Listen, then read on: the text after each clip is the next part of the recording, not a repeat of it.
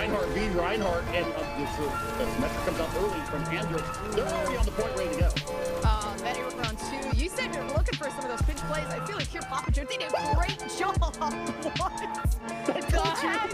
Okay. Oh, he's dancing.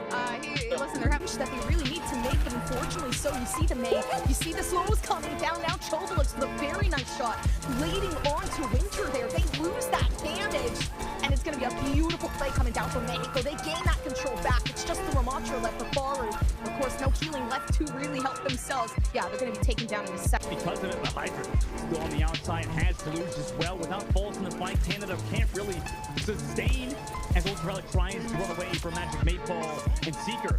Blues is there to help with that assistance, and they actually reclaim that point at 40%. That's tall from the Lucio, and Richie try to play forward back, but down towards the backline Talisman, making it very difficult for the team to try to push for something like what with some nice shots with Toriko again, making something work, and you get a team kill to come through. Honestly, astonishing to see this team and how from Cordelo. So that's where I'm looking at. This is how this next fight should go. Big hit though. Half right now again. Reaper pulling it back out. Wow. Death Blossom still now moving forward. Of course, it is enough to keep themselves intact here for Mexico.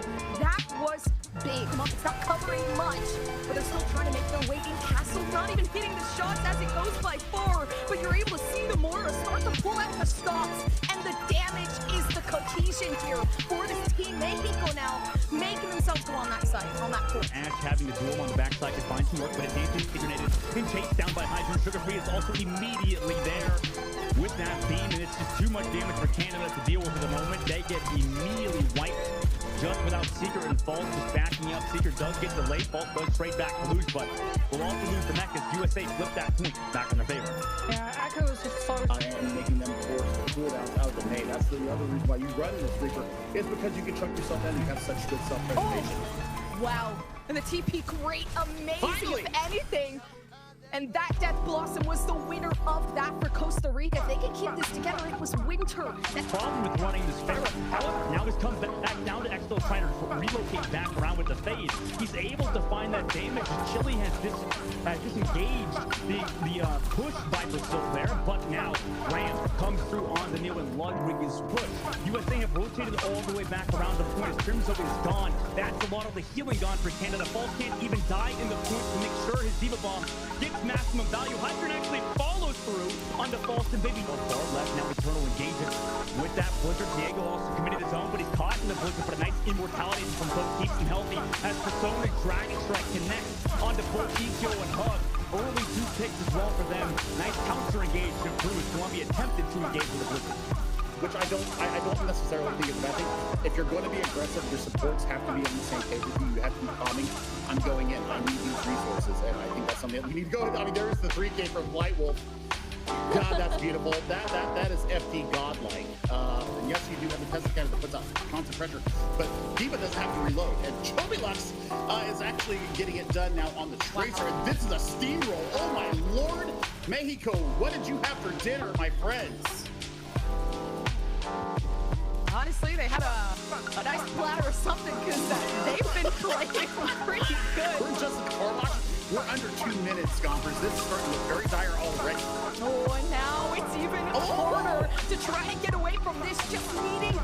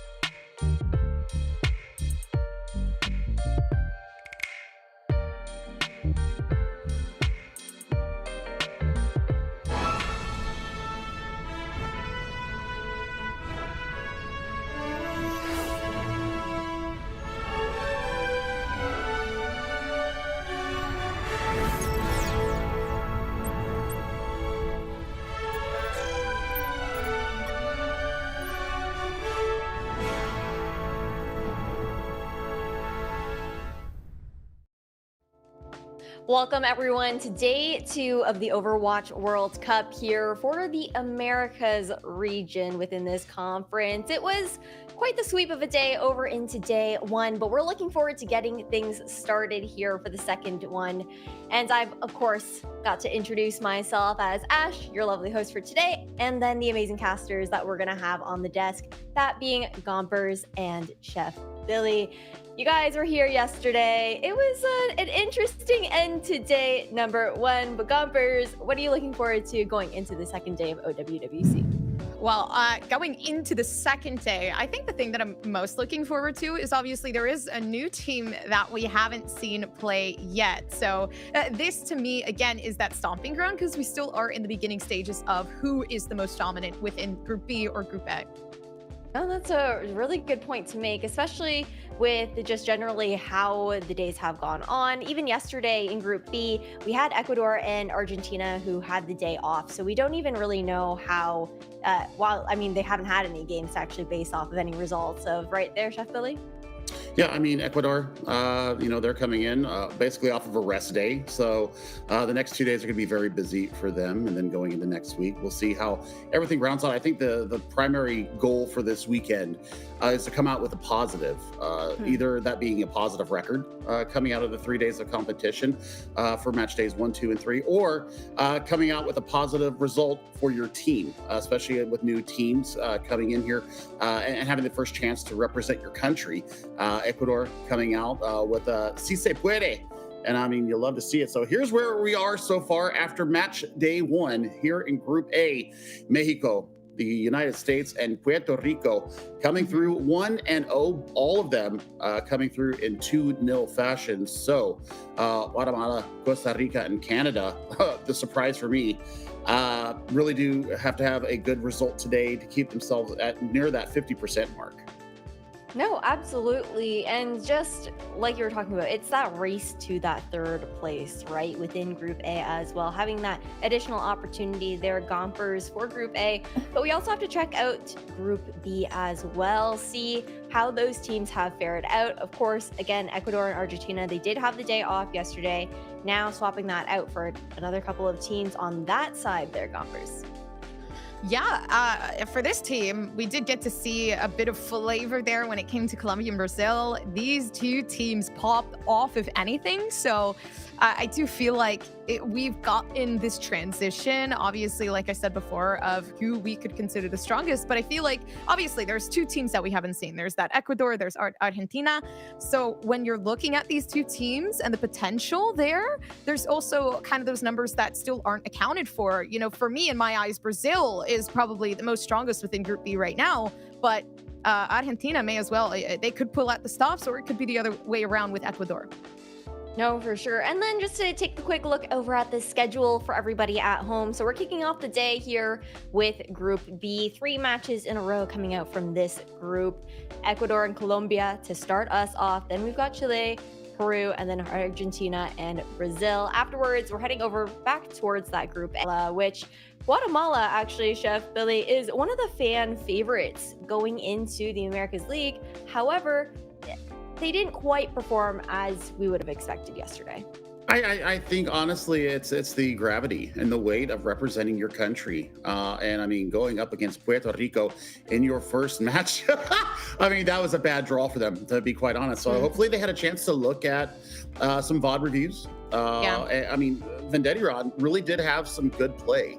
Was trying to bait Papa Joe out of certain situations, and unfortunately for Guatemala, there they just weren't able. They didn't fall back into those traps. So, I mean, the play is there, the game sense is there. I think they just need to clean up some of their gameplay, and I think that they had to stand themselves in a much better stead going into match day number 2. And I mean, Costa Rica, they got kind of rolled too. So, 2 teams trying to get their first point. Somebody's going to come out with a point and be at 500 going into match day 3.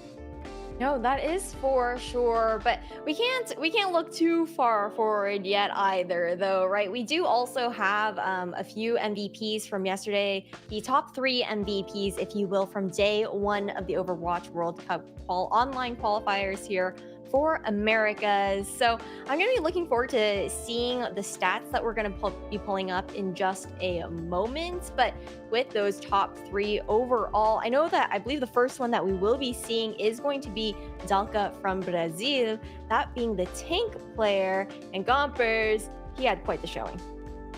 Yeah, for Dalka, I feel like obviously you're looking at the damage done, especially with that mitigation. So, you know, for a tank player, that's something that you're really looking for. As a diva here, I did feel like I saw a lot coming through from Dalka in general on the tank. Laying down on that diva, not a very easy role to really accomplish. It's a lot of firepower, but not a lot of damage. So it is that push that you really have to rely on your teammates to kind of assist in those endeavors. And I felt like they played so well with everyone else playing on that diva that it really did feel like the pieces were fit. I mean, what other way is there to say other than Dalka really just owned the game? Well, on top of that, too, he has the comfort of playing with previous teammates of his being Niall and Ludwig right there, Chef Billy. So for Team Brazil, at the very least, they had a lot of that core synergy just being brought back into this competition. I mean, que bem movejo. I mean, for the Portuguese speakers out there, I mean, what good moves. The peel was absolutely perfect at times. I think that you're really looking at the pursuit kills as well. When you see a low HP target going in on top of that and confirming the kill out of it, and even that right there, I mean, the self-destruct to get out of it really did secure the map win there for them and the match win in the end up against Chile. So, I mean, Dalka doing great on the diva. We'll see how they fare later on today, but I mean, we've got two more MVP of the day candidates coming up. Yeah, we definitely do. It's going to be really exciting to see. We're going to actually swing it over towards Puerto Rico and Anzer P, the DPS on that side. He had some quite show-stopping shots yesterday, Gompers. Listen, for Ander P, if we're talking about, I remember their name especially because to me in particular, it was somebody that stood out like a sore thumb. I mean, it was in a mostly, good way. in a good way.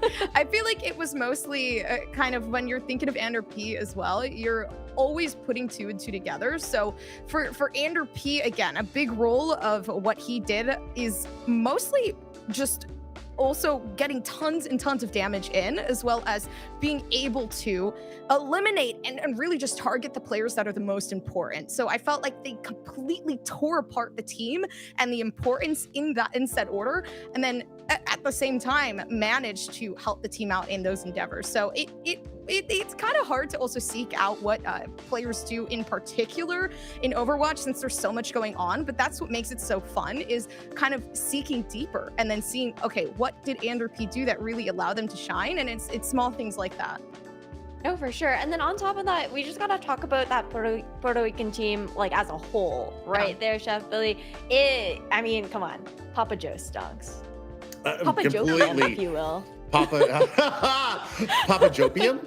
Can we make that a thing? I have Papa Jopium. We all have Papa Jopium here. And I mean, that would have been my MVP candidate, honestly. But I think that Ander P really did set the tone, being that lethal, confirming all those final blows and really providing a lot of vision to the team. I actually had a chance to, when I go through Twitter after these, I like going for the POV of the teams or the teams that are streaming their games, and I saw one. They literally had just closed out Circle Royale, and Ander P was howling like a monkey in the best possible way. I retweeted it. I mean, just the joy, the passion, and I think that's what this Puerto Rican team really is embodying, is passion. La corazón. I mean, it's totally there, the heart of a lion. They are absolutely here to play, and they're not taking any sass from anybody.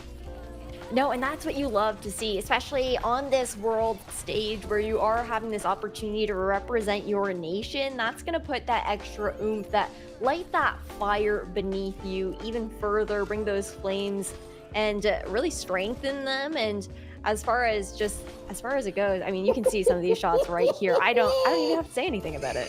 No, I mean, just the prediction, the predictive nature of a Widowmaker. You've got that a little bit of set time that you're setting your sights and you're charging at full power.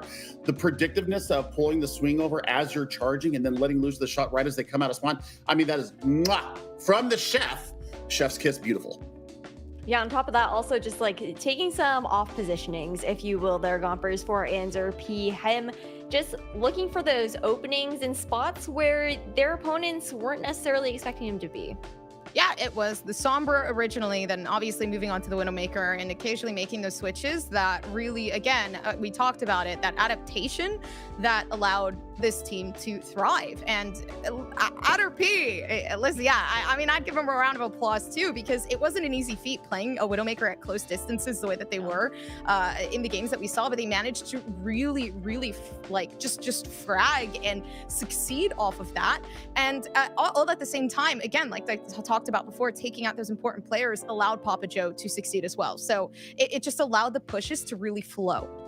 No, that is for sure, but we've also got to check out our third MVP from day number 1. Heading over to the Mexico team, we've got Angel Velado, the DPS player, and he had quite a stunning performance, particularly on this Hanzo pick, Billy. I mean, the flexibility. We saw multiple heroes come out from Angel Velado. I mean, I think that the Blossom inside of White Room on Gardens behind the Nemesis block of Castled was a signature core memory. I mean, it's got to go into canon right now for this qualifier group, because just absolutely played it perfectly, played within themselves. And I think that's with all of our MVP candidates today. They played within themselves, and they really were a member of a 5-man unit. And that's what you want to see. And, you know, you have your pop-off moments. And I mean, this is one of them right here. I mean, going in on the hack targets behind what you saw coming through there from Chobilux. And I mean, just the wherewithal. I mean, that zombie comp they're running, absolutely perfect. Yeah. Now, Mexico yesterday, what we were applauding them on a lot was the fact that they were just so adaptive as a whole, and then also had great supports backing up the front line over all their Gompers. Meanwhile, unfortunately, Costa Rica, their opponents, looked a lot more rigid. Yeah, it was the same issue that we kind of faced with obviously the game against Puerto Rico and Guatemala, where again those adaptations weren't evident. Like, it just was not working out. Costa Rica had these very key moments, and a large part of that, again, I did feel like we're coming from either occasionally you would say Winter or maybe Baru, but it's just not enough. They need the kind of like that extra push, if anything, and it just didn't feel like, you know, the tank was kind of cohesive with damage. You always saw kind of those split pushes happening where they could get picked off easily by Angel Velado and Chobilux. So it's really those simple things that they need to tie together, and hopefully, you know, after some VOD reviewing, we'll be able to see a completely different side of Costa Rica. No, that is for sure. But with those MVPs, that was also highlighting some top tier teams that we saw from day 1. Again, we already talked about it, how it is going to be that race towards the 3rd place there for Group A. But in Group B, where we're actually getting the opportunity to now finally see both Argentina and Ecuador, the Group B, Chef Billy, only has 2 slots available to them, and that's just so much more pressure on your shoulders. I mean, it's the lower half, if I can say that. I mean, Brazil is going to be very good in this group, but I think that Peru and Chile, I think they'll be fighting to displace Colombia. Colombia at times yesterday, even though they did take a 2-0 win, there was moments where EQO had to completely take over the game, and if EQO does not secure that, we're looking at different results coming through. So I think for the rest of Group B, I think Colombia really have to tighten up their gameplay. Brazil looked absolutely beautiful yesterday. I mean, it's a beautiful game from the beautiful country. And, you know, like you said, we get to see Argentina and we get to see Ecuador today. So this is going to be a treat for us, being able to see these 2 teams finally getting their chance on the world stage. It certainly will. So as you guys are here, we're just going to wrap up this pre-show really quick, swing to a short little break. But right afterwards, we're going to be back with the first match of the day. It's going to be Ecuador versus Colombia. Stay tuned.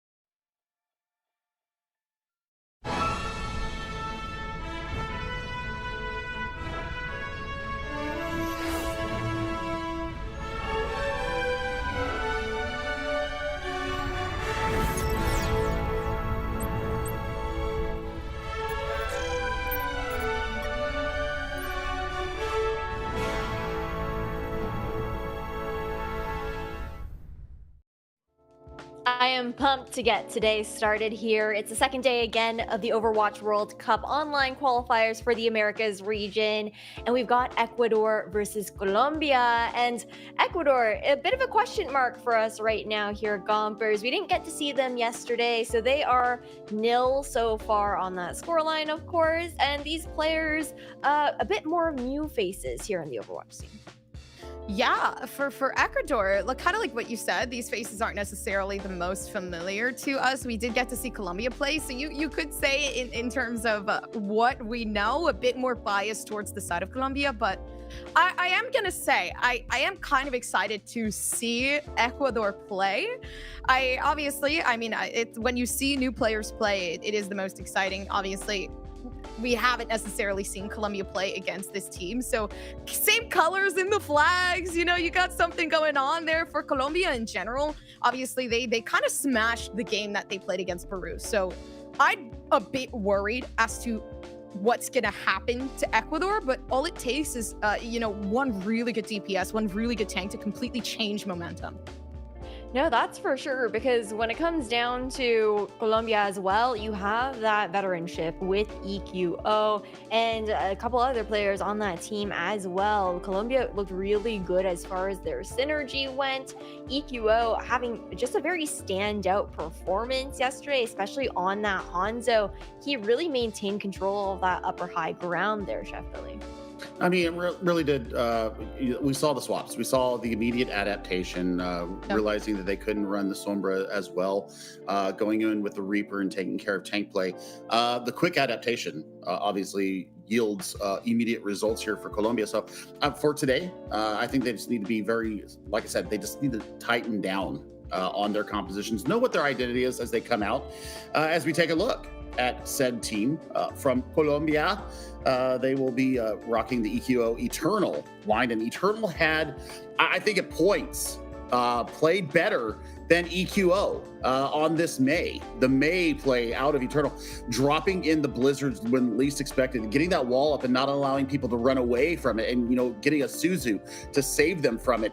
Really smart micro plays coming from Eternal, and then Super Gomez had a wonderful time as far as tank play.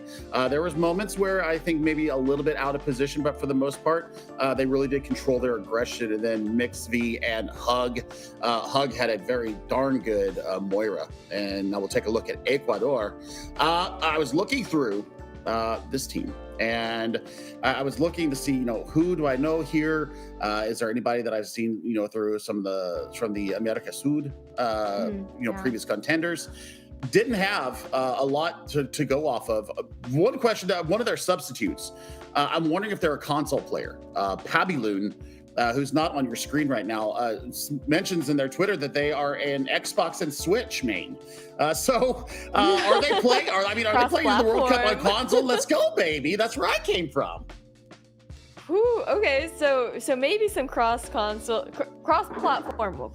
Anyways, yeah, maybe some cross-platform play coming through here. We'll see if we can maybe fact check that later as well. So it'll be really interesting to see, but at least for this Ecuadorian team as well, we're talking about the fact that this is their opportunity to really make a name for themselves, especially being these players that we're not as familiar with. This is really your chance to shine. Especially with Colombia, we got to see very, very different stances in what these players like. Obviously, EQO kind of resorting to that Reaper pick. That's kind of like their safe spot. And I feel like Lijiang Tower's very forgiving for a Reaper. So trouble's definitely kind of withstanding there. And especially with the May that Eternal tends to play with as well, that is something you really have to watch out for.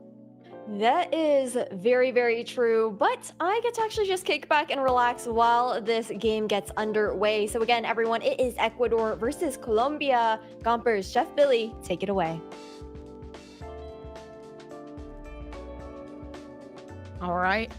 Going up to Lijiang Tower. We didn't necessarily get to see this map in particular with standing here, but I do feel like, again, Billy, I want to ask you the question. How are you feeling about what we're heading into?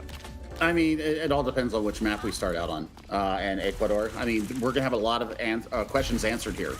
This is our first chance to see the team, and Si se puede is the rally cry. So Si se puede, Ecuador, vamos! Colombia. Colombia. I mean, we're going to see. And we don't have Eternal in. We've got Drummer in on the control map. Here for Lijiang, they played on Nepal yesterday and had a very good showing there.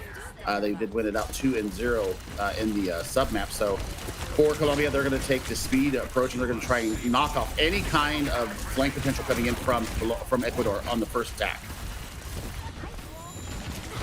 Actually, okay, May wall on May wall. It feels like we're just trying to blockade everything that we can. Already funneling through though, Ecuador making some very, very good numbers, but you could already see, right? Dromir still trying to make some shots happen, sniping it straight through the wall. It's wall on wall, and the May pick here honestly going to profit very, very widely, at least for Colombia. I mean, this is great kiting, though, from Ecuador. They're really denying a lot of this damage that Colombia is expecting to get in there. Nobito going strong. Gets taken down by Super Gomez in the Nemesis form. Now, they're going to have Annihilation the size of this fight. You know what, very well. Super Gomez actually having Ramatra's ultimate left available. So are they going to be able to pull it out right now would be the time. If anything, they're just waiting and entrusting everything to be with their team. Colombia still facing lots and lots of difficulties, but actually holding on very, very lightly. I talked about the Reaper. I talked about the May. We're actually being able to see that live in action of how well it's playing out. I mean, and the fact that this is not Eternal, who had a banger day on the May yesterday. Dromir doing just as well. I mean, you pulled out the Annihilation from Ecuador, too, so there's not that initiation, but they're going to have Sound Bear and a Blizzard here into the next fight. Great wall. Even now, okay, no, actually, Death Blossom is ready and available. Oh, this is the perfect time to pull it out as well, but they're not going to. Right now, they have the lead once more. And the thing is they did gain that advantage by winning that first fight. EQO, though, still having potential here. Yeah, closing things out very nice and easy for Colombia once again. I mean, once you take the legs out from underneath Ecuador in their supports, I mean, Karen Gorm went down early to EQO and those Hellfire shotguns. That's your burst healing right there. And then you have to try and speed regress from the point. And EQO is just playing flanks right now, looking for the aggression coming from the side. They haven't even had to press Q yet. So, I mean, this is a great rotation, though, coming from Ecuador. They're going to take it through control room. And rightfully so, yeah, this is where the Death Blossom comes out, but it's actually going to be Nobito to take it out for Ecuador. A beautiful play and a stance here that could be taken back, EQO. You see the Moira playing in cohesion here to try to get those heal-offs, but the wall, it blocks them off in Super Gomez. Now having to try to attend the funeral of Ecuador right now. 99% for Colombia. They're very, very close to that finish line right now as it is. But it's super hard to try to even gain some ground here for Ecuador. Colombia, they were very, very strong in their showing when they were playing against Peru. And it makes sense because right now they get that first victory. I mean, just great ultimate discipline. Let me talk about that first coming out of Colombia. There were fights where you were even calling for them to drop the Blossom, and they're like, nah, we can do this in the neutral.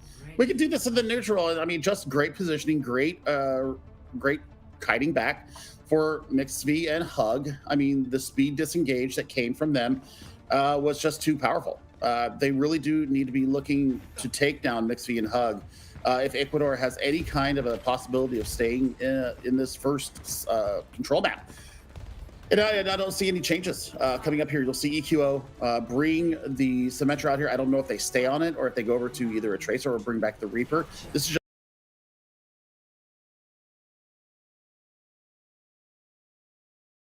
just actually very, very early on. Doesn't get it, not extending too high enough. But again, these outer aggressions are exactly what Colombia makes them very different. They're not afraid to get aggressive when needed. And not to mention, Super Gomez on the Ramatra has been impeccable. And now actually making that rotation, trying to go through the back line. But this is going to be a very big funnel starting off. Very unfortunate. Wall breaks the Reaper, making damage as it is. And now capturing the points. That first fight, not won out just yet. Potential there for Ecuador, but they're going to have to pull something big. First capture over to Colombia, though, and I think that the walls are coming out a little bit early from Dromir. And EQO, has to pull the fade. And Nobito's in the back line saying, I'm on you. No, EQO, look at that assist, though, the speed to get them around. Yep, this is going to be a one fight, and it's going to be setting back to spawn for Ecuador.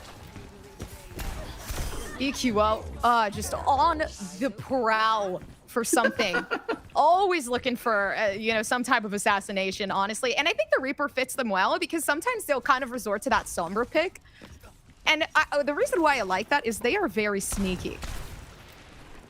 I mean, sneakiness is part of the kit of a Reaper. I mean, you can either be that frontline presence and just making it tanks like hell, or you could be the flank lord and trying to go for assassinations, trying to catch somebody out of position.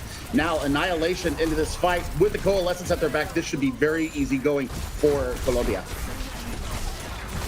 Still having the ultimate ready here for Super Gomez.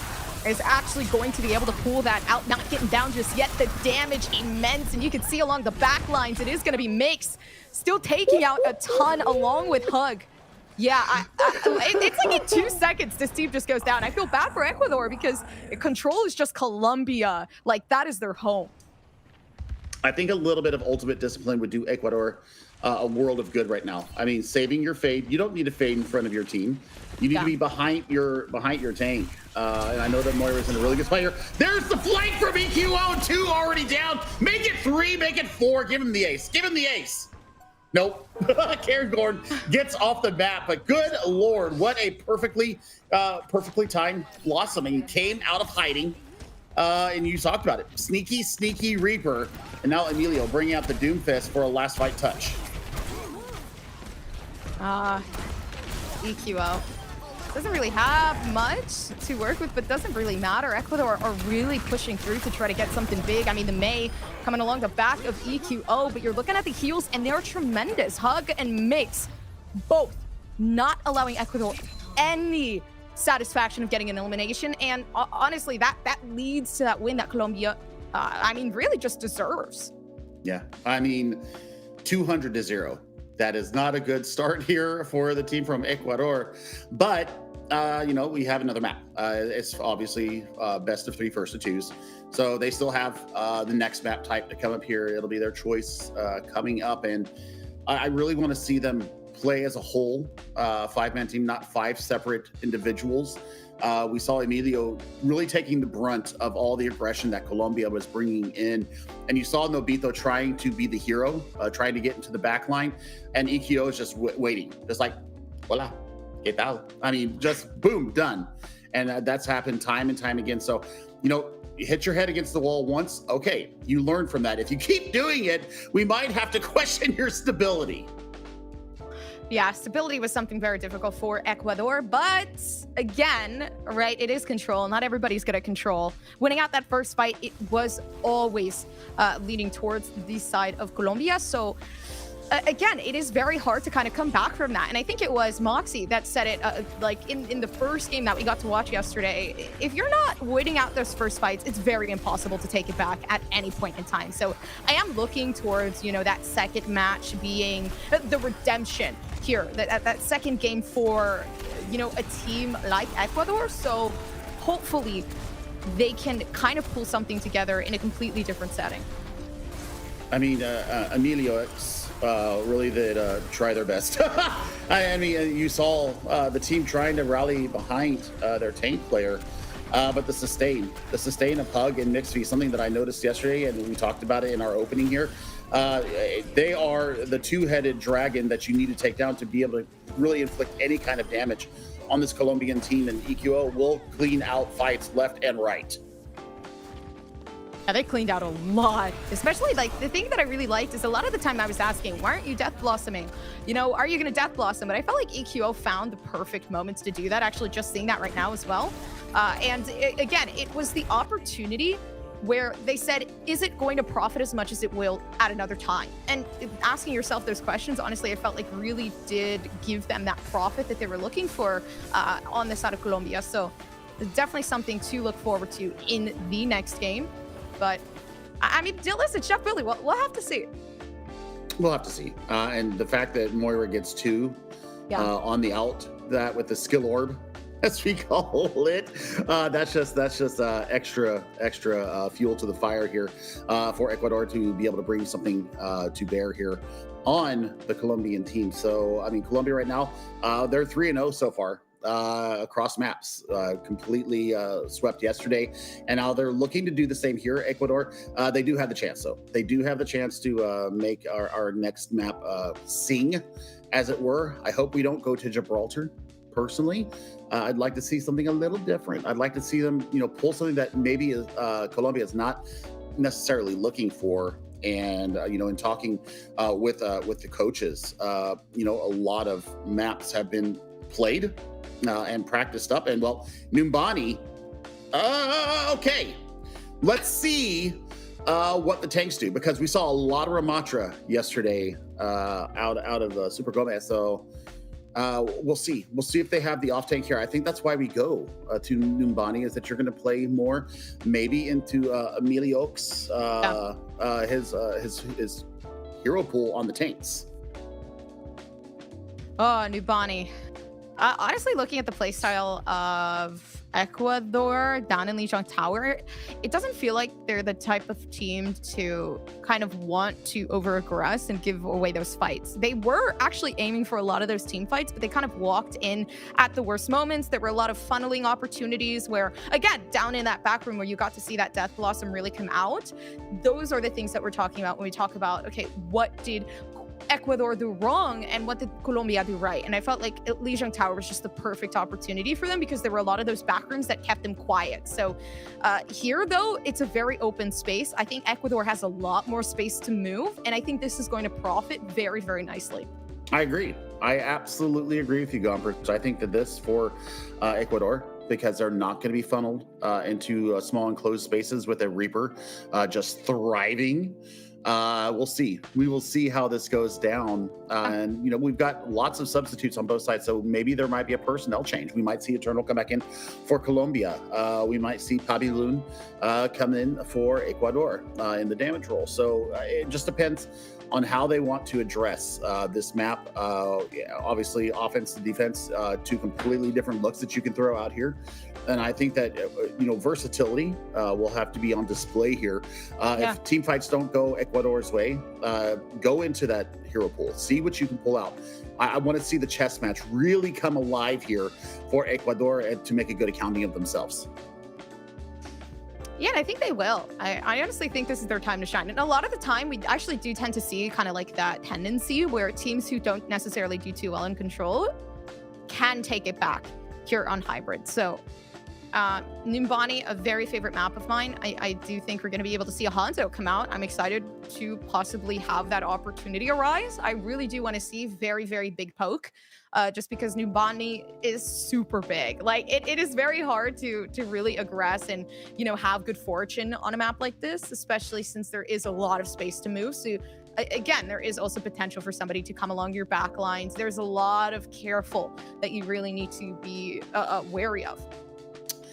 I think that Colombia have proven that they are a rush team, and the zombie rush is working well for them. So we will see how this is going to go down in the streets of Numbani, Arisa's home, my beloved's hometown here. The donkey horse, as I call her, for everybody that doesn't know. My personal designation for Arisa was my main in Overwatch 1, the halt and the shield. Lots of double shield haters out there. I don't care. She's still my favorite Bae, and I will die on that hill. But I mean, for this map, Winston works extremely well here.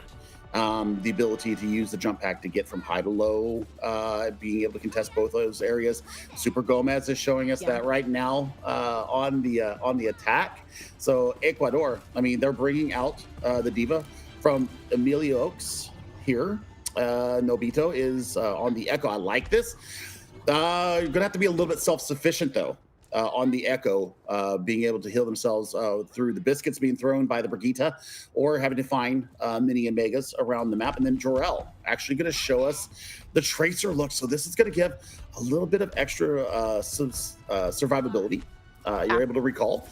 You can take care of yourself on those mini health packs. So, Cairngorm and Tamanu should be able to focus most of their attention onto the diva and keep their tank alive. Yeah, especially here. They're already going up on it. Ecuador. literally not even having a care in the world. At this point, playing tag as well. Tracer on Tracer. Whoever wins this one out is going to have something big. Already coming along the back lanes, kind of like what I said, but the Echo is going to be such a big detriment. EQO already taking the first pick. A beautiful play off of Dromir. Already trying to get another one. Dro now coming up closer, still slightly, but Emilio leaving out with their life. And that's going to be a very big play, but unfortunately so, they're going to have to try to push back with the rest of the team. Super Gomez looking for the second, but maybe a big overextension, because losing your tank this early on, not a good look. But I mean, now they have close spawns. I mean, they're going to come out right here in everybody's face and 50% towards Primal Rage. I think that, you know, the Primal Rage will be hard to deal with the DPS. I think that the support line of Ecuador will be the target for Super Gomez when they go in. Also, I mean, they've got to watch out for the spam coming in from EQO or from a Jarrell. Looks like we've had a DC. Oh, no. The tank was 60% to Primal Rage, so that's going to reset their economy. This is actually a great boon for Ecuador because now they don't have to worry about the Primal Rage coming back in. We'll see if they reconnect and it comes back with their charge. Man, that's a unluckers. Yeah, that actually does suck a little bit, especially for man. It does kind of hurt to see too, because they were on such a good run, already getting obviously the point coming down, now starting off in that movement. Super Gomez. Oh, my apologies. It's just not going to work out. I said Super Gomez because I messed up. That was Peru. Moving forward, though, it's difficult, especially within this game. It's not a very easy game to win. So for Colombia, again, kind of like with what you said, missing out on that Primal Rage, you're also having a very big detriment moving forward. Yeah, 1% completely ticked backwards, but we still got the Echo that could kind of get that redemption arc. Now try to actually farm this up. They don't care how close they are. The heal's really sticking on them, and I think their main objective is actually to try to get that Primal Rage back. I mean, it is what it is. It's unluckers, but I mean, with EQO's Echo, say that 5 times fast, they've got the duplicate. Going to be looking for, well, they're going to be looking just for assassination. They're going to hold on to their duplicate, and they're going to capture point B pretty easily. Nice sleep comes through, and an anti on top of it. They should be able to clean up, but oh my goodness. I mean, the stickies from EQO right now are absolutely holding this high ground. Instead, that's 2 points, almost 6 minutes on the clock. This is a blazing speed run coming from Colombia. Having the duplicate ready as well is going to be big for EQO. Slowly ticking up almost everybody from Colombia. Having an opportunity to push something forward. Super Gomez. Still trying to push through here. Having a nice pulse to try to come down towards it, but unfortunately does not commit as well as they thought it would. Dromir now actually missing out on a super big opportunity, is moving in with the Winston. Super Gomez is back and they're ready to rumble. Primal Rage almost prepared to try to finish this off, but the heal's not sufficient enough. Does go down. Super unfortunate with EQ. Oh, left alive, utilizing that duplicate. Still not able to do much here. Is trying to shield bash their way out of this, but still manages to make it out alive. Oh, just kidding. I lied. I'm a liar. I mean, great sequence of events there for both, for Ecuador.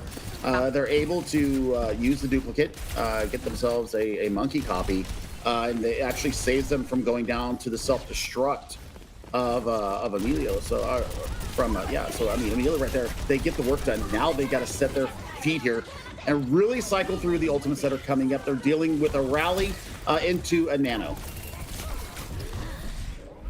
Oh, Horel. Oh my. Yeah, getting stuck in that corner definitely was not the best way you want to go, because the Echo has that high ground advantage, especially since you're seeing Nobito consistently losing out on those 1v1 fights. It kind of leads towards Colombia having that advantage that we didn't get to see from Ecuador, but hopefully, again, leading towards their attacking half. Maybe they're going to have a better stance there. Gompers, they just gained 20 seconds, though. Yeah. That is a speed run. Somebody check out there. I think that is one of the fastest in official matches completion of Numbani that I've ever seen personally. I think the record might be like 436 or 438. I think that's the record for the completion on Numbani by an attacking squad. So for Ecuador here, I mean, they just really look fragmented. You're talking about you're talking about having these wide open spaces, but you still have to play as a 5. And they did not deal with EQO in the sky. EQO is the tip of the spear for this Colombian squad. Super Gomez is playing almost in support of the Echo. And I think for Ecuador, honestly, if you can pull out a Sombra here and take the utility away from EQO, I think that would be a really good first start here. Either that or, I mean, Emiliox has to be a lot more cognizant of EQ in this guy, especially when you're playing on a diva. You have the defense matrix. You can get up there. The only thing that you can't defend against is the focusing beam. Yeah. But with your team and support, you should be able to burn down a Echo with Ana and Brigitte as your healers.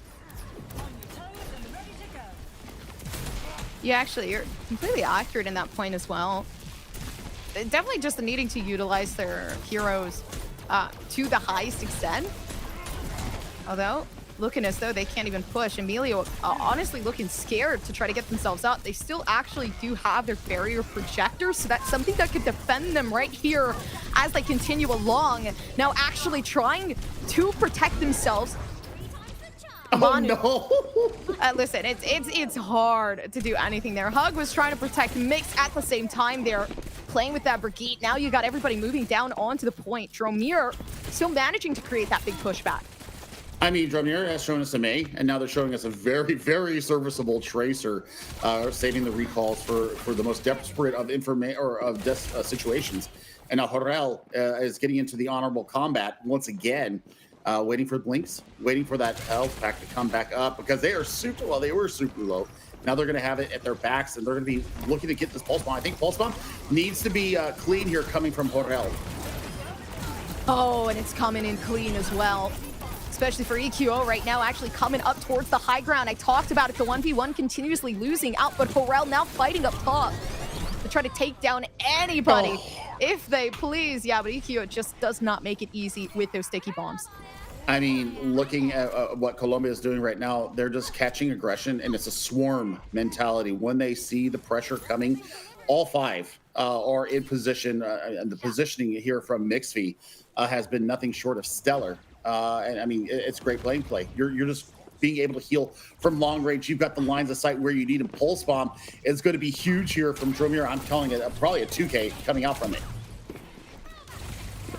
Trying to get some of that melee in from Dromir, but up towards the top, you can actually see Super Gomez now fighting to push everybody back down in towards that room. Sticky pulse bomb now coming unlocked. Unfortunately, does not make anything happen. Now, Primal Rage. This is going to be big for Emilio. I see the potential here, knocking off the healers, actually imbalancing now the amount of heals that they can get. Super Gomez still kept alive somehow. Primal Rage knocked out, and the healers of their own from Ecuador goes down as well. I mean, wonderful, wonderful primal mechanics there coming out of Super Gomez. The juggle was beautiful. The displacement was good. Emiliox had a great one too, being able to dislodge the high ground hold that Mixfy and Hug were on. But I mean, they haven't had to use their support ultimates yet. And we're at just under 75 seconds left here for this match. And we're no closer to Ecuador capturing first point than we were when we started.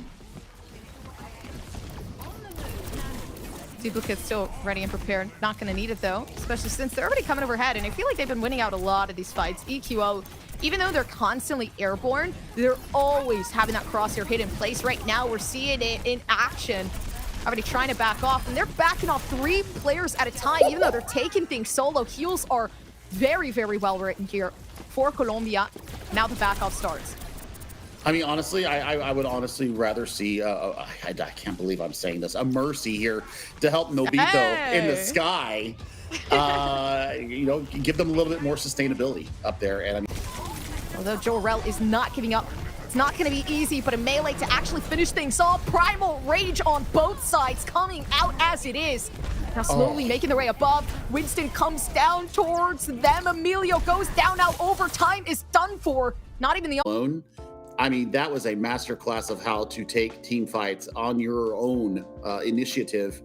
And I mean, there's a ferocity that Colombia is showing us here. And we're going to bring Ash back in here to grill us over what we just witnessed, both across Lijiang Tower and Numbani. Ash, that was pretty brutal. It was definitely a rough showing coming out from the Ecuadorian team. I think that you guys both hit the nail on the head with it being the fact that it was a lot of individualistic plays coming out. We weren't really seeing that cohesion that we would be looking for. Sure, the individual talent was there, but it's Overwatch. There's no hard carries in this kind of game, Gompers. There isn't any hard carries in this game, and we did get a piece of that as well. You know, Super Gomez had their moments, but I did feel like everybody else did have their moments as well. So definitely looking at, obviously, EQO, my apologies, EQO, Super Gomez, Hug. I felt like Hug was definitely an item that I saw a lot of the time down in Control as well. They really shined out in Control playing on that Moira, so I will have to give them kudos as well. And Chef Billy, I want you to tell me a little bit more about the Ram Rush compositions that we saw coming out from both sides over on Lijiang Tower. What was it about the Colombian team that allowed them to find a lot more success in that mirror composition, whereas Ecuador fell a little bit more flat? I think it's target focus and managing your cooldowns. I think that Colombia, they understand when you can go in a little bit more aggressively. You're looking for the other team's cooldowns to be spent, and I think that's what really the initiation that comes from Super Gomez on the Ramatra, the zombie comp, as I call it. You know, you're looking for the finish on all these plays, and I think that when you see Hug and you see Mixvy, you know, Mixvy is getting them in there with the speed. And Hug is using not only the normal Moira spray healing, but also keeping the skill orb on heals and allowing them to be uber aggressive. And burst potential from a Moira is so good, and Gompers really did call it out. I mean, there was moments where Hug just was absolutely untouchable and unbreakable in their support of their tank and the rest of the team. Yeah, that was something that you talked about a lot, was just like the general sustain coming out from the Colombian squad, coming out from Mixvy and Hug as a pairing together there. But overall now, just talking about what happened on Numbani, when it comes down to Ecuador, they were really just struggling to find that space. And I feel like Colombia just slowly started to kind of smother them in that kind of way, Gompers.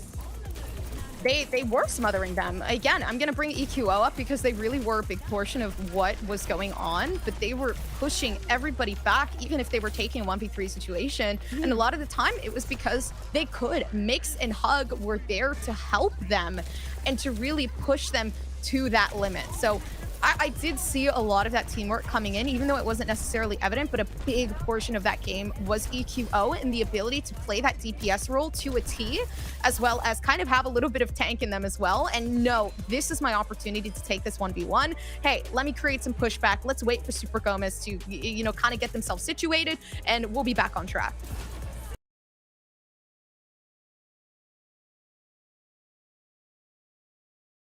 What's there to say? I mean, the focus is perfect. I mean, the spray from the sticky bombs was absolutely on point. And I mean, absolutely, this is you said that there's no hard carries in Overwatch 2. I would have to beg to differ. Just on this alone, I mean, this was nasty. This was nasty just from EQO. So I mean, living up to their name, and I mean, the echo was pretty darn perfect. I like it. I like what I see from Colombia. They have to be feared now. They have to be considered one of the favorites. They absolutely locked down their identity. And I think that's the one thing that Ecuador needs to really instill when they go into their next match is what is the identity of our national team? Who are we as a 5-man unit? And I think that if they can answer that, I think they move forward a lot more positively. It's all about figuring out what you want to be as a team, but EQO hasn't slowed down his role so far. It's been a standout performance across day 1, consistent now into day number 2 as well. And okay, when I said that there's no hard carries in Overwatch, I meant more so if you're on the losing team, you can't hard carry your way out of it. It really does have to be that group effort, especially if you end up getting staggered and whatnot. But there are so many more games left today here for day number 2. We are going to swing to a quick little break, and afterwards we'll be back with Peru and Chile.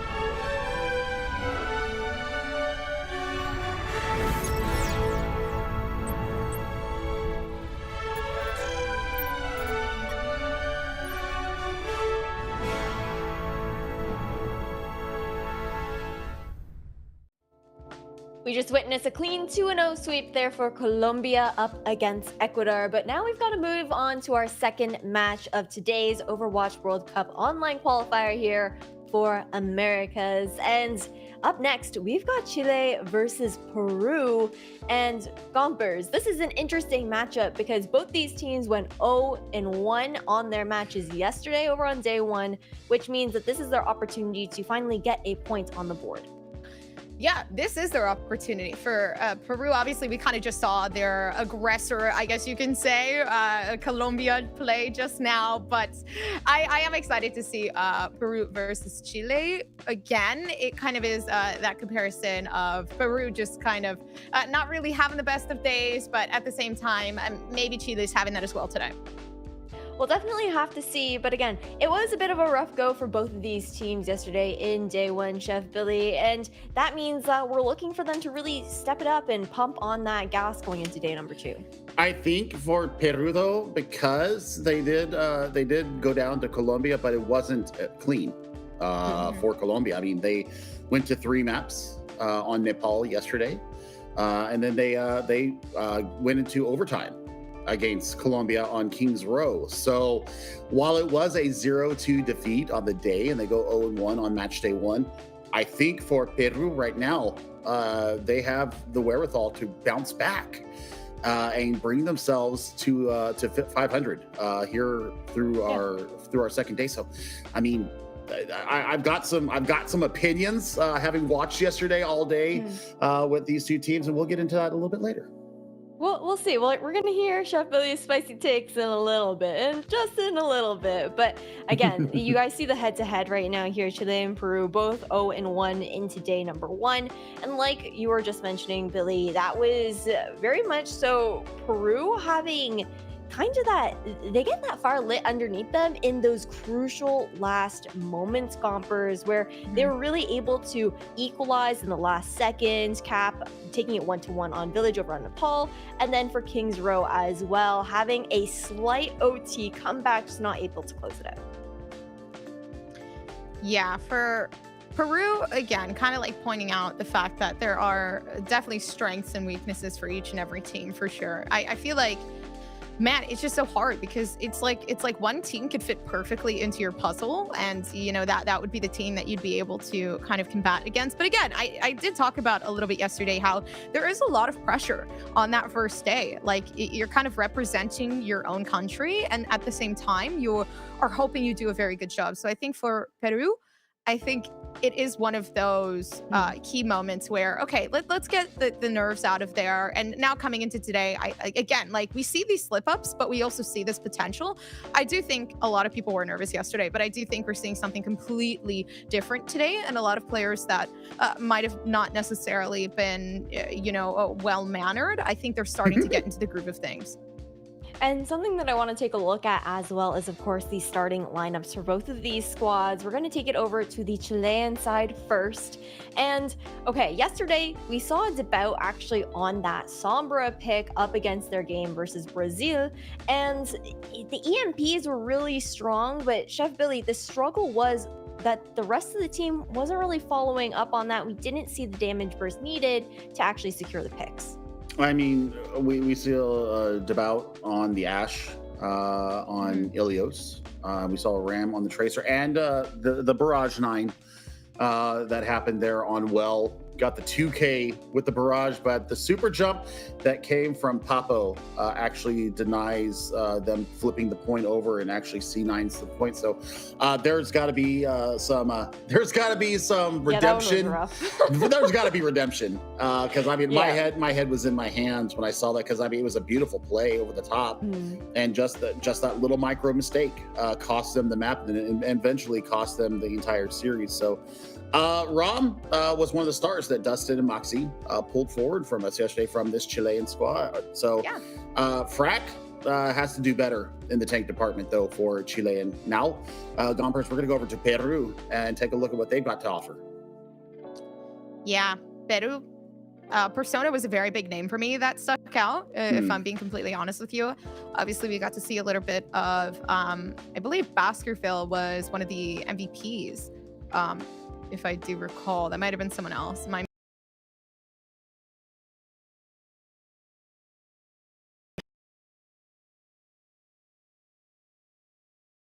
particular is obviously somebody that does stand out to me just based off of pure, I would say, individual gameplay. They were someone that occasionally really showed up for the team when they really needed it. And I feel like, again, those nerves might have come into play. There could have been something going on in said moments where they couldn't necessarily give it their all. But it's also a very big team effort when it comes to Overwatch. One person isn't necessarily going to get you that far. So I feel like maybe that cohesion could come in a bit more today, hopefully from Peru. No, that's for sure. And even just, I want to touch on Diego a little bit as well. We saw some attempts on the flank over on King's Row on that Tracer pick, looking to try and poke into that back line. But Colombia were really, really keen to just shut that down early on, Chef Billy. So it's going to be a question of if he's looking to pull that same kind of play out again, is the squad on the other side of things, being Chile, actually going to allow? No, I think that Chile had a pretty rough go of it up against Brazil yesterday. Dalka really did shut Frack down. So I think today we're going to start seeing some of these more evenly contested matches, Ash. I think that this is really where the middle of the road teams start to kind of claw and scrape their way back into contention. Somebody's going to be 0-2 after match day 2 today. And the other team is going to be 1-1, and they're going to be feeling on cloud 9 because they have pulled themselves into the conversation to see who's going to get out of Group B. Only 2 teams, though, out of Group B. So the road to redemption, the road to getting yourself in that second seed starts right this minute. It does, and we're heading over towards Ilios first here, Gomburgers. How are you feeling about this map pick? Oh, for Ilios, I'm excited. I didn't get to see a lot of Ilios. I mean, already starting off, I think it was United States versus Canada that we did get to see a little bit of it. But for this in particular, Chile and Peru, I think it is a perfect first game to really start off, especially control-wise. There isn't any potential to play a sniper, so I do think we're not going to be seeing that at all. But that's also a privilege because I am excited to see these really big close-ranged fights. Hopefully a Roadhog. I love me some Roadhog, and we haven't seen that yet, so... We'll see. No, Billy's like, it's not. No, whole hog not on the menu this time around. It's not happening. No. But at the same time, though, looking over towards the side of Ilios as well, this is a redemption opportunity, of course, for Chile. After I mean, I don't want to, beat it into the ground, but really after that C9 play, Chile, I'm looking towards this team to redeem themselves. The anime redemption arc starts for Ram and Papo. The other thing that we need to be looking at is how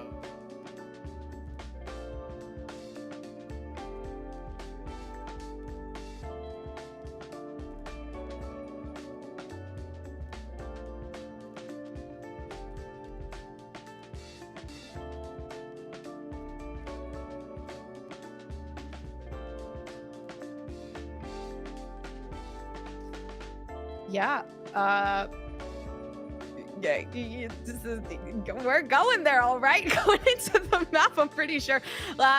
We are starting off.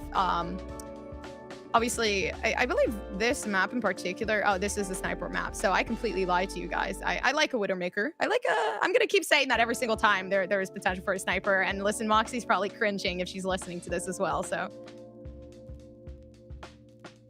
This is the, Ruins is the brawl map. It's also the sniper map where you can bring out Hanzo, you can bring out the Sojourn, you can bring out Ash, and then you can run much more brawly characters coming in here as we're having a little bit of a technical, difficulty here. But, as it depends on where we start. If it's Lighthouse or if it's the well, then you have lots more poke opportunities and ways to address the point and different points of ingress to get yourself in there into the conversation. So for these 2 teams, I really want to see them be very, very resourceful. I want them to be confident in who they are and how they're going to take this first map, because this is going to set the tone for the entirety of today. Setting the tone and excited to do so for sure. One big thing as well to kind of keep in mind here, again, kind of redirecting with this being a very, very big team game. That's what I want to see out of this. Like, we see a lot of it coming through for, you know, really, really big teams. Like, honestly, I saw a lot of it coming out through from USA. I will say as well, a big portion of that as well from Mexico. So I do want to see cohesion really be brought out into this game. You know, not a lot of those split pushes that players tend to over-aggress to. It's kind of like, yes, keep that confidence there, but also have a good understanding as to when you should back off, which I feel like a lot of players tend to kind of forget that, you know, maybe this isn't the best fight to pick, but it is super hard to kind of make those really, really fast-paced decisions in very, very important moments. But yeah, I mean, I'm more so just excited to see what the compositions are going to look like. I mean, Gompers, something that we have not talked about is Baskerville and how Baskerville matched up very nicely against Colombia's Super Gomez yesterday. Really gave their Ramatra a run for the money. So, I mean, are we going to see this Ramatra rush come through for Peru? Chile, they more favored the Diva. So, I mean, that's going to be a very interesting kind of micro game that we're going to be watching in on, is the tank battle between Frack and Baskerville. Diego also showed a very well played Mei yesterday in their match. So we'll see if they bring out the Mei again. We did see Tracer flanks come through on Kings Row, so we know that the hero pool is there, especially with the meta as it's kind of settling in right now with the Ramatras and the Divas in the forefront. It all depends on how they run through. As we finally are into our map, we're about 4 seconds away from seeing the heroes being selected. Looks like we are starting out on well. I think from my eye test here, the angles here. Yeah, I mean, if we start on well, you're going to be looking for environmentals from Baskerville once they do get up their primal rage. You're looking for the nano engage from Poke, and then Frack. As we saw yesterday, very, very well versed on this Diva, Gompers, and it's going to be, you know, the constant applied pressure from Frack and the ability to transport themselves away from danger and peel back for their supports. That's what we're going to look at. We're actually on Lighthouse. Sticking on Lighthouse, being able to see the Winston pop out now. You know, for tank to tank, the Winston and the Diva, definitely interesting choices. But at the same time, it's all about that preference, the bout, hiding, and just trying to assassinate anybody that comes within sight. I mean, I want to say debut so bad because of me being raised in Montreal, but the bout had a very good Ashe yesterday, I got to say. So, I mean, the DPS engagements are going to be strong. The personal hacks from Persona are going to be what really, I think, sets the tone here on Lighthouse. They're setting the tone, making some action count here. Baskerville still hiding. And if they get this point, it's going to be a super, super big play on their part. They're actually looking to get themselves on to their Baskerville. Coming along the back, making themselves unseen right now as it is, but everybody's trying for shots of their own now, finally making a move here. It's not going to be big enough. Not a lot of action actually raining about here. So many players split from Chile. I mean, Chile is trying to divide and conquer right now. They're trying to find some way of dislodging Baskerville on this Winston. Winston is just getting absolutely the heals from the gods right now. Poke is doing so well keeping their monkey up. I mean, almost has a nano engage. You're going to want to see that go into their next engagement as Chile tries to address the point. They've got a nano up on their own side, but the sleep comes through from Poke and puts Frack down for a nap. Oh, Pulse Bomb actually getting set off right now. Diva. Rom? Damage not necessarily committed. Okay, I thought they were going to get boofed off, but luckily enough, they are going to have something going on. Rom's annihilating up towards the tops.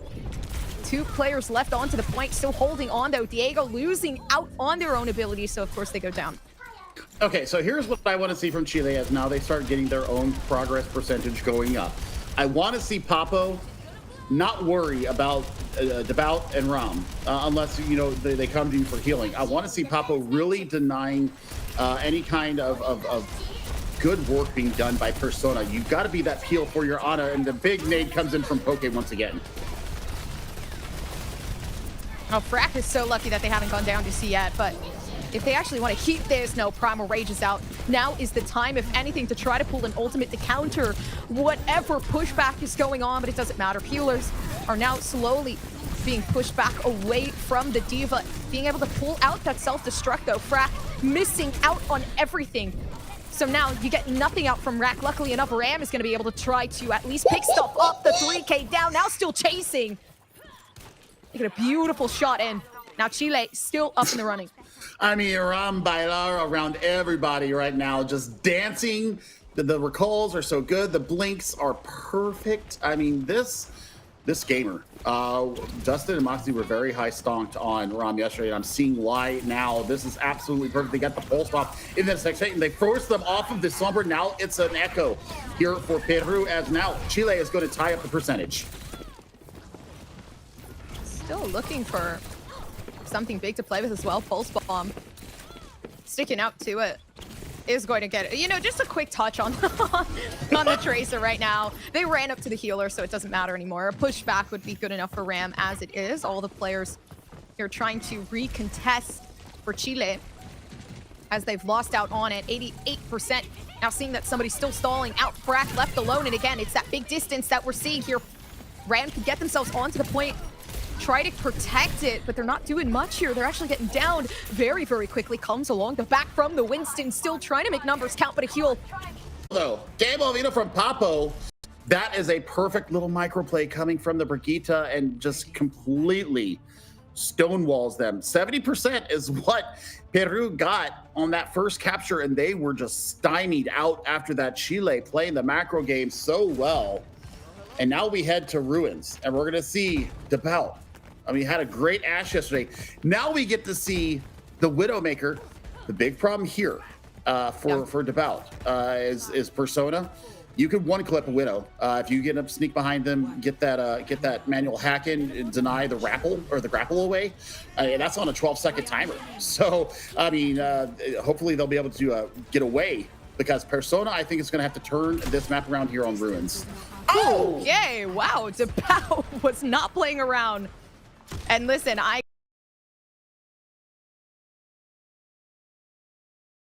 it was one time, and it was a very lucky shot. I wasn't even looking, I'm not gonna lie to you. But DeBout has his eyes wide open, so he knows exactly what he's doing. He's committing to it. Gets shut down mid-air, so now they missed out on that DPS.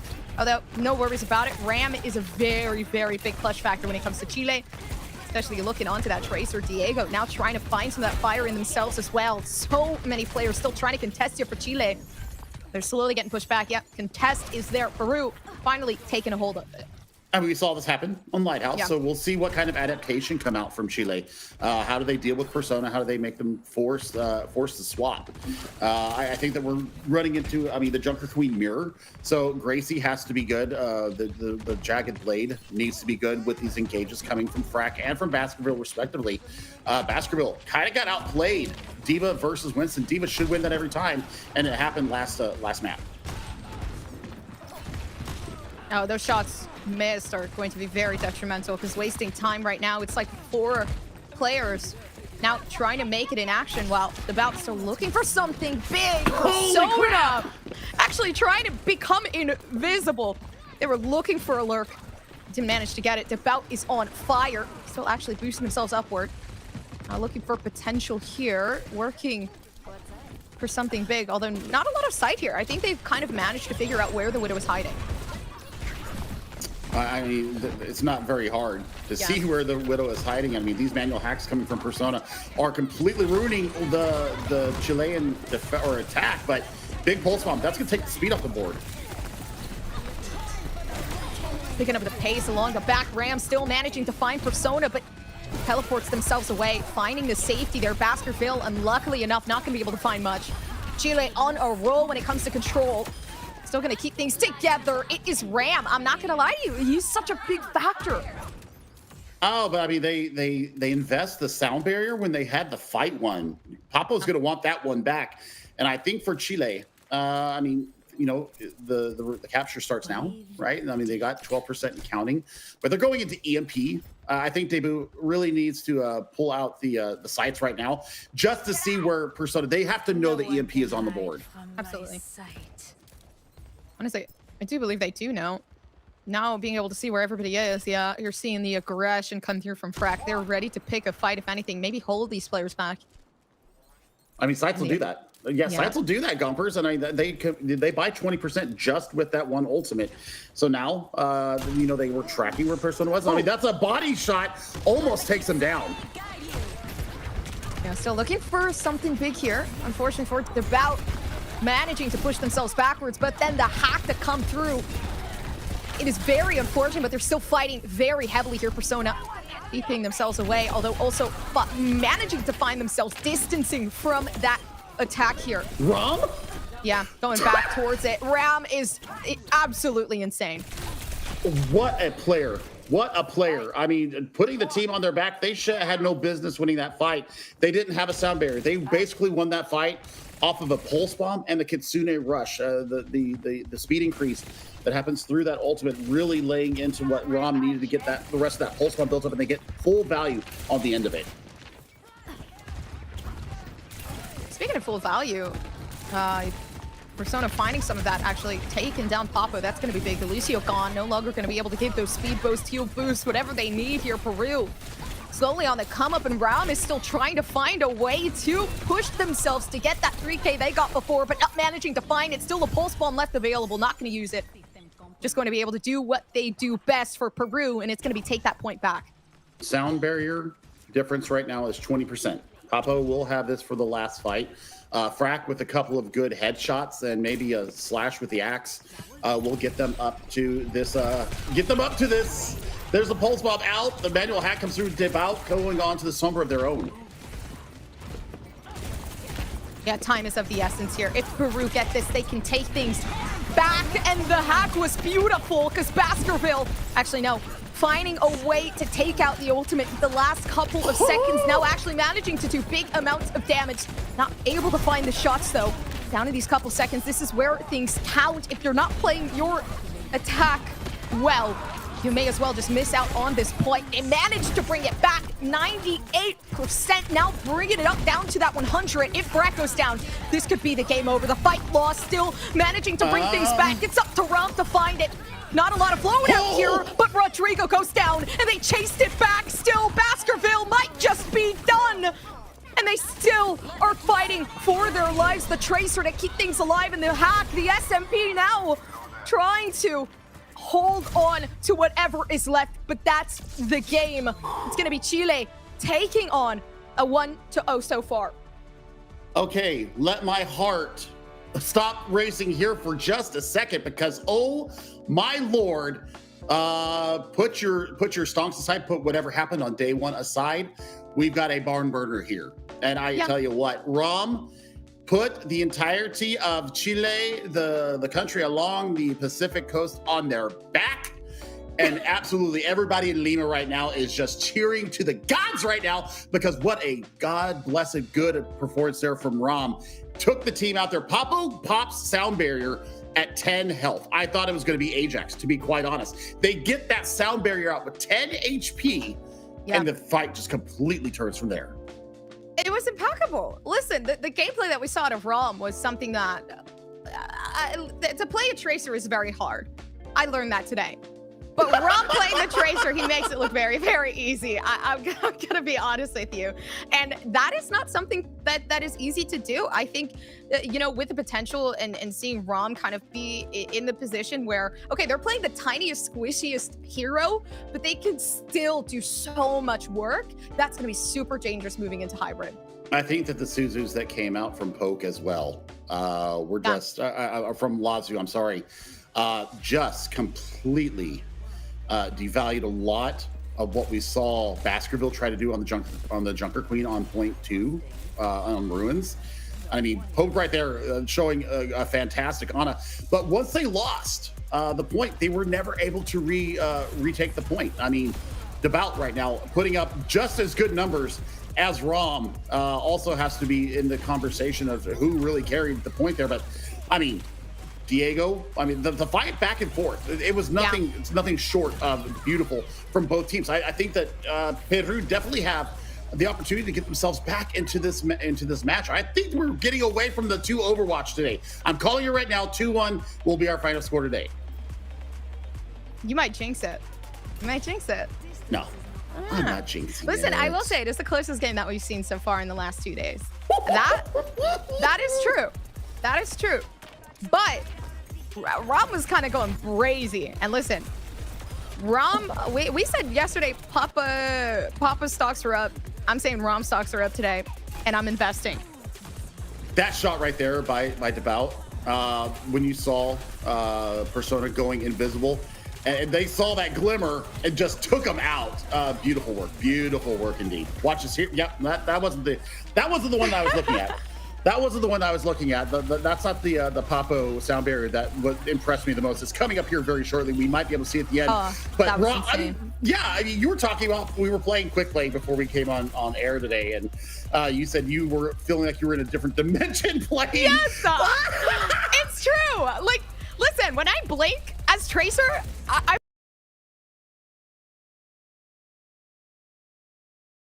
can play Tracer. Like, every time I play Tracer, I swear I feel like I lose brain cells. And so listen, Rom's IQ has to be so high that every brain cell he loses is just still the most intelligent person in the world. Tracer, it's an acquired taste. If you're not used to it, I mean, Rom, I mean, the pulse predictions are disgusting. I mean, that's a 2K plus a little spiciness on the end of it. I mean, that's a 4K actually for Rom there, but Rom having the time of their life, MVP of the map, absolutely. Of course. 24 eliminations as Tracer. Final blows, that doesn't put into fact the final blows. I mean, we saw at least 6 pulse bomb kills across both maps, but almost 7,000 damage with those machine pistols. That's pretty good clip for Tracer. An amazing stats for Tracer as well. Like, come on, Ram had so many good moments leading up to this, and I know we're gassing up Ram like crazy, but is there any other player that, you know, a lot of the time it was on the kill feed, Ram. Like, basically, if we had like anybody else to watch this game, somebody that didn't Overwatch, I'm pretty sure they'd say Rom is the MVP as well. So, I mean, for Chile, a big congratulations going down to that first game, but you know, it is the closest game that we've seen in 2 days, as we said before. So, I mean, there is that potential that we could take things down to, you know, obviously that 3. I mean, I was about to say 3-2, that 2-1 that you were talking about. Yeah, I mean, I fully expected when we went into the Junker Queen mirror, I thought the Baskerville was really going to own there. I just didn't see it. I think that DeBout really was getting the work done, keeping them honest. Yeah. And then Ram going in for the assassinations. I think if there's a secondary MVP for the map, I think it's got to be Lazu. I think it's got to be Lazu. And the support, I mean, Papa was getting the work done too, but the kunai kills that came through, the Kitsune rushes were perfect. When we saw the antis come in, we saw the Suzu available there. So, man, I mean, this Chilean team, they finally got their first map win. So, vamos for Chile there, because now they get the goose egg out. Yeah, and I love me some eggs. Boiled, preferably. So, are you a jammy center? Are you a jammy yolk lover, or are you hard boiled? I'm like in the middle. I like a bit of hard, but I also like a bit of jammy. You know what I mean? Yeah, like an 8-minute egg. Yeah, like an 8-minute. Yeah. I feel you. I smell what you're stepping in. I don't know. But jammy feels like I'm stuck in the sauce a bit too much, but you know what I'm. Yeah. Anyways, I'm spitting some facts here, but for Chile, obviously they're spitting some facts out here too. I want to see exactly what map we're going to be able to go to here for hybrid though. I mean, I would fully expect us to go to Kings Row. Yeah, I was about to say. I would fully expect us to go there for hybrid, but I mean, New Bonnie has been a favorite here in the Americas, both Group A and Group B. So I think that we might be going there. It gives a little bit more flexibility in your hero pool. Kings Row, you have to be a little bit more rigid, and I think that if you're Peru right now, you don't want to go to Kings Row because Rom on the Tracer is going to annihilate you in the nicest way possible. Yeah, actually, Nimbani might be the perfect pick for a Tracer as well. I definitely see that. Especially down in the high ground. You don't want to be caught in 2 angles. So, prayers, Matt. Oh, the map is actually going to be Blizzard World. Okay. That is something that we did not expect. Okay, so I mean, we talk about it. We'll probably see Frat come out on the Diva to start off with for this map. I would love to see a Sigma, honestly. I think they need a little bit more protection, a little bit more utility in the tank. Because Diva, while very good, I think the Sigma just provides a little bit extra here with the kinetic grasp, with being able to take a lot of aggression in the front lines and giving, what I call the shooting blind, especially if Debaut comes back out on the Ash on point A defense. Really, it is almost a must pick for me personally, having watched a lot of the higher tier competitions. I mean, it's very popular. It was very popular in Chinese contender scene. Yeah. It's very popular amongst some of the EMEA or EMEC teams. So, I mean, it just depends on how they want to address this and, whether they're attacking or defending. That's the beautiful part about this is, we'll see who comes out first. And I think that we're going to see Team Chile on the attack. Oh. Question mark? No. We're gonna see Team Peru on the attack here. So yeah, it's confusing. But now defensively, looking at Team Chile, we see Frat coming out on the Diva. So high ground control is going to be at a premium for Team Peru. They're gonna have to dislodge Debaut on the Hanzo. So they're also going to have, as if the other players or heroes that Debaut plays, they're going to have vision as well, knowing exactly what's coming into them. And I'm excited for this match right here. Yeah, already TPing away. And it's going to be super, super fast paced. Being able to boost them and also giving that switch over to that Sombra. They do have the high ground control, though, Gompers, right here. They're sitting on top of platforms, so they have eyes on both entrances to the point. Also, the backside. If they decide to get tricky like Diego is doing here, they're looking for the back line here. They don't know that he's there yet. Yeah, they do. Yeah, they do. Debut had the play out there, and we swapped to a different screen as they're playing right now. Did something happen? Okay, a little bit of a technical difficulty right now in game. So we'll talk about what we just saw. I mean, we've got the Junker Queen out from Baskerville, so they want to brawl. They want to get up in Chile's face, and Chile's like, nah, fam. I'm just going to hold high ground right here. You're going to have to come to us, and we're just going to spam from top of platform here. We've got all the entrances covered, and it's just going to come down to execution from Team Chile to be able to warden off the aggression that's going to be coming in from Team Peru. Yeah. Already got off to a good start, though. I mean, I really did like how they changed them, like the playstyle up a lot. Like, it felt like I was watching a completely different team, obviously with the Tracer lurk. So, keeping that in mind as well, definitely trying to make those adaptations for sure. Biggest problem is Ram is also on that Tracer, so you need to be better than Ram to really get that step up as that Tracer. Because if you're taking a Tracer 1v1 against it, the guy himself, like that's scary. But I do honestly believe. I think for Team Pedro right now, I think that they're lacking from a little bit of CC ability. I mean, you've got Gracie that can pull somebody out of position, but Frack, as you saw there, as they were approaching the point, just throws up the defense matrix, eats it, and doesn't get the pullback from it for Baskerville. So Frack going to have to be very conservative when they do use the DM. That's important coming into this. I think that I would like to see Persona, honestly, or Diego go over to the May, provide the wall, provide a little bit of damage reduction coming in, because you don't have any of that coming in from the Junker Queen. So there's no damage mitigation. So everything that comes in, I mean, the healers, Poke and Rodrigo, they're going to have to be on point here to be able to stymie off the sustain and the mitigation coming out from Chile. Yeah, keeping that in mind as well. I mean, how do you think this game is going to go, in your honest opinion? Because you said you were looking for a 2-1. Yeah. I mean, I was expecting, honestly, I thought the Baskerville was going to come out on the Winston. to be able to contest high ground and get that consistent tickle damage in with the Tesla cannon. And then, see Poke get the nano engage on an Ana. So that's what I was expecting. Coming out with the Junker Queen here, like I said, they want to be aggressive. And I mean, we're, 30 seconds in. Chile have all the sight lines covered. And now they're just looking for catching the aggression as it comes in. Gracie out and doesn't connect onto anybody once again. Oh, and they're back to it as well. With Pike, everybody's actually, trying to make way here for Peru. They've come along the backside, which is something pretty surprising. They've managed to find another way in.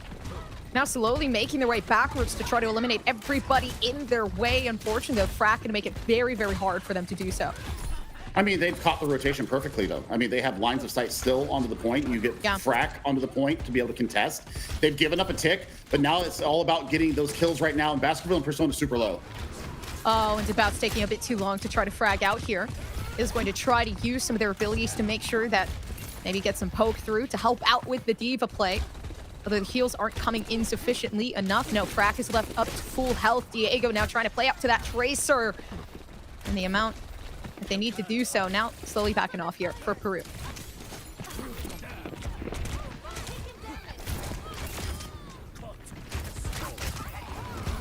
Super unfortunate.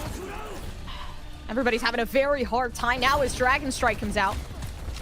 So they're trying to find way, make way, if anything, Devout making shots happen. Baskerville still taking up a fight with Frack, but luckily enough, when you got your DPS alongside you, it gets very hard to pull for something. I mean, that's incredible. That's a good, incredible turn. They do give up a tick and a half. So, I mean, that's permanent progress here for Peru. But there we go. Baskerville over to the Winston. So now you're looking for the EMP engage. And you're looking for Diego and Baskerville to really get the work done. You can also start with the Kitsune Rush here. But Chile, they have some initiation tools of their own to turn back the damage. 90 seconds left. They are starting to come up on critical mass. Oh, but Ram is going to play a sneaky play here. Listen, we said Ram has a lot of potential. What exactly are they going to be able to pull through today as the Tracer Diego tries to pull around the back? The Pulse Bomb not making any damage happen, unfortunately missing out. Diego manages to actually get one themselves, so Ram having to push back. Haven't seen this in a while because Chile, the ones who are typically the most dominant, doing a very good job at holding these players back, but at the same time, man, Peru put up a fight in that last fight. It was costly, though. It was costly for them. They put Pulse Bomb, EMP, and the Kitsune Rush out into that fight just to take point A. And Frack was very smart in holding on to their self-destruct. So you've got some high ground control that's going to need to be relinquished here from Chile. Peru have to be very cognizant of where Frack and company set up. And the Pulse Bomb, was great. So now Manual Hack is going to have to be even better. And we're looking at Rom spy checking for Persona. They know that there's somewhere around here. Yep, there they go. Yeah, Persona's not making anything easier. Although playing the solo, again, being able to slightly gain some of that attraction there. Although again, fights and not necessarily the easiest to pick here. I mean, they're just catching aggression right now, and Persona's trying to be the hero playmaker and pull the aggression and pull the sightlines away from the point. I mean, we're halfway through point B here. Now the rally comes up. This is going to hold everybody super sturdy. But it doesn't seem like anything's going sturdy for Peru right now. Primal Rage, yeah, sure, they could pull that out right now. Oh, but everybody's funneled. This is the perfect moment, if any, Baskerville, if they want to try to regain their composure. I mean, the old tracking, though. Right, Goppers? I mean, the old tracking for Chile right now is on point. Peru know that they couldn't get anything done because Frack hasn't put out the self-destruct yet. So they know self-destruct is online. If you go into that small little room and get self-destructed, I mean, it's going to be almost done. What a shot from Devout once again. Oh, he's keeping it. Right now, oh, a beautiful shot again. It's like you can't do anything when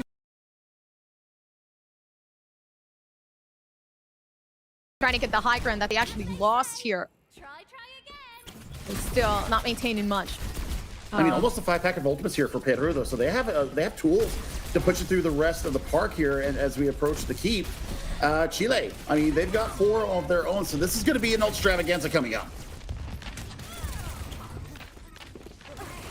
Trying to make an extravagant play here. Oh, Ram is just chilling. Having a good time down below. Oh, still waiting for the perfect moment. The bout is on fire. What is going on?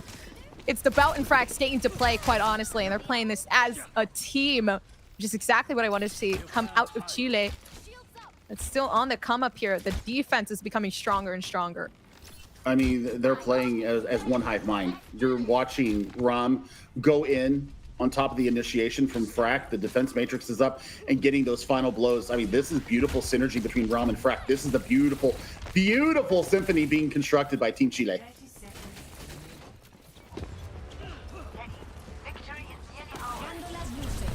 Leaving a pulse to come through. Ooh, Persona takes another one down. Unfortunately, they're going to be the ones unable to do much for the team, but a Dragon Blade. A Dragon Strike. Where am I going with this? It comes out of the blue, and it is Ram still chasing towards the back line to try to eliminate anybody in their way. No, that's going to do it right there, unless Persona can get back and get a last-second touch. That'll do it. So, I mean, just outside of point 3 is where the payload is going to stop for Peru, and I gotta throw it down. I gotta throw it down. You're throwing it down? You're throwing it back? The composition just didn't work in the beginning. I mean, they lost 2.5 minutes basically trying to force the Junker Queen into a diva composition where you've got the sustain of an Ana and a Lucio, and you've got the vision being set up by Debaut, really denying a lot of the value that Persona was trying to do with the Sonic era. I mean, you had the vision, it pulls you, even if you're invisible, obviously, it pulls you into vision. So, I mean, they caught a lot of the aggression, and even when the aggression did work and the rotations were clean, coming from Team Peru, the rotations that came out from Team Chile were just that much better. And, well, we're going to go to the Ram Rush here. The only difference here is that we're not going to have speed. We're going to have the cleanse that'll be available from Pake. And then Persona going to bring out the Ash here. So TNT, you're going to want to get the 6-man up in Bob as fast as possible. I would honestly be running a Mercy here to give that extra pocket. 195 DPS with the aim down sights with the Viper. That's, where we're going to look at. I mean, Debaut, we saw what they did on Well with the Widowmaker. And getting the early grapple and an early frag will just mean unlocking the point so very quickly for Team Chile. Yeah, seeming kind of like with your point where the Mercy would have worked out better. I definitely agree. I'm thinking they're planning for, kind of like that old cohesion here. Trying to pull the Ana, when the Bob is going to come out to see if they can get that extra boost of damage. Hopefully, if that's the case. But Ram actually switching out to the Pharah, which is going to be an interesting choice. Still managing to hit their shots as well, and actually off-balancing these players too, to slowly work their way backwards up, and that's a possible elimination down towards that score. But luckily enough, they got the Ana next to them, so it doesn't matter. It's the harassment down towards the back that's really worrying me here, because now with the Pocket Mercy actually coming along, Papo might just be able to get a resurrection through. Not going to be able to find it. Ram, unluckily enough. Actually, no, it's perfect. Ram goes back up. They still have potential to find more. I mean, they can capture the point and take Baskerville down here along the Mega. I mean, that's 2 ticks already, and they're just going to catch the aggression coming in. Baskerville is just basically a spectator at this point. I mean, last second touch from Diego, they're going to go down in a heap, and I mean, that's it. That's going to be point A unlocked here for Team Chile. And I mean, just the swaps, the recognition. Well, Baskerville maybe has something to say about that. The Nemesis form comes out and turns the fight. They've left the arena. They're done. They're like, nah, I'm backing up here. I'm pretty much good. I don't want anything. I don't want to deal with the smoke right now. It's a little too cloudy. I can't see. But they're bringing the smoke of their own. Listen, Ram's back in the game. He's ready, taking that high ground up above. But unfortunately, again, you got the Ana and you also have the Ash coming through from Persona. They're 100% trying to counter this. I mean, you're looking for Barrage engaged then on the next fight. Valkyrie ready to go, so Papa's going to be darn near unkillable once they let loose with it. Oh, the Barrage is ready. They're ready. They're going to eat it up. Ready, up above, finding the high ground. Barrage coming out a bit too early. Not the perfect time to pull it out. They got Diego. But was it enough? Maybe it actually was, because it seems like Ram was having a good time. Listen, the Barrage got one, but he got two more. And that's good enough for them. Kiriko goes down, unfortunately, in a very unlikely death. They finally got it. 1 minute and 40 seconds left to spare, so a bit more time than Peru had. Oh, plenty of time. And I mean, just the earliness of that barrage completely catches Peru off guard. Persona is going to have Bob coming up very soon, so they're going to have some staying power, and you got to build everything else up. You're going to have Nano and the Kitsune Rush into this fight, but just the direct from Rom once again. Hi, Frack. Oh, Papa's actually sneaking up on them. They're ready. They do not see this coming. Ram is back in action. Something I want to see, but they've let go of the Bob. They didn't necessarily get much from Persona, though. Oh, no. What was that? Okay, well, that happened. Nano's going to have to come out and keep Persona alive, and Papa go down. Yeah, that's a Nano to Ash. Trying to get the work done. Yep, they force everybody back, but they just... I mean, Gompers, that was one of their major tools for engagement and holding off this Team Chile squad. And now Chile, I mean, they've got self-destruct. They're going to have the barrage almost up once again, and Baskerville over to the D, but this is the smartest switch that we've seen today. That was such a big offset too. They've completely messed up the cohesion, as we talked about before, with the ultimates. The Bob not necessarily getting much as well, so now they have to try to fight for themselves and use their own type of pressure with the weapons and abilities they have left. Still managing to get some of that damage. That's going to be huge. Frack is struggling to be kept alive. Now coming out of their own mech, self-destruct, bringing it back up to try to keep themselves alive for just a couple seconds more. But here it is, a beautiful play coming through from Ram again, just consistently keeping this complete team alive. GG's, that's it. That completely destroyed any kind of cohesion that Peru had there. And I mean, just the wherewithal. They took a look at the composition when they came out. They said, nope, going back, swapping over, and they get full value out of everything. I mean, Baskerville really did try to turn this fight for Team Peru, but I mean, they didn't have enough of the sustain. So we'll see as we bring our beautiful host back in, Ash. Ash, what was your thoughts about what just went down? A lot of thoughts. A lot of thoughts. So many thoughts that my brain can barely contain them, to be completely honest with you. But overall, I think what was interesting about this particular matchup was the fact that we were looking at Peru for being the ones to look a little bit stronger going into it, more so looking at Chile being that underdog, and then we get into the server and it's a completely different story, Gompers. It was a completely different story. Listen, but I will say it was a good game, if anything. Peru were just...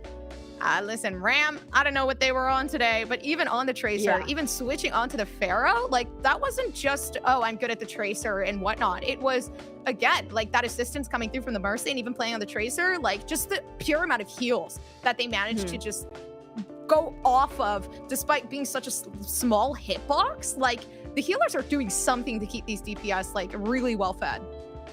No, it's a lot to have your support being able to back you up there, and we saw some pretty great plays coming out from them as well. But just to head into the replays here, kicking it off over on Blizzard.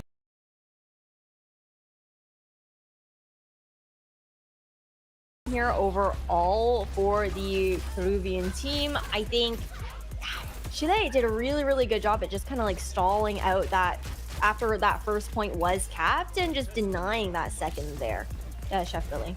I mean, look, it was compositional differences that really shot Team Peru in the foot. I mean, based upon what we saw yesterday versus Colombia, they should have been in the driver's seat because Chile went down 0-2 and didn't take a map win at all yesterday. So, I mean, they definitely had their non-sponsored gamer fuel in their veins today and really put it through. I mean, look at this, just the precision and the sleeps.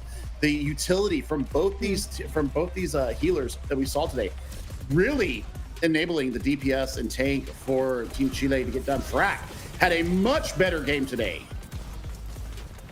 And that's what it all comes down to. You're talking about it a little bit before we even got into this particular matchup, was the fact that Frack was really going to have to step up going into this game, especially considering the fact that both Chile and Peru were 0-1 going into day number 2. Now, Chile ends up being able to find that 1-to-1 situation. Peru, unfortunately, now 0-2 as far as that scoreline goes for overall match history.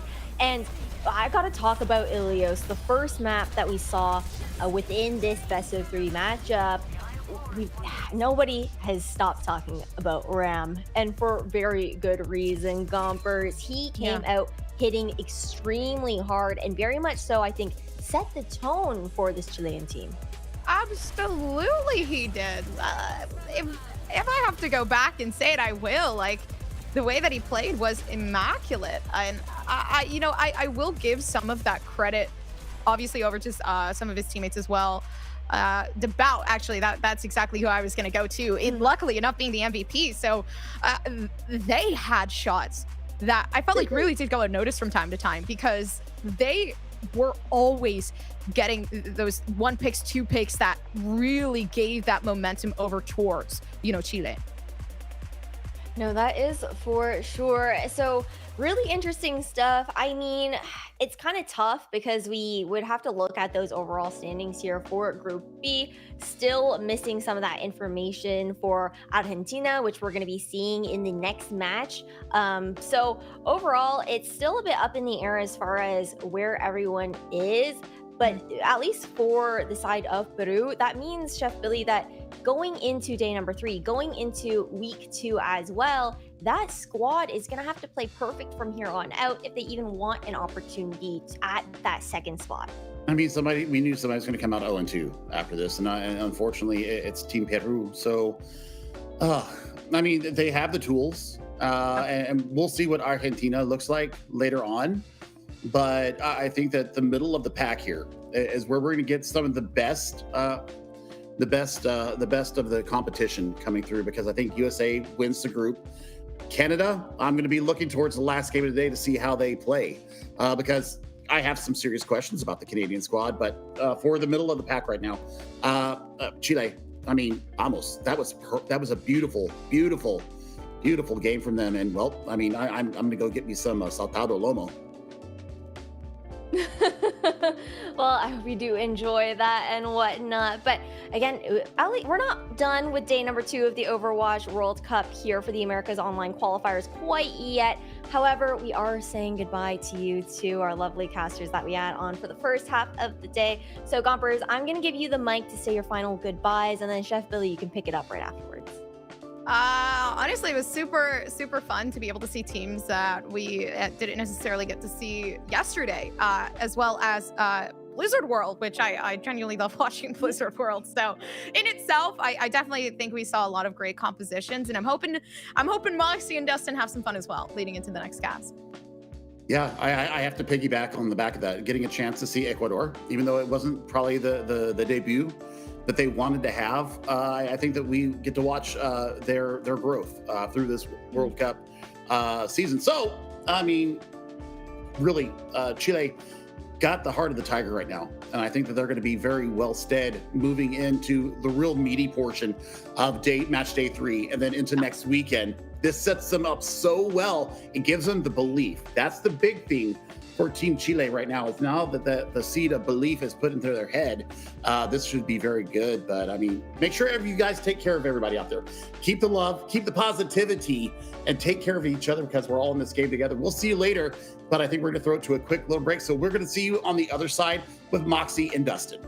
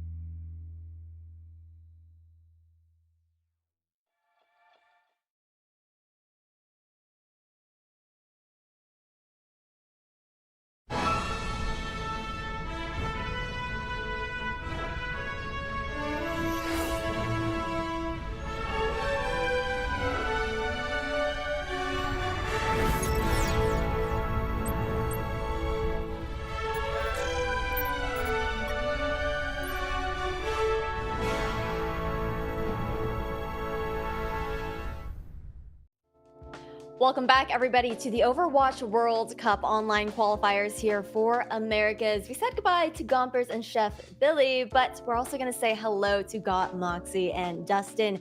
Dustin, how are you doing today? I'm doing great, Ash. Good to be back, obviously, for day number 2. I think it's been an exciting few games so far, and I'm looking forward to the upcoming 3 that we have today. Yeah, it's definitely going to be something interesting. And the next match that we do look forward to, you guys, is going to be Argentina versus Brazil. And yesterday, it was really great games coming out from Brazil in that match that they did have up against Chile, Moxie.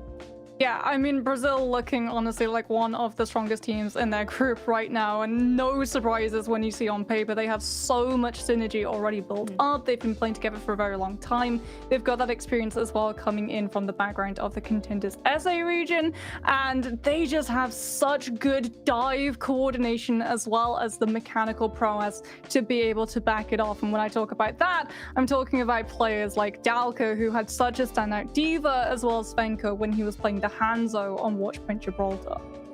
Yeah, and it was really nice. We got a chance to chat with Dalko as well within an interview yesterday, and he was just talking about how nice it was to be back on a team with Ludwig and Niall. So that synergy was a really big part of Brazil's success in their match up against Chile. But overall, Dustin, we also got to consider the fact that when it comes down to the way Chile were playing against Brazil, it wasn't that much of a fight. They just seemed a little disconnected in comparison. Yeah, I sadly, Brazil were kind of outclassing them to like a massive scale, actually, to be honest. But for the side of Argentina, maybe they have a little bit of a maybe an okay odd versus Brazil. I mean, in previous World Cups, I think that Argentina has always fielded solid teams. So I think we'll have to see today if they can actually match up against the likes of Brazil. Obviously, we haven't seen them just yet. So really curious to see how they perform versus Brazil, who are looking like the favorites of Group B. No, that's for sure. Especially like you were talking about, we haven't seen them yet. Both them, Argentina, that is, and Ecuador had the day off yesterday into day 1. But Moxie, I gotta know, like, what are your thoughts on this squad that we're seeing here? Well, I mean, first of all, they probably didn't have a day off. I guarantee you. Well, they know true. they're coming up against Brazil. They are watching that match. They are going to be looking at those VODs. They're going to be looking at those compositions and trying to analyze how exactly this team plays, who they're relying on to be able to make those opening call-outs as well when they see targets that go low, so that they're able to keep an eye out for specific players. And I think a big part of it is going to come down to keeping one player who we haven't really touched on yet under wraps, and that's Ludwig, because every single time he was taking a Tracer 1v1, he would not only be able to see the Tracer off his backline, but he'd be able to keep the objective in his control as well as a result. All good points to be made, but we're going to head over towards our map selection, and Nepal's going to be the first one up here, Dustin. Yeah, Nepal is a great map to start out with for Argentina, potentially. They could still run a lot of those compositions that Brazil, honestly, like that's the takeaway I've got yesterday from that game, is that Brazil was like really good in the mirror matchup, but kind of struggled at points, even though, obviously they still beat their opponent. It still seemed like at points they couldn't deal with the Fair Mercy composition, maybe some potential quote unquote cheese. I would not be surprised to see if Argentina has anything like that planned versus a team like Brazil, where that would work against them incredibly well. Well, we're not going to have to wait too much longer to see what these two squads have to bring to the table. We're going to head over towards Nepal here for the first matchup in this best-of-3 series between Argentina and Brazil. Got Moxie and Dustin, take it away. Thank you, Ash. And obviously, Moxie, we're back here today with day number 2. Brazil, obviously, day number 1 looked incredibly strong, Moxie. I mean, what do you think we should expect here for this matchup with Brazil and Argentina, considering the fact that we haven't really seen them? But I know maybe you've seen a little bit of a sneak peek behind those closed doors on Argentina, huh?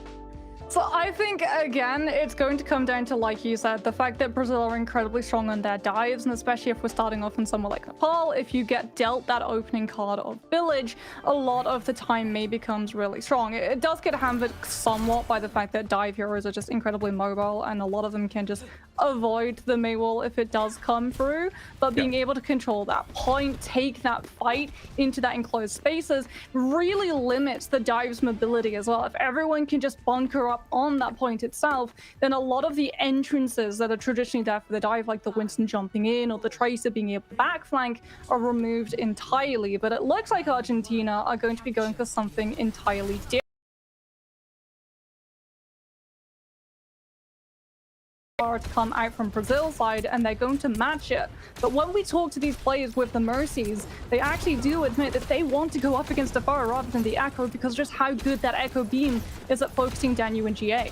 Yeah, I mean, I 100% agree with that swamp through, but it seems like both teams kind of planning for each other in this fight. Obviously running a Doomfist on the side. Oh my god, Walter goes incredibly deep onto Ludwig, but Ludwig hits those shots direct midair onto Walter. Fantastic shots from him, and also looking for that Mercy. Easy collapse, although Argentina claimed that point first. Brazil are up 2 already in this fight. They do find Exfil on the back through an incredible hard engage onto Exfil, but it might be too late for Oracle as Ludwig racks up the 4K.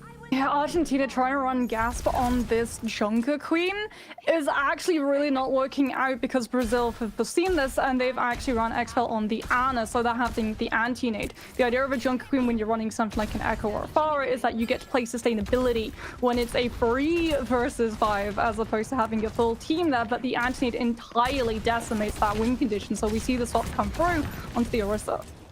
Ludwig still spamming through the main as Argentina walk through. Very fast engage for them off of that wrist, like you said, with the Moira. Rotated towards the point as Argentina, and they claim it first as long as Oracle doesn't peek too far. Against those healing, it might be enough, but against the barrage, I don't know. They do stun him up, though, with the Javelin. Fantastic work from Gasper, but it might be far too late as Brazil now engaged with the rest of their roster. Yes, they trade back Exfil, but at this point, they've lost pretty much everybody but Walter on that point, and surely a stack will come through. Wayball's off as well to keep that point ticking, and Argentina claimed that point mid-fight, so they keep that lead with the point percentage, even though they flip it now. It's the bunker play, but now Brazil are anticipating it, and Svenko already moving forward aggressively to try and call out where Argentina are going to be when they try and rotate towards this point, to be able to use things like the Terror Surge to cycle towards the Blizzard and keep that percentage stalling up for them, as they have no choice but to walk into EMP before Sound Barrier is ready.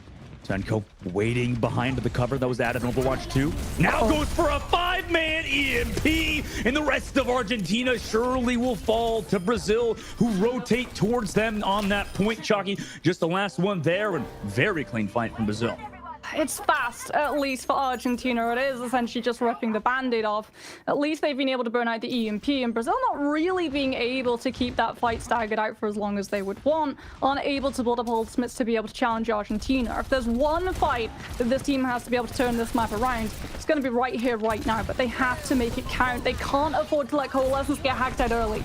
Well, now he gets stunned, actually, by the Doomfist. So you're looking out for the hack. You can't avoid the fist. Ludwig, 2K barrage, then rotates towards that point. Fade already used. And unfortunately for Argentina, it seems like the only game plan is just to rotate to that point. But, you know, it's ignoring the Pharah, right? Yeah, that was their entire plan 3 times in a row, and 3 times in a row Brazil have read it like an absolute bestseller. And Argentina now have to give up Terror Surge just to swap onto the Hammer to have any chance of touching the point. I don't even know if they do. 97, 98, Nano Boost out as well. 99, and nobody else is there. Brazil take 137 against Argentina, winning round number 1. Oh, it's so unfortunate for Argentina that every single win condition on that composition is literally centered around controlling the point. That's why we saw the Coalescence being invested mid-rotation, so they didn't lose anybody until they were on the point, until they were ready to use the Terror Surge. And Brazil, like you said, they have so many means of being able to counteract it entirely, either with just the Sombra hack or the Doomfist punch coming through and absolutely nullifying any impacts. And then without that more sustainability, the Orisa, she's not a cow, she's a sitting duck.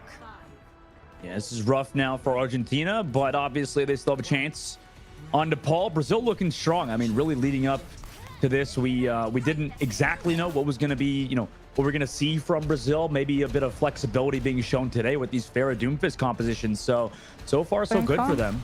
Yeah. It's the same comp coming through from Argentina. Shaki going to be there on the Kiriko to try and cleanse those anti-nades that hit onto Gas when the Jungle Queen tries to play sustain on that point, as it is just going to be a dogfight to try and decide who's going to have control of the burst.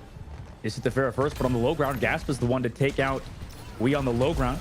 Nice work from the Junker Queen to take care of that space, remove the Doomfist. The res, though, did come through from Naya on the low ground, around the pillar. Ludwig still spamming out that Echo, who is hacked down below, but luckily can escape with his life for now. Argentina still on that point, almost capping it, but Brazil, I sent a Doomfist player there to touch it for just a bit, but Argentina eventually will force him off of that point to gain that point first. Ludwig still trying to spam the backline, but Expo's already down to Walter with those nades. Incoming engage from Brazil to try to trade it back. Chalky went down, but Gasp betrays back as well. So every 1-for-1 trade going into the side of Argentina at the moment, and now the rest of Brazil fall as Argentina claim 20% now on the board. Good guarding as well of the body so that they're not able to get that Doomfist res back into the fight. Oracle doing a very good job of controlling that space, and Argentina now in control of the point. This is where they want to be. They have to be mindful, however, of the EMP charge. Svenko is racing up towards that first ultimate, and they don't have anything to counter it with that sustainability. No sound barrier, no Zenyatta,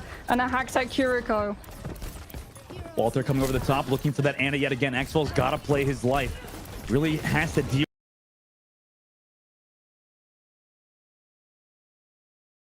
It's a bit late though, so Walter escapes with his life, but they do save their Ana for now, and as well as that Valkyrie's used early from a Kuno. So Walter's still at the top trying to spam out Expel.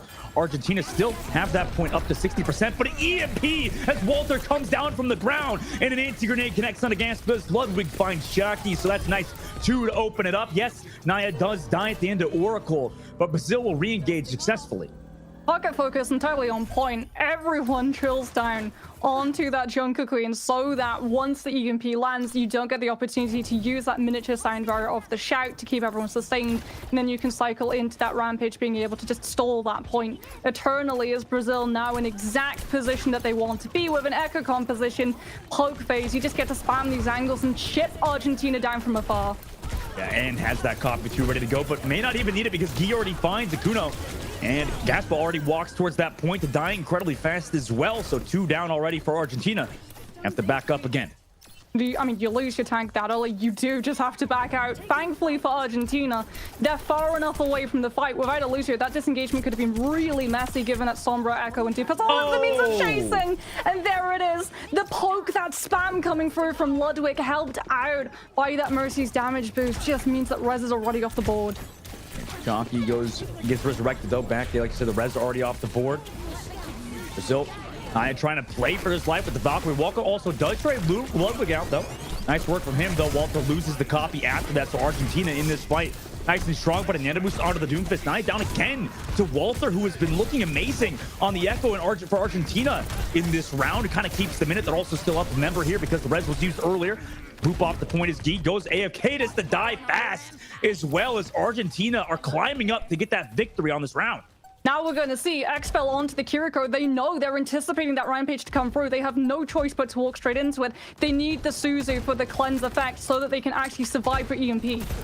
98, 99, they do have Svenko to touch that point. Copy now comes through out of the truck. Nice hack on the Gespa, who was going for that Rampage, but he still kept alive, didn't lose his life in that situation. But they've launched Chalky to Guy on the backside, who was on the Doomfist. Chalky immediately resurrects his Gotham, trades back Naya. Nice work from him to keep Argentina in this, but a nice nade, or Rampage rather, from Ludwig's copy. Did find that backline, but Ludwig did trade back Chalky. Now comes that Doomfist down below. Gaspa goes incredibly low, has to keep touching that point, but Svenko will eventually find him as Oracle has found Exo. Svenko as well on the backside found Walter, and Guy still nice and healthy on this point will surely just find these last members of Argentina.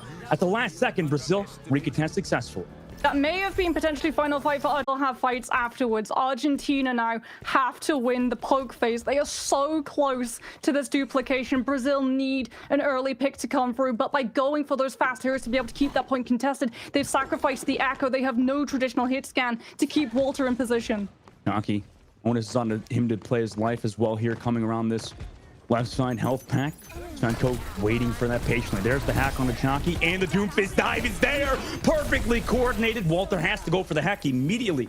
on the Sombra to build up that. But Chalky, there it is. The res is there in that fight to bring Chalky, but Chalky's hacked yet again. Needs double pocket to live, but Gaspa on the other side has found Naya down on the low ground. There's no res on that side either, so Brazil have to desperately bring things back without ultimates. The Doomfist ult lands on the Chalky successfully. That's a great start, but a pulse bomb from Oracle connects onto the Doomfist. This Walter as well finds Exfil. Akono, though, did get traded by Svenko.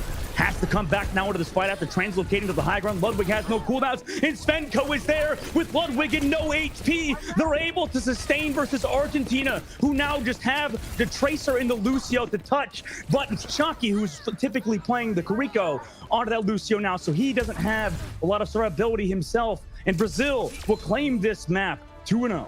How many times was it yesterday that we talked about Svenko coming in with those absolutely clutch Hanzo logs on Gibraltar, and it's Svenko again coming in with those clutch kills, going for that backline, making sure that that Mercy is wiped off the face of the earth, so no resurrections, no damage boosts available for those DPSs to be able to burst all of your supports and frontline down. But my goodness, Dustin, we came so close. We came so close to seeing Sanction. These two teams, like I said, Argentina, they have not been slouching. They have not had a day off. They have been watching Brazil very, very carefully.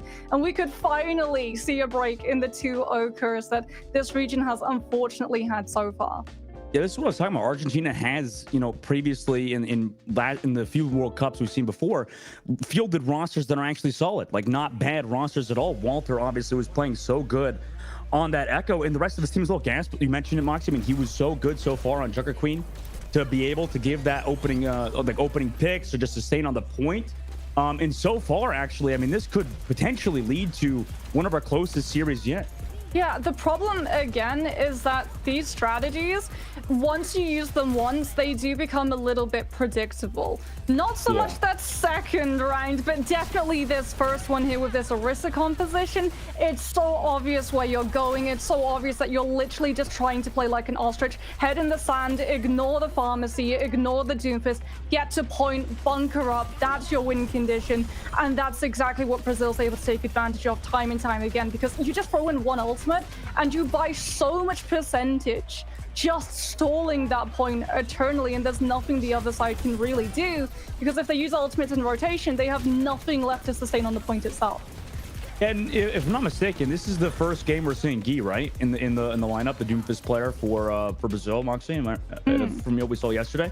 And maybe do you think this is Brazil trying some things out as well, making sure their overall roster is ready to go in the future versus some potential teams that'll play, with the Echo and the Pharah. Maybe want to show that themselves to maybe flex. Such a high mobility character and coming in with those stuns as well. Like, if you're fielding that Echo or a Pharah, chances are that it's going to force the other team to have to swap either to an Echo or Pharah to deal with it in the sky, or you look towards the ground, you go for something like the Cassidy or the Ashe, and that's where the Doomfist comes in, right? This is live patch. Cassidy does have that burden nade that affects over 67% of the Overwatch hero roster, but its big weakness is that it's incredibly easy to bait. You throw in one extra hero who can dive alongside the Echo, something like a Tracer or a Doomfist, and you have an absolute recipe for a dead Cassidy. Yeah, I think that so far, Brazil, we'll see how they go into this next round. For Moxie, obviously, I think that Argentina didn't look that bad. At the end of the day, they looked solid leading into that one. And, maybe leading to their next match, we could see some potential swaps. Although I will say, on Koth, on Control, it's a bit easier to run that Echo. You have to imagine we're probably going to see a different comp on Escort, right? Well, what I'm imagining is that we're probably also going to see a role swap, because Gatsby does traditionally play the Orisa for this team, and that was why we actually saw him coming in on that tank role there. But traditionally, he is actually the hit scan specialist. He's the Widowmaker player. So more than likely, we're going to be seeing a little bit of a swap come through in terms of those roles. However, we cannot take away from the hero of the hour, Svenko stats. Every single time we see this guy, whether he's on the Hanzo, whether he's on the Song, Sombra. He really is one of these players in the region that you have to watch out for because he is an absolute monster when he's playing at his peak, and he has something that every single high-level player is going to absolutely treasure above all else: consistency. Every single time we've seen him, he's popped off. He's never had that coin flip. He's never had a little bit of moment where he's stuttered or staggered. He's always playing at his A game, and that makes him invaluable to this team. For sure. Yeah, Svenko, a really valuable member of Brazil's side. And you know, for their, I'm going to be a bit of a negative Nancy here, Moxie, okay? When we look at Brazil's roster, do you agree with me here with that? When I talked about Brazil, right? In this group in particular, I think they're looking strong, but obviously, you know, if we compare them, if you were to take Brazil, for example, maybe take them against USA or Canada, you know, do you think that this roster could deal with a lot of those flexibility that could come out of those rosters? Because it seems like at points, Brazil, you know, they kind of can falter in some of these situations versus some of these like echo compositions, or even the Junker Queen, like you said, you know, putting Argentina's DPS player back on the Junker Queen for that map. I mean, even that kind of worked and had some success versus Brazil. So, I mean, am I being a bit of a negative Nancy here, Moxie, or, you know, should I be a little bit worried as a Brazilian fan? I think Brazil, honestly, are in a pretty good standing at the moment. Maybe not to be able to take on USA when we were seeing them just play to the absolute peak, but definitely to go toe-to-toe with Canada at the moment, just because we've seen that pure come through from Dalka. The one thing that might actually suffer for this team is that, like you said, we are seeing different players come in to play these different compositions of tank. And that means that your flexibility is somewhat limited in terms of what you can pick, given that when we go to these maps, you can swap your heroes around whenever you're in the respawn. That is one of the beauties of Overwatch. You can't swap your roster. So once you lock those players in for this map, they're going to start it. They're going to have to finish it.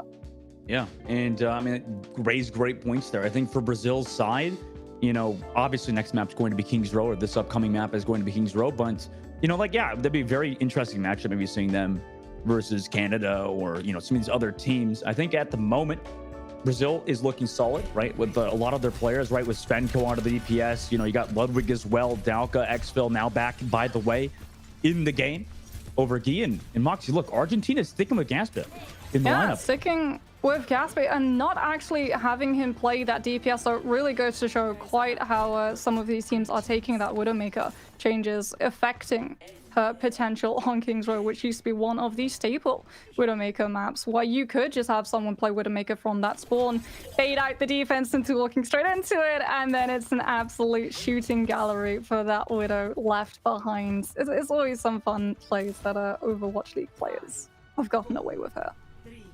Not going for it, though. No Life Weaver for that pedal swap, and Oracle beyond the Hanzo, which has obviously been a mainstay on King's Row.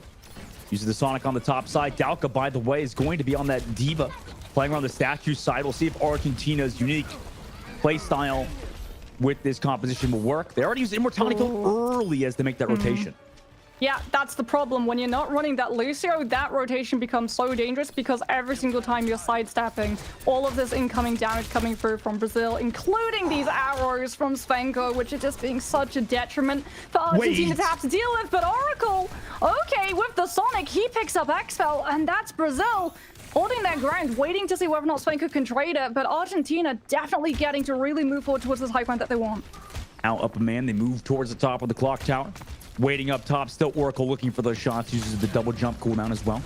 Sonic on the top, though, to know where they are. Actually drop into the back line of the Archplay. You rarely see teams make that rotation. And now over the top, Svenko rotates. Nobody dead on Brazil's side. Nice rotation from them to not die as that drop came through from Argentina. But Argentina now rotated all the way to the point. Svenko still not able to find that kill. Gets that damage, though, to build up the Dragon Strike, but it's Oracle yet again to find the Tracer. Ludwig is removed, the Immortality Field to sustain as well. Argentina will, but then coming Dragon Strike from Svenko. Avoiding the point, though, is that team. There's nobody there to touch. Argentina fully cap it out, and we'll move into Streets phase. They're not going to have Dragon. They're not going to have Dalka's mech either. They are going to lose full position of choke early, and this is exactly what Brazil does not want to happen, because now the wheels on this train are starting to really pick up momentum. This Orisa composition alongside that Mei, using those walls, zoning these players, forcing them to have to use those cooldowns like that Hanzo lunge to be able to dodge out of the wall, putting them into so much vulnerability against Oracle, is allowing him to have such an advantage in the Hanzo 1v1. Brazil now sending Ludwig on that flank. 5 minutes they had as soon as they captured out that first point. Svenko finally gets that opening pick on the amplification matrixing Baptiste as well. And that's a nice shot to find for them to get rid of that ultimate value. But Argentina pulse bomb as well, committed onto Gaspit down below. Svenko as well, through that pressure, committed to the front line, is able to find Jackie, who committed that Suzu on the Orisa, who was pulse bombed. But Brazil now up members using just the pulse bomb in that fight, and got out Akuno's amplification matrix. Yeah, really good, like you said, using that pulse bomb, understanding that Dragon Strike was not built up for Svenko, which is the traditional counter to that Baptiste ultimate. They send Ludwig, who has that mobility, that safety with those blinks to be able to bypass the window, push Argentina back, and suddenly, out of the window and its increased damage is gone, Brazil can get a lot more aggressive. But we are going to be seeing Dragon Strike come through for Argentina. They're just having to take a little bit of flank right to make sure they don't lose anyone in rotate.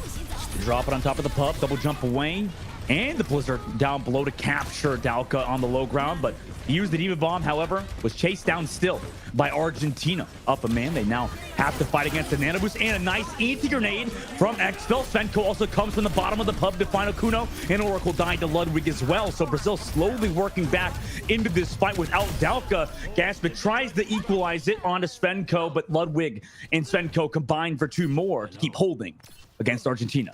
We're seeing comp swaps come through too. Dalka off of that Diva onto the Ramatra. They've identified that Argentina is going to be taking these really long rotations to make sure that all of their cooldowns are primed when this fight begins, and that's what Ram punishes: hesitation. He has that poke with his primary, also the zone to be able to slow these players down and make it so easy for Brazil to overwhelm a composition that, without a Lucio, doesn't have clean disengagement. There's also double immortality here with the Suzu and the immortality field from Akuno. So Ludwig's pulse bomb really has a lot of struggle that he's going to have to do. Maybe he can get out both cooldowns, but an anti-grenade, and Svenko hits the shot onto Akuno, so no immortality field there. Then the pulse bomb as well forces out that Suzu, but the Brazil's already up 2 in this fight, so Argentina need to find a kill to try to equalize it, but they only get Nya on the low ground. Meanwhile, the rest of Brazil collapse on Argentina to give them, yet again, another fight win. And again, punishing that hesitation. Argentina taking these lengthy rotations. Orisa, not the fastest moving tank, even though she has the most feet for them. Without that Lucio, Brazil on the defense, as long as they don't lose a player early on, and Argentina with these rotations on putting themselves in positions to be able to threaten that one shot to push Brazil back. This defense just get to sit up and wait for Argentina to show up. She now come all the way around to trying to avoid some of that pressure like you mentioned, but Svenko, well aware of that, sits at the back. Ludwig tries to go for some pressure, but doesn't want to get one shot by a log. The anti-grenade on the gas, but keeps him incredibly low on that front line. Nice nade from Xfel so far in the streets phase of King's Row, but a javelin into Svenko as he tries to go for the peak. We'll back him off for just a moment, but still throwing in those storm arrow shots on the low ground is Svenko as he built with the Dragon Strike, can now drop it in, but it's already sort of disengaged from Argentina. So Brazil trying to push to the left side of the pub to find that backline, but they use the immortality field to sustain and regroup with the rest of their team. Dalka now, knowing the immortality field is gone, will use his ultimate as the engage can jump over the May wall through the cart, and it's just free reign for him, but Oracle traded it back. However, Xfil has already found Walter and Oracle too, who are just behind that disengage from Argentina, and Argentina still holding on to their ultimates with 40 seconds left. They have one ace up the sleeve, Dustin. Like you said, it's a clean fight from Argentina's side. No ultimates invested. Everything going to be available in this next fight. But again, it's so predictable that they're going to have to take these long rotations. Brazil using those Sonics, trying to figure out where exactly they're going to come from so they can look to find these early picks, because we're so down in time bank that if they lose one player, Argentina can't afford to regroup. They have to go ahead no matter what. Yeah, you know what stops 5 ultimates is one Hanzo shot from across the map. So Svenko gonna be looking for that shot to stop Argentina's push. Dragon Strike early, knowing they have 5 ultimates. Brazil backs up. Actually, it's on Dalka into the main side, so I thought he went down to the bottom of the train, but no shots just able to be found yet by Svenko. Meanwhile, Blizzard committed from Walter into the AMP matrix as well, and the Kitsune Rush. So they're overlaying everything against Brazil, who have used double support ultimates as well on that front line, but Gaspa drops that ultimate. Walter also finds Ludwig. Dalka is able to trade Oracle, and Svenko has found Walter as well, and then he dropped the Dragon Strike as well towards that cart after all the ultimates have been used. So it's just on Gaspa to try to find a lot of these kills and Akuno, but Svenko has already found Chalky on the backline. Gaspa and the rest of his team is doing it. They're stopping Brazil here. Last second, Ya has found the backline of Argentina, and it's just Gaspa, so nobody else is here, and Argentina gets stopped in the streets phase as they were so close to doing it. They had to invest so much so early. This is the gamble that you take when you limit yourself to one overtime fight with all of your ultimates available. The second that Ant Matrix gets invested, you want to guarantee, you want to secure that investment, right? So Immortality Field gets put in early to make sure that everyone in Argentina can stand their ground and take advantage of the window and shoot into all of those players stuck in the blizzard. But the problem is that even though Brazil didn't have aggressive ultimates, nor their tank ultimate, they had both support ultimates, Nano Boost and Kitsune Rush. And Argentina, unfortunately, that ace comes up absolutely awfully for them, as they're just not able to burst through the sustainability. They needed those kills to come in and fast, and it just doesn't happen because of Brazil's backline.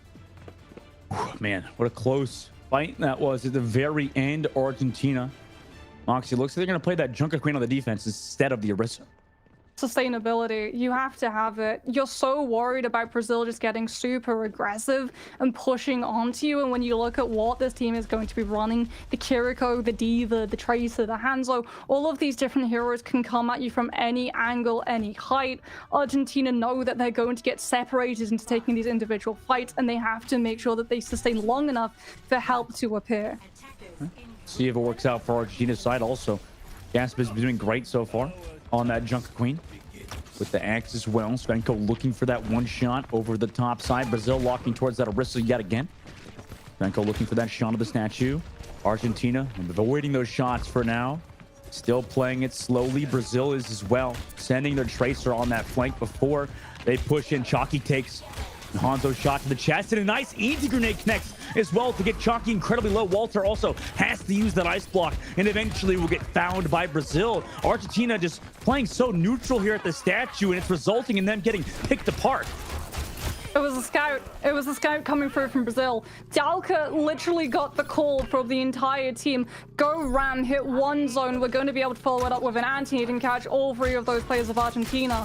And because they just don't have the ability to be able to cleanse the anti-nade, unfortunately, we see them just get absolutely torn asunder, as that is such a fast point A push, and Argentina see that the Junker Queen did not work out, that they're just going to continue to be anti-naded, slowed down by this Ramatra, have to go Orisa to be able to eat the utility. A good transfer of heroes over the Ramatra. It's a great time to do it as well, since the spawn point is right there. Ludwig now in the bottom of the pub, building up towards that pole spawn. Svenko also is doing a great job building those Dragon Strikes. Brazil just playing aggressive during this entire fight. Argentina avoiding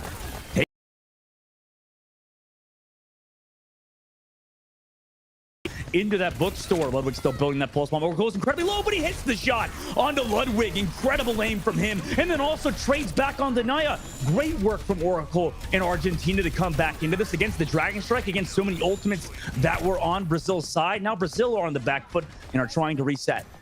You need that poke from Walter to come through, and fast, because Blizzard needs to be up. And in the forecast, when Dalka drops this Annihilation, they're going to be relying on this May the Wall and that freeze to keep this tank at bay from just allowing Brazil to body through choke. With the pulse bomb, will walk in. Kitsune Rush here as well. So Suzu and Immortality Field been a lower cooldown. Ludwig though on the flank with the pulse bomb, notices that there probably is some Immortality that is going to be there. Oracle finds Svenko as well in the neutral game, and then Walter comes back for Ludwig, hits the icicle. Nice work from him. Now Argentina has that advantage at the choke and stop Brazil's push again. Going to have AMP too, and Brazil, they don't have the Dragon Strike, so be able to send through it. They can do the exact same that we saw last time, where Ludwig just blinked through with that pulse bomb to threaten that space. Argentina have been very quick to throw in both Suzu and Immortality Field, something that Brazil no doubt have picked up.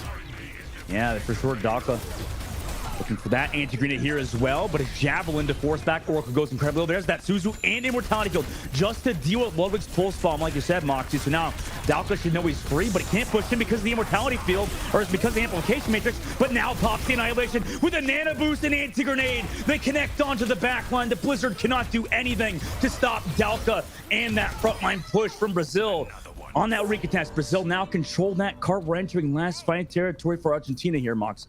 I've got a wombo combo. Terror Surge and Dragon Strike overlap together can be absolutely devastating because that damage continues with that Dragon Strike. Suzu's iframe a lot of the time isn't actually enough to be able to keep yourself alive through it. So Brazil are going to have to be mindful of that, but they've got the Dragon Strike. Argentina running that Orisa are going to be incredibly vulnerable, moving into position to be able to use this ultimate combination. And if they don't get that to touch the card, we're in game. They're right there, coming over the top. Oracle has hit shots before. We'll see if he can do it again. Drops off the high ground, but now against the Dragon Strike of Svenko, it might be tough. And Exo's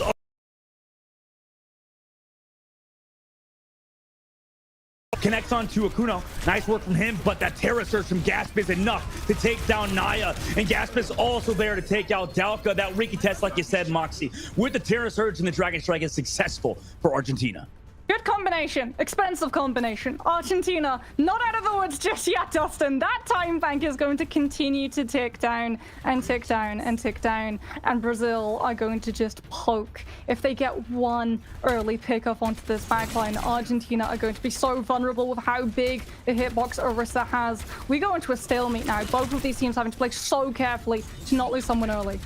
Yeah, with no ultimates as well, I'm curious to see who hands that advantage in that Mei Hanzo battle. Who can find that opening pick? Oracle looks for it, then jumps back after missing the shot.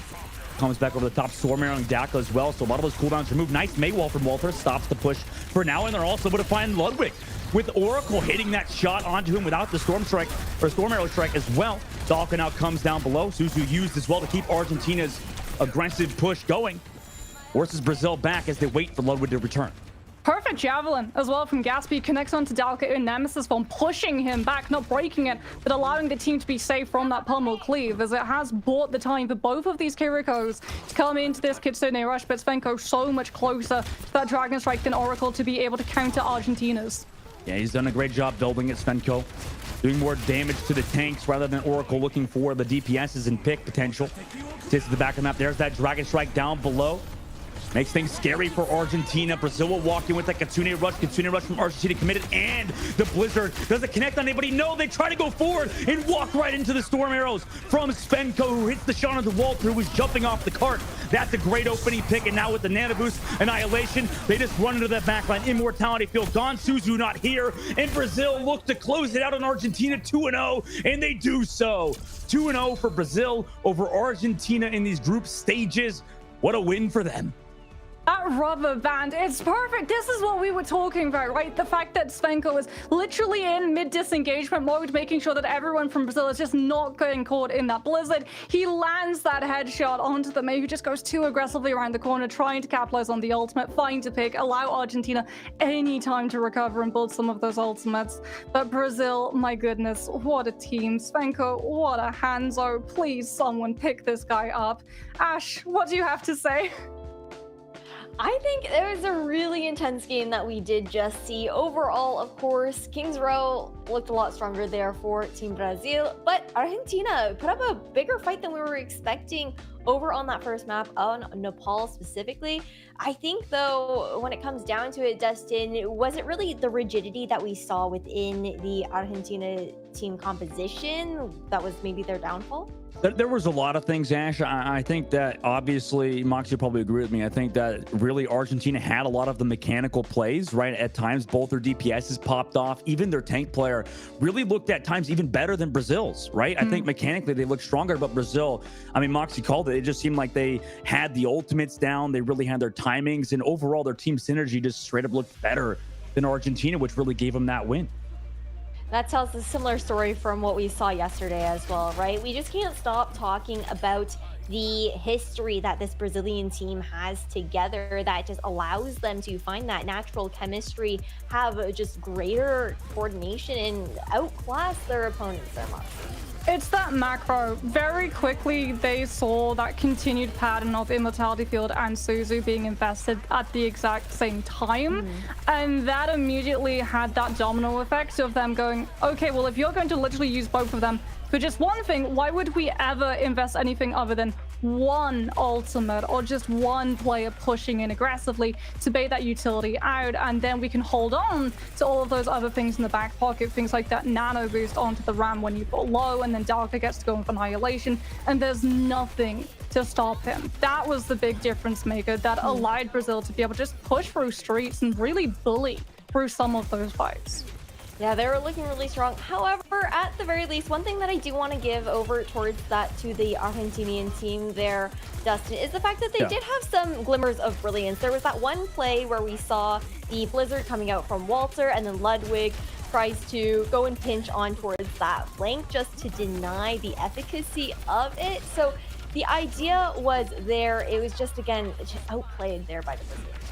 Well, for sure. Yeah, I think for the bright spots, to point on that, what you originally said there, for Argentina, is that they like have that mechanical prowess, right? I think that this just makes me excited to see their matchup even versus Colombia later on, really to see who can come out on top between between Argentina and them will really probably decide, a lot of the future of Group B. And I think that for this team, Argentina has a lot to work with Gaspia on the Orisa, on the Junker Queen, Oracle, fantastic Hanzo play, Walter as well in the Mei. I think maybe they're lacking potentially in the backline department, but if Chalky and Akuno can sort of work things out together and maybe figure out their synergy a bit more, I mean, I could see this team becoming a real threat.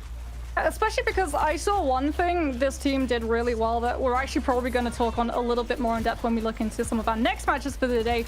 And that was they weren't stubborn with the composition that they had, right? They lost point A very, very quickly with that Junker Queen just being absolutely run over by that Ramatra zone into anti-nade, and immediately went towards the Orisa, understanding that Junker Queen into Ram is just unfeasible at this level, right? Every single time the Junker Queen wants to be able to make a move forward, to be able to get that sustainability cycle into full swing with your Carnage, with your knives, you're going to be stopped by just the Ram poking at you from afar, the shield coming through, the zone stopping you in your tracks and not allowing you to go through.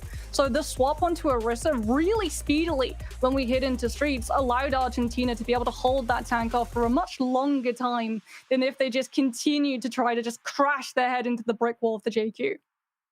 Very, very true. And we just had a little play of the game there coming out from Dalka, the tank on the side of the Brazilian team coming out for the Kings Row game. Well, we couldn't say enough about him yesterday either, Dustin. No, Dalka's really good. I think he's been really a mainstay for this Brazilian roster, and really has brought it together. I think Moxie's pointed out Svenko at times. I think I agree with her that Svenko is really good, but Dalka, like you mentioned, really has been that main player, that main tank, obviously, for the team. I mean, it's silly to say that, obviously, but I think he's been a very crucial point for Brazil to succeed as much as they have been. Really, just a consistent player for them, and overall, the entire team is just looking incredibly synergistical at the moment. And I'm sure they're looking to get that first seed leading out of Group B. No, for sure. And I'm excited to see how they continue on with that adaptability, that flexibility that we have seen today and yesterday. But we are going to throw to a quick little break. We're going to have an interview with Honorato, the coach on the side of the Team Brazil, in just a few moments.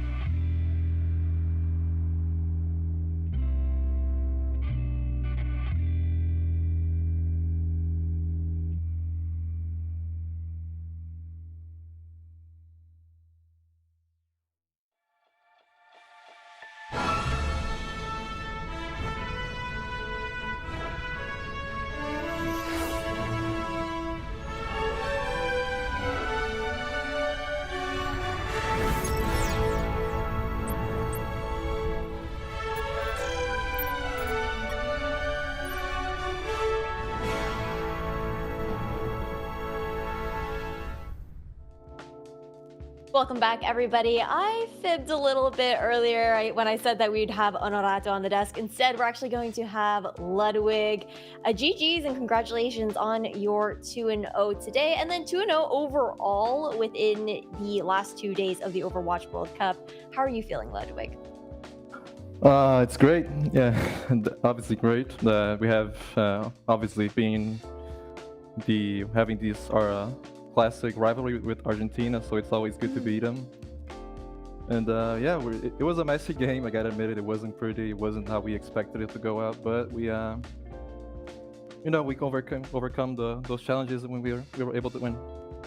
You love to hear it. You love to hear it. Yeah, game one was definitely close, but I was curious, not getting the chance to speak to Honorato now, I want to know from a player perspective what he's brought to the team for you guys, slotting into that coach position for the first time for himself as well since his retirement. And he's a very decorated player, right? With those 4-time contenders wins.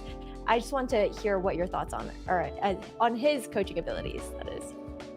I think he brings a lot of experience, with him having played the game competitively since day one and having won all those championships, and he just tries to pass that vision to us, that experience, and he's been great. He's been helping us, like, individually. When we have a bad game or we think we did something bad, we just text him on DM and say, hey, I think I messed up on this play. Can you show me what I did wrong? And he's always willing to help, Absolutely. And now that we're actually taking a look at the replays right now, you played Tracer in both on Nepal and on King's Row.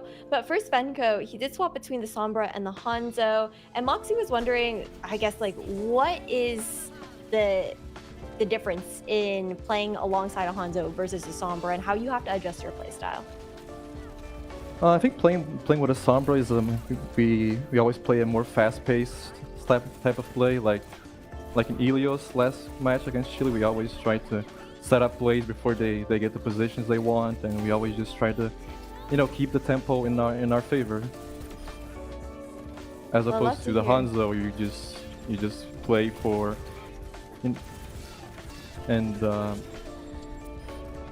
you just play for the spam, for a longer team fight. Just for the poke and whatnot, for sure. Yeah. I just love to hear it from the player perspective as well, and like all of your thoughts in that and whatnot. But as we're moving on within the World Cup, within this round robin, of course, you have more opponents to face off against here within Group B. And it's difficult as well because there's only 2 spots within this group to make it to the land stage of this tournament. And Colombia is looking like one of the strongest contenders here within this group. I was wondering what your thoughts and the rest of Team Brazil's thoughts are on that pending matchup that we'll be seeing.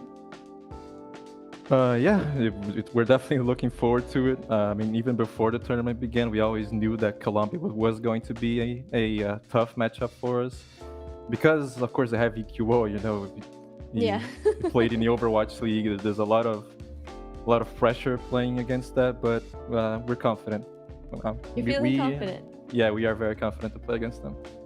I love to hear that. I mean, Dalko was talking about it yesterday, even in his interview, about how your team just is unshakable, and that is something that you really keep true to your hearts. Yeah.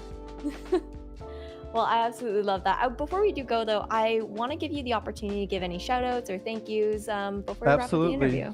Yeah, I want to thank my teammates and the coaching staff, obviously, for giving me the opportunity to play for the national team, of course. And to all my friends watching, Khalil, Gabriel, the Hatsuri Miku stands, we out here. And yeah. Awesome. Well, thank you so much, Ludwig, for taking the time to do this interview with us. And again, GG's on the last 2 matches that you played, and good luck on your future runs within Overwatch World Cup. Thank you. Well, now that the interview is all wrapped up, everyone, we are going to throw to a quick break, but we will be back afterwards with Mexico versus the USA.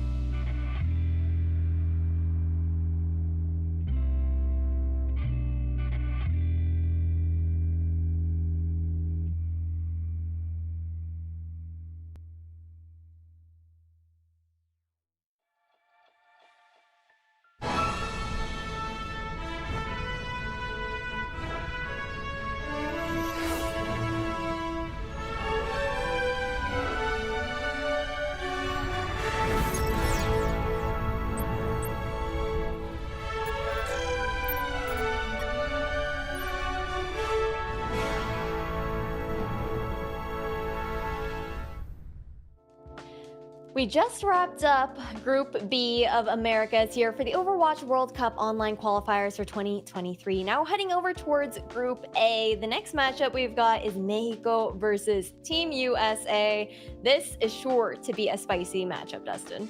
Oh, for sure. Yeah. Somebody lives in Arizona, right on that border between, Mexico and the U.S. So I think I'm excited to watch this matchup and see that rivalry that is there. It's going to be an exciting one, honestly. Oh, for sure. And Moxie, on top of that, both these teams, they went 1-0 yesterday in those matchups. So have that edge up right now. It's all about who gets to continue taking that lead. Yeah, it's going to be really interesting as well to get to see how Mexico actually matches up against US, because I know for all of us that have been watching Group A so far, I have a couple of favorites who are going to be able to make it through. Canada and US are obviously up there, but that third spot that one of these teams take, in my eyes at the moment, is between Mexico and Puerto Rico. So it's going to be really interesting to see how this team matches up against the favorite in the group, and then later on tomorrow get to see how Puerto Rico fares against USA to see if there's any difference. And the thing is, as well, just taking a look at this head-to-head and then the starting lineup, I believe, that we have of Team USA to kick us off, is that game up against Canada yesterday, Dustin, went a lot more into the United States' favor than we were anticipating, considering that was the match to watch. Oh, yeah, for sure. USA looks like a complete roster at the moment. I mean, just overall, they've got the Tracer players about, they got the DPS hit scans if they need to. I mean, they've got the flexibility over to Echo with Lenny, with Sugar Free. They just have an overall complete roster. The only area they're relatively lacking in is that sort of main support role. But realistically, with two incredible flex supports that they have, I mean, this roster is just looking so well put together at the moment. I mean, USA are, at this point, the favorites in the entire qualifiers. I think that was what impressed me the most as well. The fact that they were just so good at being able to position around about, especially that first opening composition that we saw Canada attempt to run on Ruins of Ilios. The Junker Queen, a lot of the time, if you don't have the Lucio, disengagements can get incredibly messy because the Junker Queen has that ability to be able to speed boost onto you with the shout. But every single time you were just seeing juggles come through with Collusion, that Tracer, working together to make sure that, unfortunately, we didn't really get to see the Junker Queen do much of anything. But other players have also impressed in the tournament so far, and one of them stands alongside Mexico's roster, and that has to be Angel Volado. This guy has been flexing on the DPS. He's played so many different heroes, and all to such a high tier level. And talking about that flexibility, something that I wanted to touch on there, Dustin, in that matchup versus Costa Rica, Mexico were just incredibly adaptive, had great support coming out from Momo and Pauletta as well. Oh, yeah, for sure. I think Mexico is a very, very talented roster in their own right and could easily take it to Team USA. But, USA still is at the top right now, baby. So we'll have to see if Mexico can kind of work around, like you said, that is the strong support that they have, and maybe just give them that edge in that regard. As obviously Lijiang Tower looks like it's going to be our first map. Yeah, interesting stuff. We've seen a lot of Lijiang Tower, obviously, throughout the last 2 days of the Overwatch World Cup, but that is a big point to be made there. Team USA also being the reigning champions of the last Overwatch World Cup back in 2019 puts that additional weight on their shoulders, Moxie.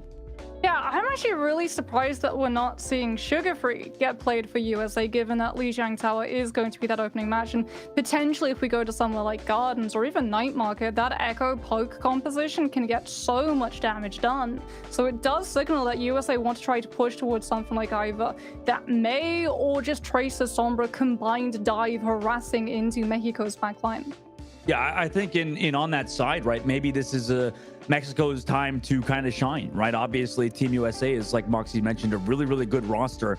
And for the side of Mexico, I would not be surprised if we've seen, a few outstanding talents, like you said, with Angel Volado, maybe showing up and really taking it to Team USA. Yeah, and just to correct myself earlier, I mentioned Paulette yesterday as the support, but it actually ended up being Sopa who is stepping in there. But anyways, after that, it is actually time to head into Lijiang Tower. Dustin, Moxie, take it away. Thank you, Ash. And I'm incredibly excited to watch this matchup, Moxie. See how it goes. Obviously, starting off on the Lijiang Tower. Could potentially see some of that Echo or Farah on Gardens. And obviously, when it comes to control, maybe Cluj I have to play that Rhine today. Maybe it's just going to be either Winston or Ram, because the last time Mexico actually played on this map, it was just Ramacha. They tried to run a little bit of Winston, but oh my god, Superzen! It's Super Matthew Delisi is in the lobby, boys. Oh my god. He's off the bench. He's in for the squad. I mean, he's never gonna live it down if he gets subbed in and USA loses this map. But I mean, he's gonna be on the ball. USA definitely maybe testing a couple of experimental compositions. Okay, Super on the ball. Yeah, that's definitely experimental. Down towards that pillar side he goes, just to spam out the back line as Mexico rotates towards the point, but he's already dead. The Hydron on that Pharah. Good work from him to open that up already for Team USA, and that's a quick 5K. Very fast first fight before the point has even unlocked.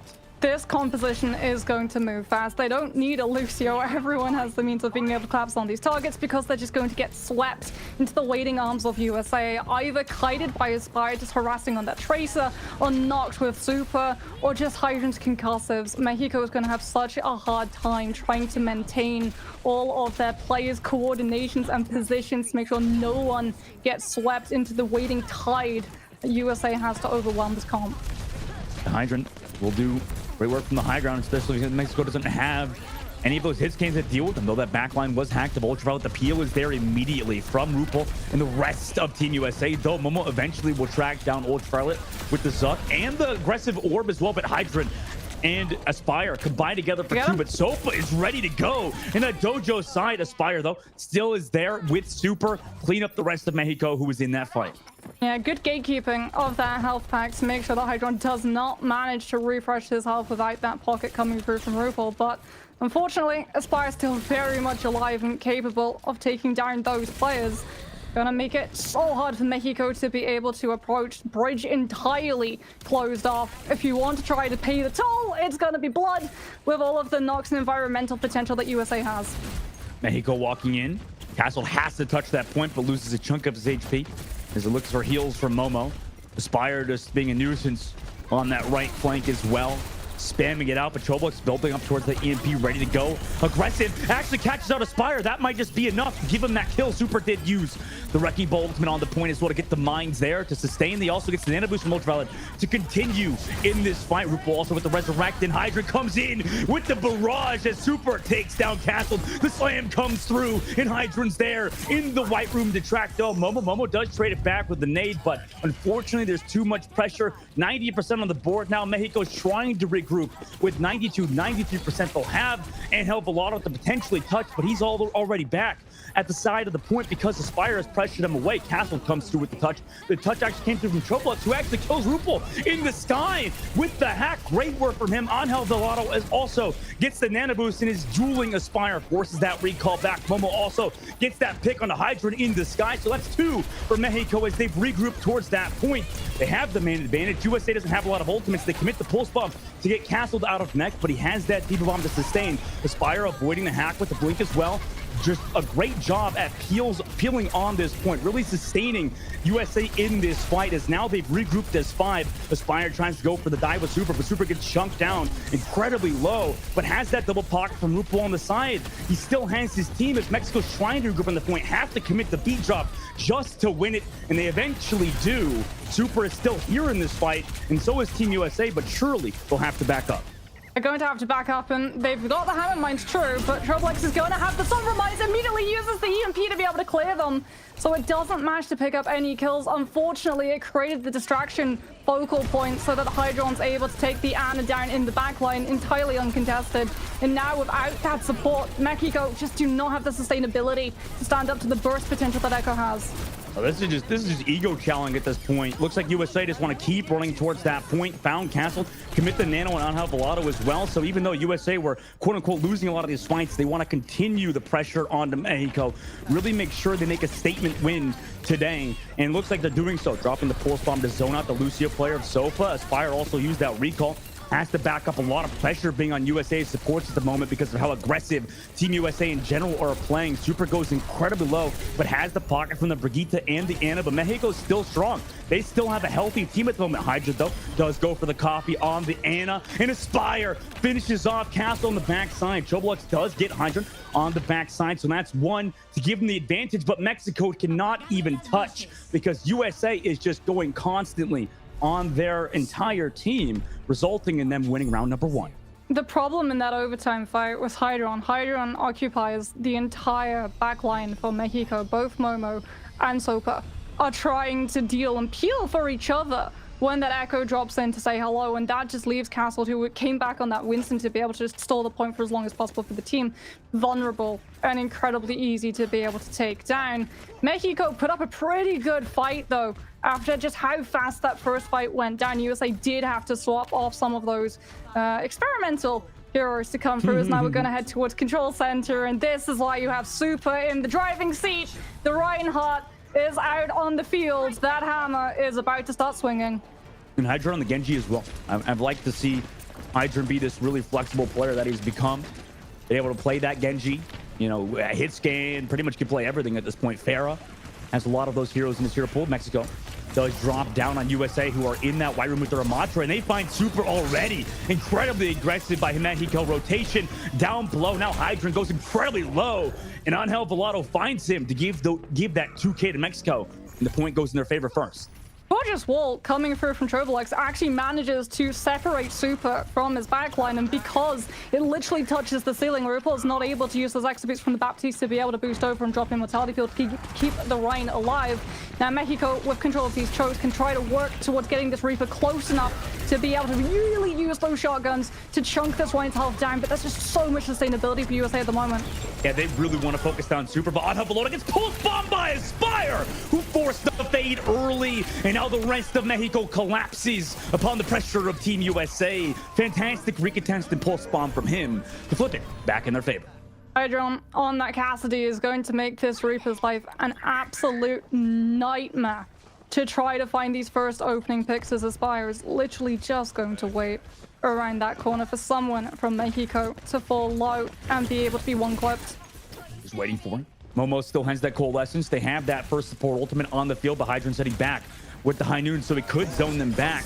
Maybe let his supports build up, but it's just a shatter from Super on the front line. Shuts down any push from Mexico, who trying to commit the Coalescence right past the shield of Castle. They back up quickly, knowing this is a lost team fight. They're going to be walking straight into a Deadeye, however. So all of that space that Castle is going to try to take with Annihilation is going to be shut down, but they don't even wait for Annihilation. USA getting so aggressive, move forward and take Momo down, but Annihilation is here now. USA with Immortality Field, they're going to be able to sustain through it, and the Ant Matrix just means that they can chunk the ramp down no matter what. Yeah, it's just over for them. You're going back to the spawn doors at this point, guys. 50% of the board for Team USA. They got a beat drop as well, and look, Moxie, they want to do another aggressive play. USA really going for the flank. Oh, no. Hydron over the left side, has Aspire with him. They wait for that back side, knowing there's a beat drop available. Tosses the nade on the distance after that change, but can roll back. A little bit of mobility back towards the rest of his team, and they fall back all the way, but they leave Super a bit extended into that blizzard. Makes it back to the point to get the beat drop. It's perfect timing from him. Aspire goes incredibly low, but does save his life. Angel Velato building that Death Blossom, needs to do it quickly. They do kind of collapse on the Hydra on the backside, forcing him out of this fight. Aspire has found Sopa, though. That's a great pick for USA in this fight. Also, Hydra combining on the Momo. This is the fight Mexico has to win right here and now, but with 90% of the board, they're just looking to get a recontest, and it's going to be dicey versus a High Noon of Hydron that's running to the spawn door. No Mayweather to stop it, just the ice block. 96% desperation, Death Blossom, and what a dominant win for Team USA over Mexico. I mean, that I think is the best way you can describe that Control Center. Decisive and dominant coming through from this team. They had something to prove. They knew it. They came out swinging. We knew when we saw the Super Reinhardt come through, they would be playing incredibly aggressive, but this was the thing about USA.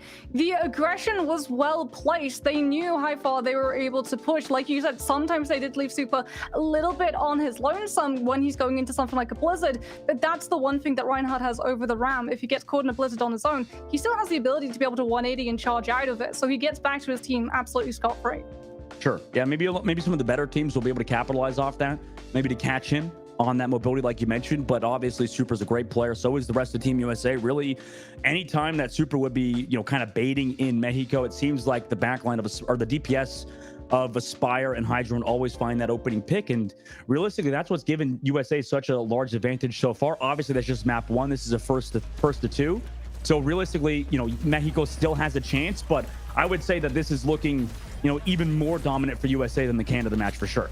This is what we saw as well from that match of USA versus Canada. USA just continuing to just push and apply all of this pressure so the teams that they're up against don't get time to breathe, don't get time to be able to swap these compositions and build up ultimates, because if they have to swap up the composition, they're never getting a fully reset fight afterwards. They're never going to be able to match ultimate economy to what USA are coming in with. We didn't really get to see it here. On Gardens, it was a lot closer, but when we went to Control Center, the ultimates, I mean, USA was just head and shoulders ahead of Mexico in terms of loading those up. Yeah, it seems like their overall pressure is too much for Mexico to deal with. And Moxie, I'm going to ask you a bit of a difficult question here, because we had Super in on that last map. For Team USA, obviously they just got a massive amount of fantastic talent compared to other regions that are maybe talent starved. USA just has, Super here in the game. They got Kaluj on the bench, and same for, DPS speedily, and then also OG on the bench as well. It seems like USA have a lot of fantastic talent. Do you think that, the decision, first of all, it's hard. Do you think you could run Super as your just main tank for the entire tournament? Or, is Kaluj, you're just going to keep subbing him in back and forth for their Matra? Or do you think that USA is just in a great spot anyways? If we were a couple of metas back and we were just in the middle of Rhine Rush versus Rhine Rush, absolutely Super gets to just be a mainstay on this team. But we've seen that so many of these tanks just have to be incredibly flexible. And here's the thing, it's going to work in this region, but when USA qualify, if they qualify into all competing against all of the other regions, well, we've seen what happens when a Reinhardt has to go up against a pocketed Pharah team, right? What's he gonna do? He's just gonna have to hold a shield and hope that his team are going to be able to deal with someone like Yazan playing for Saudi Arabia, or from some of these other teams that are fielding towards, APAC regions where they're running that Winston, and Winston literally just gets to cycle the mobility around the Reinhardts when the Reinhardt wants to go aggressive. Surprise, his backline is being jumped on by a monkey, and he has absolutely no sustain. Disgusting work, too, by Aspire in that last game. 8,200 damage done. Fantastic player in general, and, they as well have to make a difficult decision as well with Sugar Free, too. It seems like for Team USA, between Aspire and him, it's so funny because Sugar Free started off the year as well in Overwatch League playing a lot of Tracer, and now Aspire has really proven that he has his own great Tracer. So realistically, it's like this new, what do you think of this like new hyper kind of style of a lot of these new breed of like Overwatch players, Moxie, that are really trying to be that most flexible player that they can be, playing the Tracer, playing the Genji like Hydra did in the last map? Is this like the way we're going in Overwatch, where you just need to have that hyper flexibility like these players like Aspire do? I feel like it is, right? Because you look at things like the Cassie, who just shuts down so many different heroes. If you're running that Tracer and it's just the Tracer, that nade can be absolutely devastating, especially with Overwatch, where meta is very much determined on where in the map you're actually going to be taking these fights. You don't have the ability to be able to swap different players in, but you do have the ability to be able to swap the heroes that you're running through. So take a map like Numbani, which, great topic segue actually, it's going to be the second map that we're going into. The meta that you start this map off with is going to be entirely different to the composition that you finish the map off with, because when you're attacking, point A is all about high ground control, being able to push the defenders off it, being able to approach somewhere like close side without taking some of those early hits from a defensive Ashe, Cassidy, or even Hanzo. But then in point C, if you lose a single fight, you're not getting that echo safely back in, so you're going to be running things like the Tracer or the Sombra, who are very quickly able to break chokes on their own and create those flank angles, which allows the distraction for the rest of your team to move through.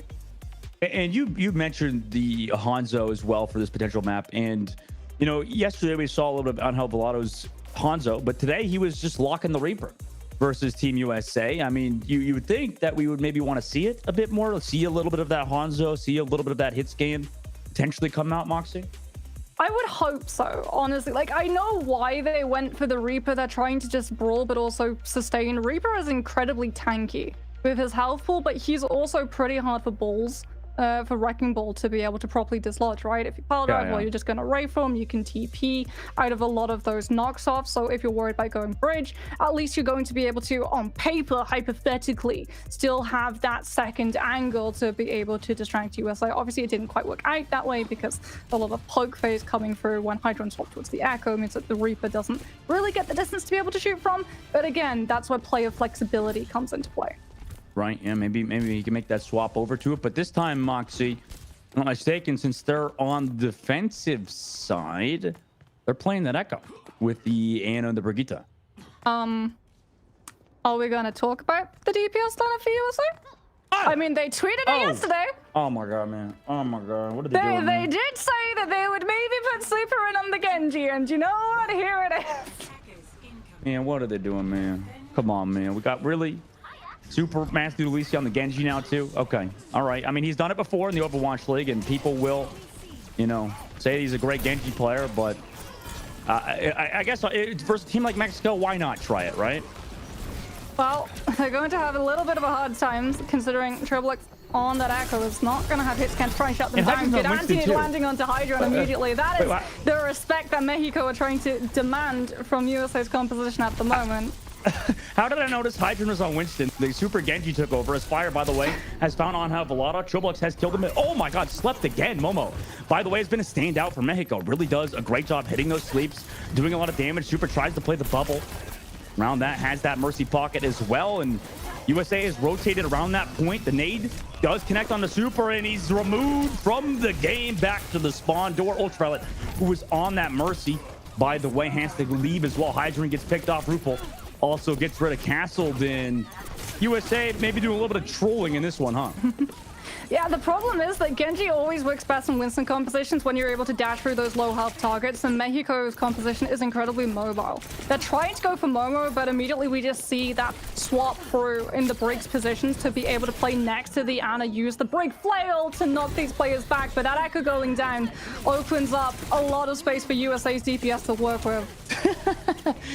I just can't believe that. Okay, now they set it Hydron with the nano boost. This is just the Aspire show, right? The rest of USA trying to play around him. They got 2 ticks now on the board. Castle with the nano boost trying to create some space, but the pulse bomb connects, and the Brigitte is removed. See you later, Paulette. Back to the spawn door you go. Aspire down to 6 HP, uses that recall as Castle on the point is trying to find some value with the Primal Rage, but through the Valkyrie, there might be just too much damage to deal with at the moment. Castle out of the Primal now has no assistance, and Hydron and the rest of USA are there on Hovelotto. Unfortunately, whips the pulse bomb. Ultraviolet whips out the Glock, and they've given up the point.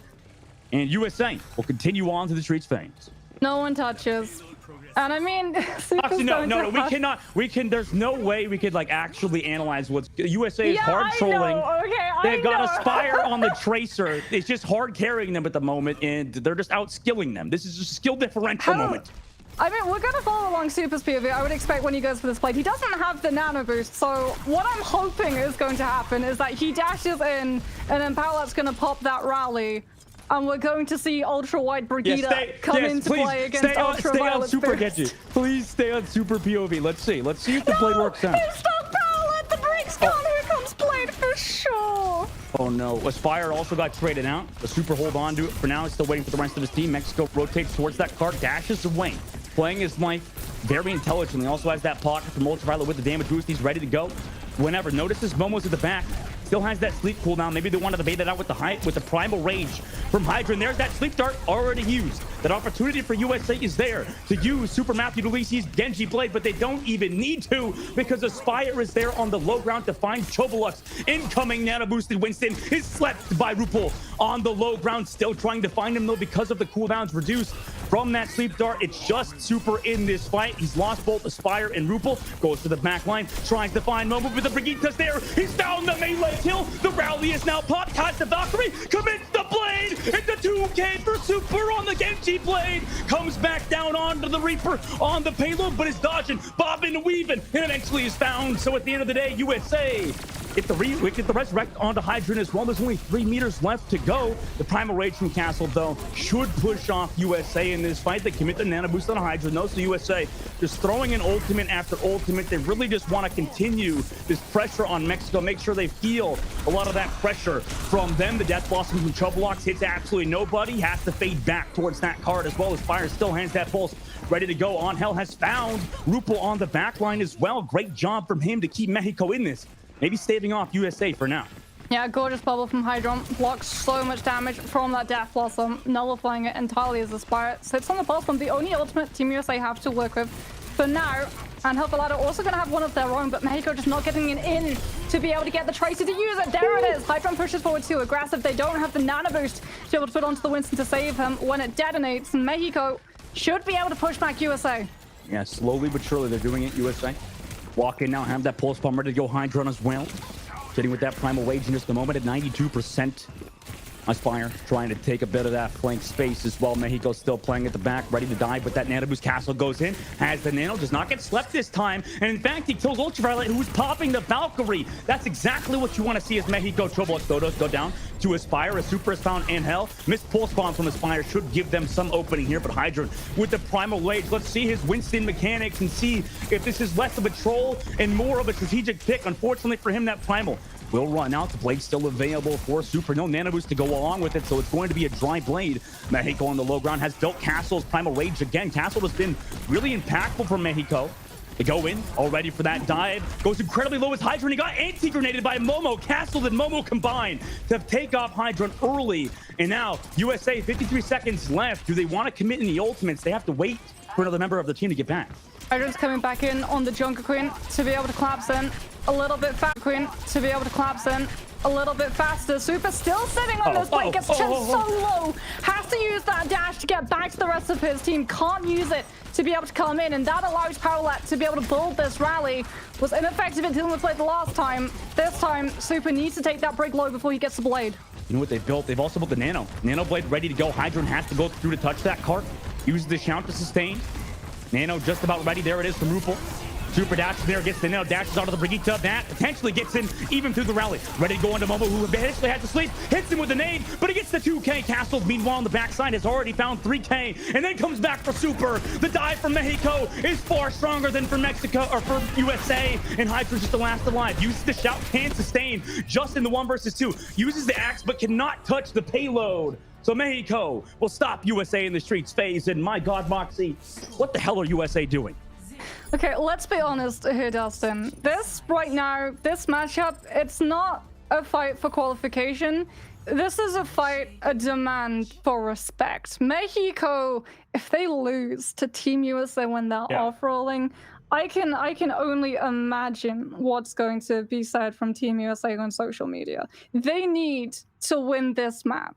They need to be able to prove that Team USA are not just the strongest team in this group, but they're the strongest team in this group still when they're off-rolling. Yeah, if they lose this, I mean, it's Day of the Den, you know? I mean, it's just not great for them to lose this. I don't know. I'm sorry, Mox. I can't. So dark. Well, no, it's a holiday, right? It's anyway. Yeah, it's a celebration. Yeah, celebration of the day. Yeah, exactly. It's just it would not be a celebration today though if they lose this in this final. Their attacking side, they look good. Castle looked amazing on the Winston. Oh yeah, Momo. those primals. Oh, for sure. The juggles coming through to make sure that USA were as disrupted as possible. I mean, Paolet as well. Unfortunately, we've all been there in that position where as a support, you are literally just forced to play ultimate chicken and wait for the opposing DPS to use that Genji blade, whether or not you're a Zenyatta with that Transcendence, whether or not you're a Brig with that newfound rally with the stun. You have to wait for the other team to make that move first, and as a result, USA were able to make sure that Mexico had to hold on to it for as long as possible. But here we go, Super onto a different Shimada. This is Hanzo better than his Genji. We'll see.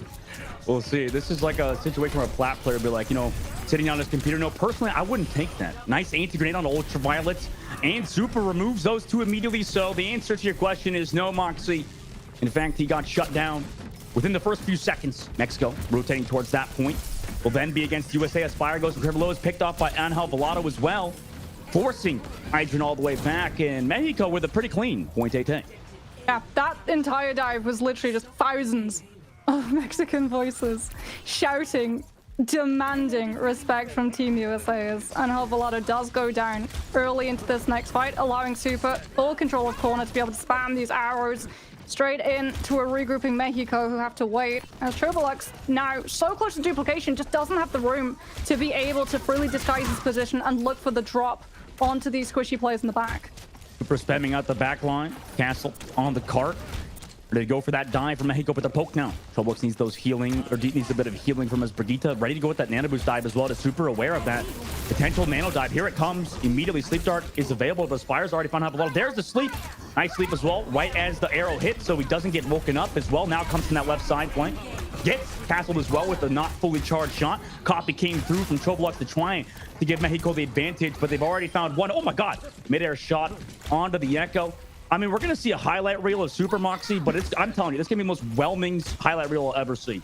This is where Echo really falls off significantly. This is what we're talking about, right? The team and composition that you start off Nambani with is not going to be the composition you finish it with, because Echo just so vulnerable in that skybox, hardly any room and building to be able to play and disguise your position around. It's going to swap off the Echo onto that Sombra, but I mean, Super's gonna have the Sonics. He's gonna be able to figure out where the Sombra flanks in from. It's all about the dive coordination now from Mexico. He's been in the same spot the whole game. He's just sitting above the bus. I feel like whenever we switch to Aspire for POV, we're watching like that guy sweating on the computer, like, and then the other guy's just like, just dancing around, do whatever he wants. Drops the Dragon Strike down below, looking for that backline. Mexico is around the bus.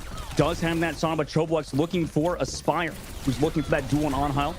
The right side, but he's focused by the entirety of Mexico on the front line, who is still healthy. Has that rally to go. He dropped the pulse bomb as well. Unfortunately, does not kill anybody because the nano boost onto Super to sustain him. He kills Castle with the Sonic Arrow, so Castle's no longer here, who had the Primal Rage too. Surely will force Mexico to reset temporarily. Super's literally just getting the 5-star treatment at the moment. So much resources from Team USA to keep him topped up and healthy, so that, like you said, he can literally just hold this angle on bus and continue to apply all of this pressure onto Mexico as they walk around that corner. Nano boost now onto Castle to force him off of it. No nano boost this time. The hack onto RuPaul to make sure they're not able to meet him and keep him alive, as now we see the dive to come through. Mexico finally able to break around that first corner. And so we'll jump back to his team. Nice Primal Rage from him, who got sticky afterwards. Getting that off. EMP dive now here comes through with that dive from Mexico. The bolt, the Diva Bomb is there, but the bubble is too strong. They could not break it in time. Perfect bubble from Castle. And the rally was there. The counter the Diva Bomb. It's just Super, Matthew, Delisi, and Aspire back towards the point. A hack comes through onto Aspire on the cart and can't even touch it. Moxie, Mexico is taking a map. 1-1. Going to map 3. First map 3 of the tournament. They see the challenger of the off-roll. They see off the challenger of the off-roll. Moxie, this is why you don't do 2 trolls, right? 1 off-roll, I get it. Having Super on the Genji, sure. But then why put Hydra on the way? Like, this is, you can't do 2. 2's too many. 1's good, 2's too many. What would you say? Would you advise the Super comes in on the Genji and then they play Kaluj? Yes, yeah. But that's exactly what it is, though. Yeah, exactly. You don't agree? I mean, this. No, I agree. I agree. And honestly, like for Mexico, I'm so happy. For sure. I am so happy that they're able to see that challenge off, because you know that would play havoc with the players' heads. And when you're in such a stressful position of knowing that 3 groups qualify from your team, that you're up against USA and Canada, and Puerto Rico is breathing down your necks as a potential competitor as well. You need to show that you're strong. You can't afford to show any of these teams' weaknesses, because everyone is going to be watching these videos. Every single team is going to be looking at those VODs and going, write that down, write that down. They're not able to handle this. This looks a little bit weaker. This is something that we can expose and take advantage of. And Mexico, they survive the test that USA throw in their path. Hopefully, when we head into map number 3, we're going to see the roles reversed and back in their rightful places. You mentioned everybody looking back at the VODs, Moxie. This is like, dude, the USA is putting a target on their back with this. I got to be honest with you. Like, I like this. I'm a big fan of what USA just did there. Absolutely hard, putting Hydra on the Winston, Super on the Genji. That's what Overwatch is all about. You know, Gator, the coach, Jada, as I call him. Know him like that, yeah. Me and Jada, you know, obviously do a bit of trolling on the Atlanta Reign. We would do at points versus the Toronto Defiant, would just not even touch the point, just to sustain the game out, make it as brutal for them as possible. And it's just all in fun and games. But let me tell you, the community does not like that. The community in general is going to be like, Okay, you're target number one. We don't like you now. Okay, USA, you tried to troll versus the beloved Mexico. You tried to run Hydra on Winston Super on Genji, and guess what? It did not work. So I would not be surprised if USA maybe upsetty spaghetti some people, Mox. I mean, we talked about flexibility of players, but yeah, I'm with you on this one. It's a little bit of a troll. I love it. It's more than a little bit of a troll. It's a lot of like such a troll that you could literally put a bridge over it and mark it Numbani as Li Jiang. No way, man. There's simply no analysis we could do. We just have to see that round number 3. And you think they lock Hydra on the Winston again and Super on Genji, Moxie? No. No, and here's why. USA don't want to be defeated. Right? Oh, yeah. It's all fun and games on that second map, where you can still take that win on map number 3. But when the quote-unquote golden stage comes into question, USA are not going to hold back. They want a 100% win rate, and they are going to do everything in their power, including putting the players on the rightful roles to achieve that. If I'm Mexico, I am mad. You got play of the game. What the hell is this? It was the 2K, all right. I mean, this was a sick melee through the shield, right? Because you don't stop it. And then he cancels the rally as well. So I mean, yeah, it was cool. But you know, like I said, if I'm Mexico, I'm absolutely mad right now. The fact that USA just trying to put Hydra on Winston, Genji as well in the lobby. I mean, I bet you don't sit down and take this lightly. Mexico just got pretty much memed on by USA, almost punked on, but they fought it back. And, you know, I'm sure Mexico going to this next map, I'm sure that they are all ready to go. Because if you look on the opposite side, Monks, the USA is probably barely even woken up. They probably woke up. What time is it now? It's 5:16. They probably didn't even scrim for this match. They probably woke up out of bed, rolled up. Super's like, I guess I'll just go pub stomp Mexico. I guess I'll just wake up and come roll them. But in this situation, you know, Mexico might be ready to go, more getting those warm-ups ready to go for this match, you know, getting their team prepared, getting all ready. And I feel like USA, you know, I'm obviously putting words in their mouth, but I would not be surprised if they were taking Mexico lightly. I love that you literally ask me, rhetorically, of course, whether or not I know the time in America right now. No, Dustin, I don't know the time in between all 15 bazillion of your different times. It's 5:17, or in European terms, that would be, is that 17? Wait a second, that would be 1700, right? Because it's like a military term. Am I wrong? No, wait. 17. Yeah, that would be 17. It would be 17 o'clock. 1700 is 5. Why do you guys do that? Why? It's 5 p.m. Yeah, it's 5 p.m. and not. Yeah. So why do you do 1700? Why are we going to the thousands, dude? It's 5 okay. Well, p.m. the more important question is what time is it in Toronto? Because that's where we're headed next. Okay, so we're going let me go through. While you do some analysis, I'll look up what time it is in Toronto right now. There you go, a little peek behind the curtains. As Moxie, Dustin is hastily going to use an unnamed search engine. Moxie, it's 8:18. It's 8:18. I just want to let you know it's 8:18 in Toronto, Canada at the moment. Yes.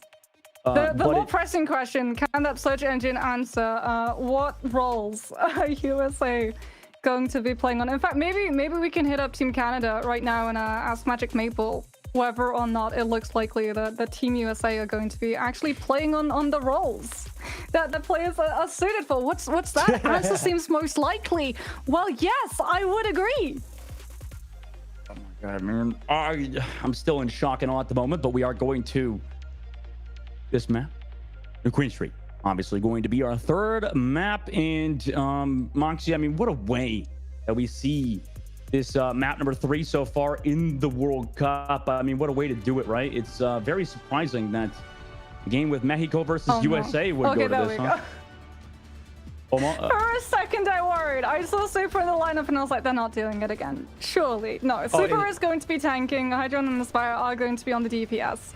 And we can have a look and try and figure out what exactly it is that they're going to be running. It does look like Super is going to be rocking out on that Wrecking Ball, as Mexico going to be fielding dive of their own, that Winston alongside Momo on the Moira. It does put a lot more emphasis on Castle being able to survive that jump back, given that Moira unfortunately doesn't have the ability to be able to heal the Winston midair like the Ana, but the Moira in comparison to the Ana has a lot more survivability on her own.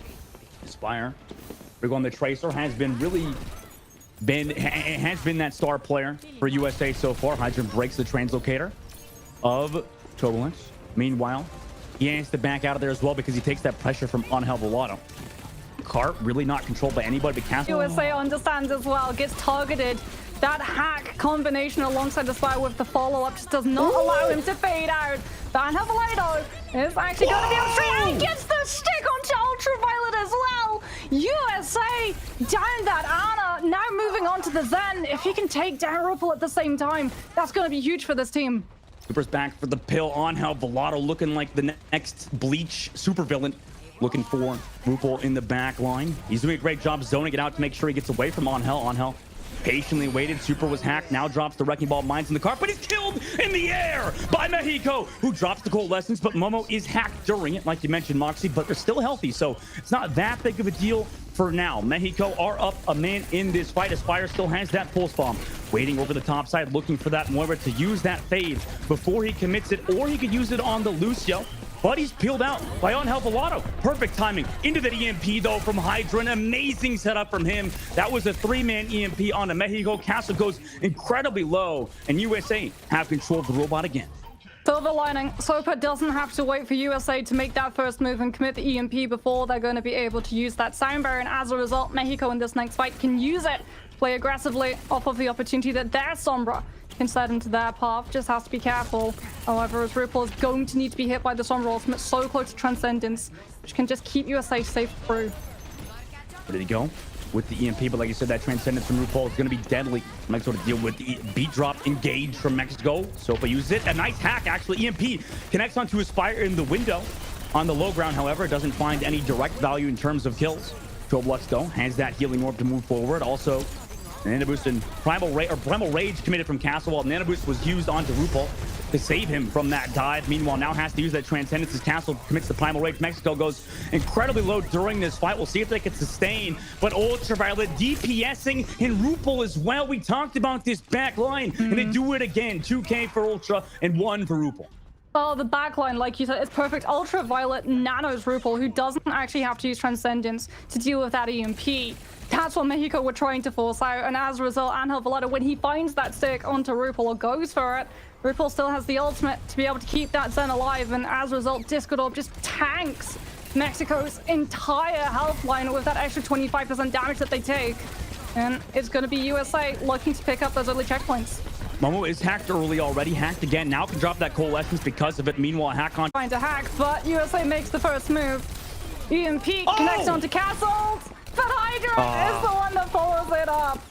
You don't need no burst damage if your Sombra can just absolutely shred with the nail gun. Ultraviolet trying to back up into this right side to play around that health pack with Aspire. I mean, it's too hard to deal with it. That is a very crucial health pack to hack, by the way. Sopa's on the brig. They're understanding that Aspire and Hydra are just able to just chunk through this backline the second that they show up with that Discord, allowing them to get so much more damage done. The Troblux is able to actually spot out Hydra, and this is going to have to be Mexico making sure that USA doesn't find that trade backing off, giving up a little bit of space, but there it is. Troblux bit off a little bit too much to chew, and RuPaul takes him down. Yeah, this is a problem with New Queen Street, is that some of these really good teams just know how to play it so well. You just back up after losing a member. Doesn't matter how aggressive you go. Robot's still in an unfavorable position for Mexico. Now they have to group around this card again, which has made it all the way to the checkpoint. Yet again, Aspire still waiting at the force bomb. Angel Volato has his own. Looking for Aspire. The double pocket on him with the orb and the anti-healing. Angel waiting for that dive with Castle. Castle had to take that space, but he loses his life because of it on the right side. Sticks the pulse bomb, though, into RuPaul, but it's immediately nanoed. So the value is removed, and the rest of Mexico will collapse to USA on the front line. With 4 minutes and 22 seconds left, USA control the robot again. They've got Transcendence as well to be able to deal with follow-up from this EMP, but I mean, Mexico don't really have the damage burst to be able to play off of it. This is the problem when you're running Tracer Sombra. EMP lasts so little time, and you don't have something that can just chunk these players down like a Cassidy or Hanzo. As EMP comes through, but where's the follow-up? They don't even need to use Transcendence. This is the second time USA have been EMP'd and sat on a Zenol. And Aspire came back and dealt with Angel Volato with the orb as well. Able to get that kill. Castle on the front line has killed RuPaul, though, who was committing that Transcendence later, obviously. Now results in Castle finding those two as well. Maybe he'll have to use Primal if it gets too low, but no. As the healing from his supports, and slowly but surely, Mexico's working the way back in this. Momo does get killed by Hydron on the backside, however. So we'll have to wait for him to get back on the spawn, but Mexico's happy to control the robot again. Primal and Rally available for Mexico, so sustainability, but unfortunately not a lot of kill potential to come through, especially because USA is still just sitting on so much zoning. Both that EMP, the Pulse Bomb, and the Hammer Mines. And Mexico, they take too long. USA get to make the first move. Oh, but a sleep guard came through, looked like it, onto his Spire. Fantastic. Momo's been so good. Unfortunately, did die. So did Sopa to Super.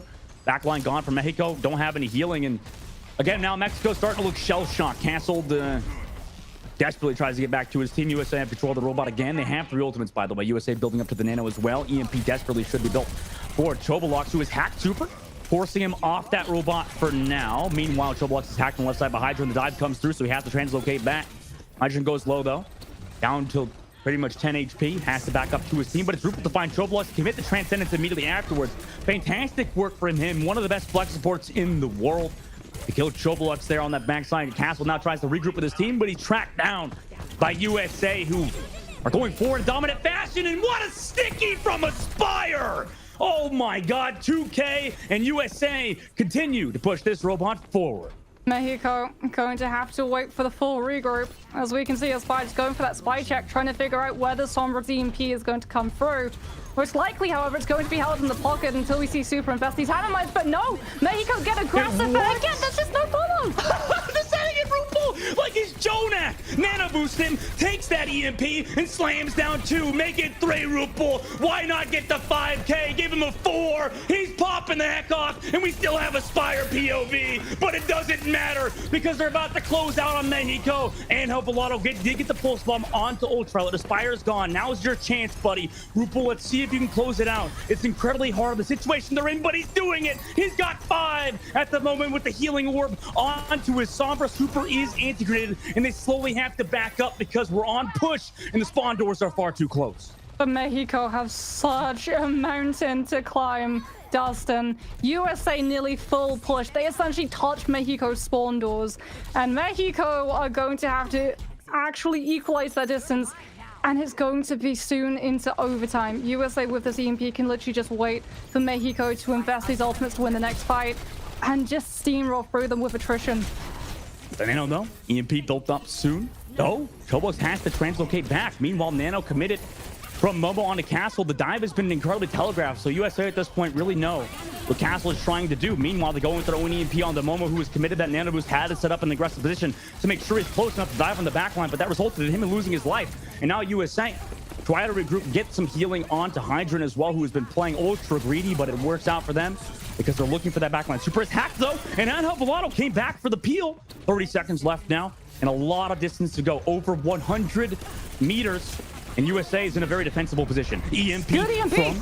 Yep, EMP from Chobalox forces that Transcendence, though, from Rupel. It's there in time to save his team. And that's Primal from Castle. The Boop fell off the map, but Aspire came back to get that kill onto Castle. Meanwhile, Aspire has to play around that statue, avoid the Pulse Bomb from Angel, who now has the Discord orb on him and gets ran over by both Hydron and that Zenyatta of Rupel. 22 seconds left. Pulse Bomb here as well onto the bus station, and they touch the cart. Mexico touches the cart to bring us into overtime. Castle will eventually make it back, but USA at the end of the day win the series versus Mexico in the group stages 2-1. Yeah, I mean, look at why USA take that final fight as well. They make sure that as little players from Mexico can try and tap that objective as possible. As we're not gonna have. Called it too early. Sorry, my bad, guys. My bad. Called it a little too early. You got a little bit excited, but I mean, USA, when they want to play, they really do play. Like I said, when we move into that map 3 and they can potentially take an L, not just one map, but a series, they are going to show up and be entirely serious. And we saw the entirely serious show of USA just using Rupel on that Zenyatta, punishing the fact that there was no mirrors on. So there's no way of being able to just counter Discord for Discord. And then just with that damage reduction as well and the nano boost, unkillable, essentially. Rupel got turned into the Terminator at the end of that map. Fantastic work from him, and we'll have to speak to Ash now to break everything down. Welcome back, Ash, our lovely host. It's good to speak to you again. Thank you so much. What an interesting match that we just witnessed between these two teams. I do like that Mexico in map number 2, though, on Numbani didn't allow Team USA to actually run that troll composition, very much so taking that power back into their own hands. And like you were saying, Moxie, demanding that respect. Yeah, I mean, no one wants to lose to a troll pick, right? No one. And so for Mexico, they can be happy they were able to take one map off of USA. They were also able to really stand up too, in terms of those more serious compositions. And we saw on that first map of Gardens, it went pretty close to the wire where they were able to adapt around the composition that USA ran out with. Yeah, and overall, though, Team USA, I mean, in the first match that we saw there on Lijiang Tower, they did look really strong. Dustin, you're saying even stronger than how they looked versus Team Canada yesterday. But walk me through what happened in map 3. How did Mexico kind of come back and start to make it a tighter series? Well, yeah, in map number 2, they just came back because they put Hydra onto Winston and they put Super on Genji. I mean, that's the overall explanation I can give you. Genji's Super's a tank player, obviously, and then you got Hydra, who's a DPS player on Winston. That's goofy as heck, and luckily Mexico obviously did stave it off there. But obviously on the map number 3, they slowly worked things together. They were getting those dives off, but at a certain point when your really only play is on Hell Velato, just go kill, or, you know, send castled in with the nano boost, go do something. It just gets too easy to understand, and at a certain point, USA just read them like a book, and it was too difficult. I mean, it's not just that, but when you look at what the win condition was with Angel Velato trying to coordinate that dive alongside Roblox onto Sombra, RuPaul comes into the equation on that Zen. Trace's health is already an absolute sliver compared to some heroes in Overwatch. 150. If you get just slightly tapped by a Zen volley, you're gone within seconds. But then you add that Discord orb on, especially given the fact that Roblox, if he gets found out in that Sombra and the Discord orb gets landed on his head, it's really easy to be able to tell where you're trying to disengage from. So all of the bite in this dive and the aggression that Mexico wanted to show was entirely taken away by that Zen staying alive for as long as possible, which is why we saw USA invest so much on peeling for that Zen and making sure that RuPaul and the Discords had as much uptime as possible. And into that third map, then, would you say, Dustin, that do you think Mexico would have maybe had a bit more success if they were a bit more like flexible in their compositions or in those plays like Moxie was just talking about? Maybe. Yeah, maybe. I mean, I'll be a little bit of a Debbie Down here. I just feel like USA kind of just, we're just the better team, honestly. I mean, like, maybe, yeah, like with some flexibility, if we're looking at like Raspen and Strauss here, I think that they could have thrown maybe Angel onto something else like the Hanzo or something, you know, maybe something like that. But yeah, I just think that overall they just got outmatched. I mean, that's all fair to say, right? With the fact that Team USA is the reigning champion of the most recent, that being a couple years ago, Overwatch World Cup, we have that anticipation coming out from this team. Meanwhile, Team Mexico, these players not as decorated, not as familiar here within the Overwatch community. So that's also a big difference in that experience, even though Nomi is heading them as that coach there, Moxie. Yeah, so I think, honestly, the problem is that USA, like you said, with all of that experience and also these players who are playing at like Overwatch League level, they have an understanding when you swap off, because when you swap, you do counter one thing that's being run, but that then drains resources that you have to be able to deal with other things. For instance, if they did try to go for like that mirror onto the Zen, they couldn't really, because you would just be overrun by the Tracer and the Sombra. That's why we saw them go for the best of both worlds: survivability, a lot of peel, but also the ability to be able to defend yourself with the Kiriko, which is, in my opinion, the best swap that they could have made. All really good points to take note of for this Mexican team going into the future of the remainder of this week, right? But we do have an interview right on the other side of this break. When we're back, we'll be here with Angel Velato.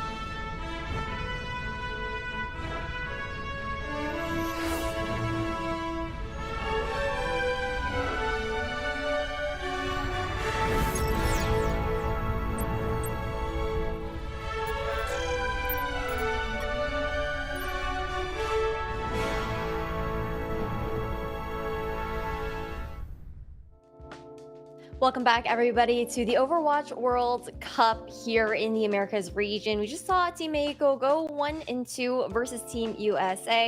And I have an interview here alongside with me being Angel Volado, GG's. And I was just wondering, Angel, how are you feeling? Were you nervous going into this matchup against Team USA? Hello. First, thank you for the interview. And to answer your question, yes, so we were really nervous, especially the first map, and that definitely affected us on our performance. I mean, to be fair, Team USA is definitely a monster of a team to beat here. One of the top contenders, especially within the Americas region alone, right? So I was actually curious, with Nomi being the coach for Team Mexico, I was wondering what kind of experience you feel he brings to the table, especially with the fact that, you know, you ended up facing up against Super, and that was, I think, a bit of a surprise to see him subbing in, and Nomi has a history playing on San Francisco Shock with him as well. Yeah, as you said, the Team USA, all Overwatch League players, plenty of experience and much respect to all of them. And as of Nomi, yeah, I feel like our team learned a lot throughout these months. In his experience definitely helped us, and I think it really showed. Yeah, I'm really glad to hear that you guys have a coach like Nomi backing you up and whatnot. So were you guys anticipating, I guess, Super actually subbing in today, or were you expecting to play up against maybe Sugar Free instead? It was actually a surprise to see Super. We were expecting Kolush to play in Sugar Free, but yeah, it got us a surprise. Did that shake up, I guess, the preparation that you guys had done, anticipating Cluj and Sugar Free instead, leading into today's matchup? A little bit, but I think we warmed up and we prepared mentally. I wouldn't say that much. Well, that's good to hear at the very least. And my last big question for you, I guess, is despite how the scoreline ended up panning out here for this particular matchup, you still showed impeccable individual prowess as a player within your mechanics, and that was a big reason as to why you were one of the top 3 team MVPs that we ended up showcasing earlier today within the pre-show. So I wanted to give you this opportunity to, I guess, tell us a little bit about your story and how you got here playing for Team Mexico and just your journey within Overwatch in general. First, thank you for the compliments and the MVP. As of my story, I started playing Overwatch on console back in 2017, and well, I have always been a competitive player, so my goal was always to get to the top. And well, as the years went by, I ranked up. I reached rank 1 on console, but seeing that that the competitive scene was on PC and not console back then, since there was no crossplay, then I decided to make the move and switch to PC. So Okay, nice. after that, I proceeded to keep grinding. Overwatch League has always been my goal. So after I couldn't do the tryouts for Team Mexico last World Cup, I think it was 2019. So I was waiting, excited for the next opportunity, and just keep grinding in PC, getting better. So as soon as I got my chance, I did the trials this year, and I got on the team, and it's only gonna keep getting better, and I'm gonna keep grinding. Well, I think we're all really excited to see you keep grinding, and we definitely wish you luck within the next matches that you and Team Mexico have within the remainder of the Overwatch World Cup. And Havalado, definitely a DPS player to look out for, you guys, if anybody is scouting out there. But thank you so much for your time and for this interview. I want to just give you one last moment to give any shout outs or thank yous before we head out. Thank you. One shout out to all my family members, all my friends, and especially my girlfriend. Thank you all for the support, everyone who's watching. Thank you to my team, my coach, and yeah, thank you everyone. Appreciate the support. Well, good luck with the remainder of your matches going into day 3 and into next week as well. And Havalado, again, thank you so much for the interview. And everybody at home in chat, we are just going to wrap up right now. But on the other side of this break, you guys can stay tuned for the last match of today's Overwatch World Cup online qualifiers. Stay tuned for Guatemala versus Costa Rica.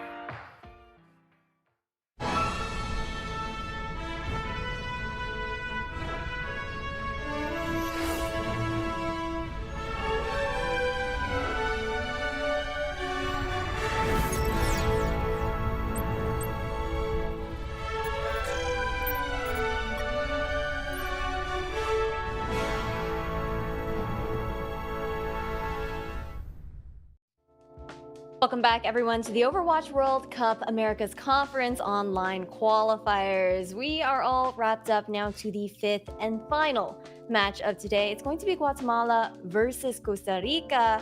And Dustin, for this matchup, it's going to be a fight of who's going to keep themselves out of one of those last place spots.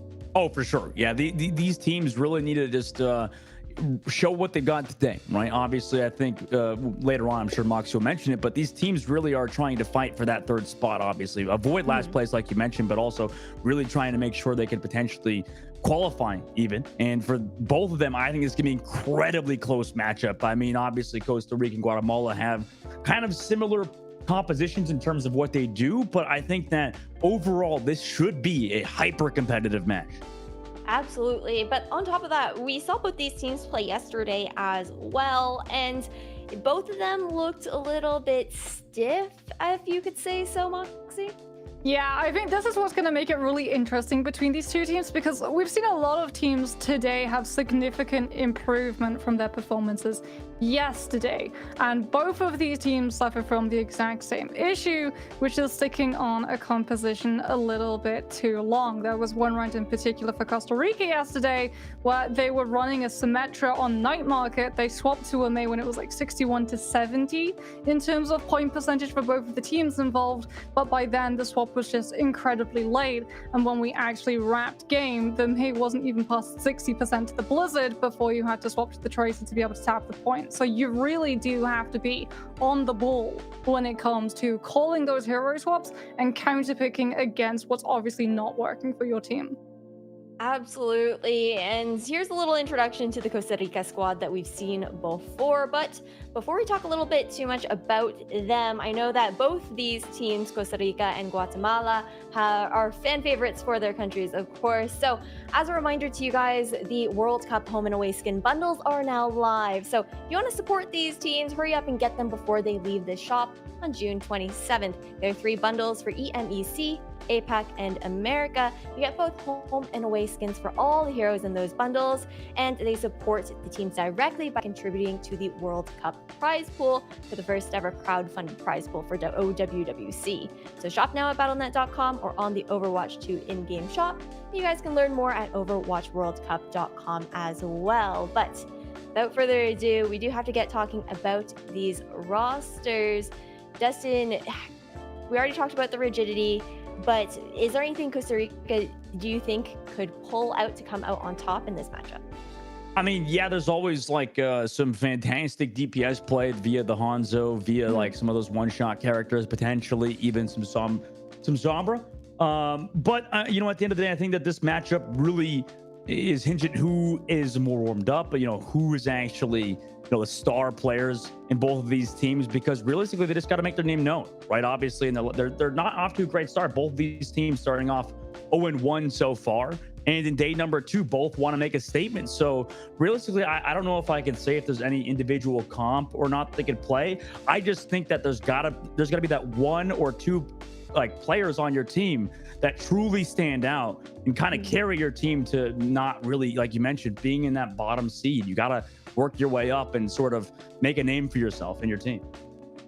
Yeah, now looking over towards this Guatemala squad, they played up against Puerto Rico yesterday, and Vendediron was this player that I believe Chef Billy was talking about how he likes to try to bait out the other tank, maybe set up some trap plays here. Moxie, do you think that it's going to work out up against the Costa Rican roster?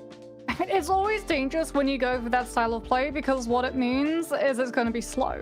So if you look at how the first map type plays, which is control point, if you're not in control of that point and you're playing that slowly and you don't win the fight afterwards, that's a lot of point percentage stacked for your opponent and a lot of percentage you're going to be working against to be able to stall if you're able to take control of the point afterwards.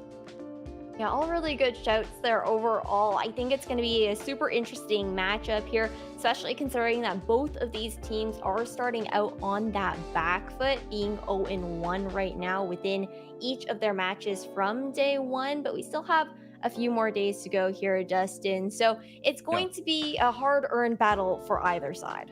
Oh, for sure. I think that as a fan, this is going to be one of the most competitive matches so far. You know, I mean, obviously it could be a 2-0 still regardless, but I think that both these teams, at least for me mentally, are relatively close in terms of skill level. So I think that this matchup, at least, is something that I was really excited for going into today, because obviously with Team USA Mexico, it's Team USA. You don't expect it to be that close. And then obviously with Brazil playing earlier, you know, they're a really good team as well. And I think that realistically, this is going to be our closest matchup of the day. And I think as a viewer, as a fan of Overwatch, this is the matchup I was most excited for. Well, okay, as a match to watch, I mean, we're not going to wait too much longer for it. You guys just escaped the predictions, as I heard that the server was ready. So count your blessings this time, you guys. But I'm going to send you both over to Ilios. All right, thank you, Ash. I mean, you've escaped it from Ash, but hey, Dustin. No! Moxie! Why do you always throw me under the bus? I swear. Hey, we're back on them, Barney. Okay, Super's on Hanzo. We're waiting for that bus to come. Come on, Dustin. What's your pride? Yeah, that bus is all out of fuel. Sorry, Moxie. I think that sadly it went to Mexico and did not come back. So today, I'm not going to give you a prediction, Moxie, actually, because I actually have no idea who's going to win this series. I'm going to be honest. It's a question mark for me in my head. If I were to get a prediction out of anybody, it would be you, I think, Moxie, who would give such a fantastic prediction with all of your brain power, right? Give me a prediction. Your flattery, wow. Your wordsmanship truly rivals that of Shakespeare. No prediction then? I'm not giving you one. You didn't give me one. I plead the fifth. Right. So we're going to be having a look at how these compositions are going to interact. We're actually going to have a wrecking ball against the Junker Queen. So entirely different wing conditions. That Junker Queen really wants to be able to just jump into this backline. But that Zenyatta with that Discord Orb is going to make it so hard for that Junker Queen to stay in one piece to actually get close enough. And we've seen this earlier with USA running the wrecking ball. The hack comes through the dive onto Morello. Nice work from him, or Merlio, Baru, and the rest of Costa Rica. Able to get that kill onto Guatemala's and a player, and Guatemala already backs up from that point. Yeah, Guatemala trying to run Aranas on this Symmetra, most likely to take away from that one weakness of the Junker Queen, that distance. The same for a Reinhardt, is just not really being able to keep up the momentum of Costa Rica's dives. They see when that Ana is low, they go for the pile drive, and it's immediate aggression from the rest of the team to follow up. However, that is a very good pick. They shut it down immediately, and Aranas again on that Symmetra, like he was previously, allows Guatemala to walk into this point. And I'm starting to think that this guy's a bit of a Symmetra one trick, Moxie. I mean, Guatemala, they understand that Costa Rica are trying to set up for the exact same thing, and they should have bait them into it. This time using that Junker Queen utility to be able to punish those members of Costa Rica. The more people you catch with the Carnage, the more self-sustainability and damage you're going to sow to all of these players on Costa Rica's side, who, other than the Brigand Squad, don't have AoE healing. Yeah, Richie prioritizing keeping that hacked health pack. Nice volley from Wentube in the back. It's incredibly low because of the anti-hit, has to translocate back, ready with that dive, but it's just simply too hard to get a kill at the moment against the Symmetra shield as well on the point. But Winter with the pulse bomb, fantastic connection on the Vinzi via that backline pressure. Now it's just on the Symmetra, which is fully charged to deal with the Sombra, who EMP'd them. Nana Boost also comes out of the Junker Queen to sustain this point. Goes incredibly low, but Benji is the one to find a kill, and Wentube as well. The backline of Costa Rica doing a lot of work, and eventually the front line collapses onto Guatemala. Flips the point back for Costa Rica. Just so much movement. They walk right past that Nano Junker Queen into that backline. Without that rally, Guatemala just do not have the sustainability, and Costa Rica are able to use this Discord and just tear through the health. It's the exact same thing that we saw from USA versus Mexico. That extra 25% damage that you take, so much in comparison to the sustainers. That's a very early EMP. Guatemala trying to follow up, are able to stay down to Zan, so no transcendence. Nice work from them on that dive, though. Vendettatron does get Benji. Meanwhile, Yadella found Vince. So Costa Rica still holding on this point relatively well. They also have the hack on the Vendy at the point. Great work from them to hold on again, up to 60% now. Winter also picked off Aranas. Yeah, really good stagger picks coming through. Aranas not going to be able to set up in position to be able to build up to that pulse bomb and bait this Transcendence out from Witube, as Guatemala are going to have to use the Rampage and connect onto all of these players. At least it has the anti-healing effect, so Transcendence is going to be nullified from that angle. Winter waiting above the point, building towards that pulse bomb. Hack comes through onto Arenas towards that coastal front as well, but does have the Sombra there, as well as the shout from Guatemala's main tank player. But Winter again with the sticky, and now the follow-up on the slam from Baru, and it's far too predictable for Guatemala at the moment. If there's any more pickoffs here, I think it might be all over for them. Yeah, and I mean, Costa Rica, they've hacked Baru, but he's still going to be able to have the hammer mines. We've got that Benji rally coming through to allow them to get aggressive and push into the regrouping members of Guatemala, so there's just no chance of tapping onto that point, using the rally to sustain, turning the fight around with a well-placed Rampage.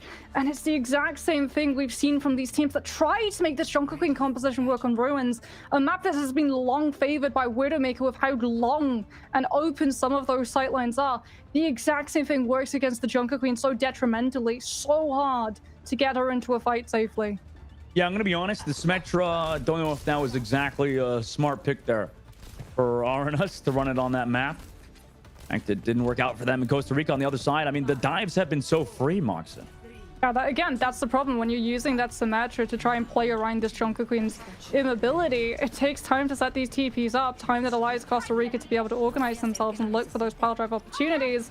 As Guatemala, very much aware that they're going to be dove upon, go for survivability in that backline. It's going to be a Moira, no more Ana, so when they come calling, you've got the fade. Udillo and Winter with that diver waiting for Marleo on the backside to go for that fade early. Arenas goes onto the actually incredibly aggressive play from the Junker Queen of Guatemala, hacked as well and dead instantly with not a lot of follow-up and help there. They're trying to find that dive onto, was it WedTube in that health pack? But he didn't even go low at all. And Costa Rica just removed Guatemala from the map. Costa Rica hold on. Surely they're going to get these follow-up kills and capture the point first.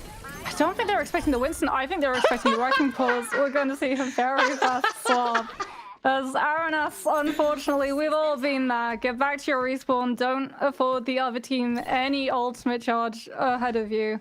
Has to throw himself into the well to regroup with his team faster as the Winston now comes into play. But Costa Rica, they can literally just play so far back that it's so hard that Winston to be able to connect with the Tracer Sombra.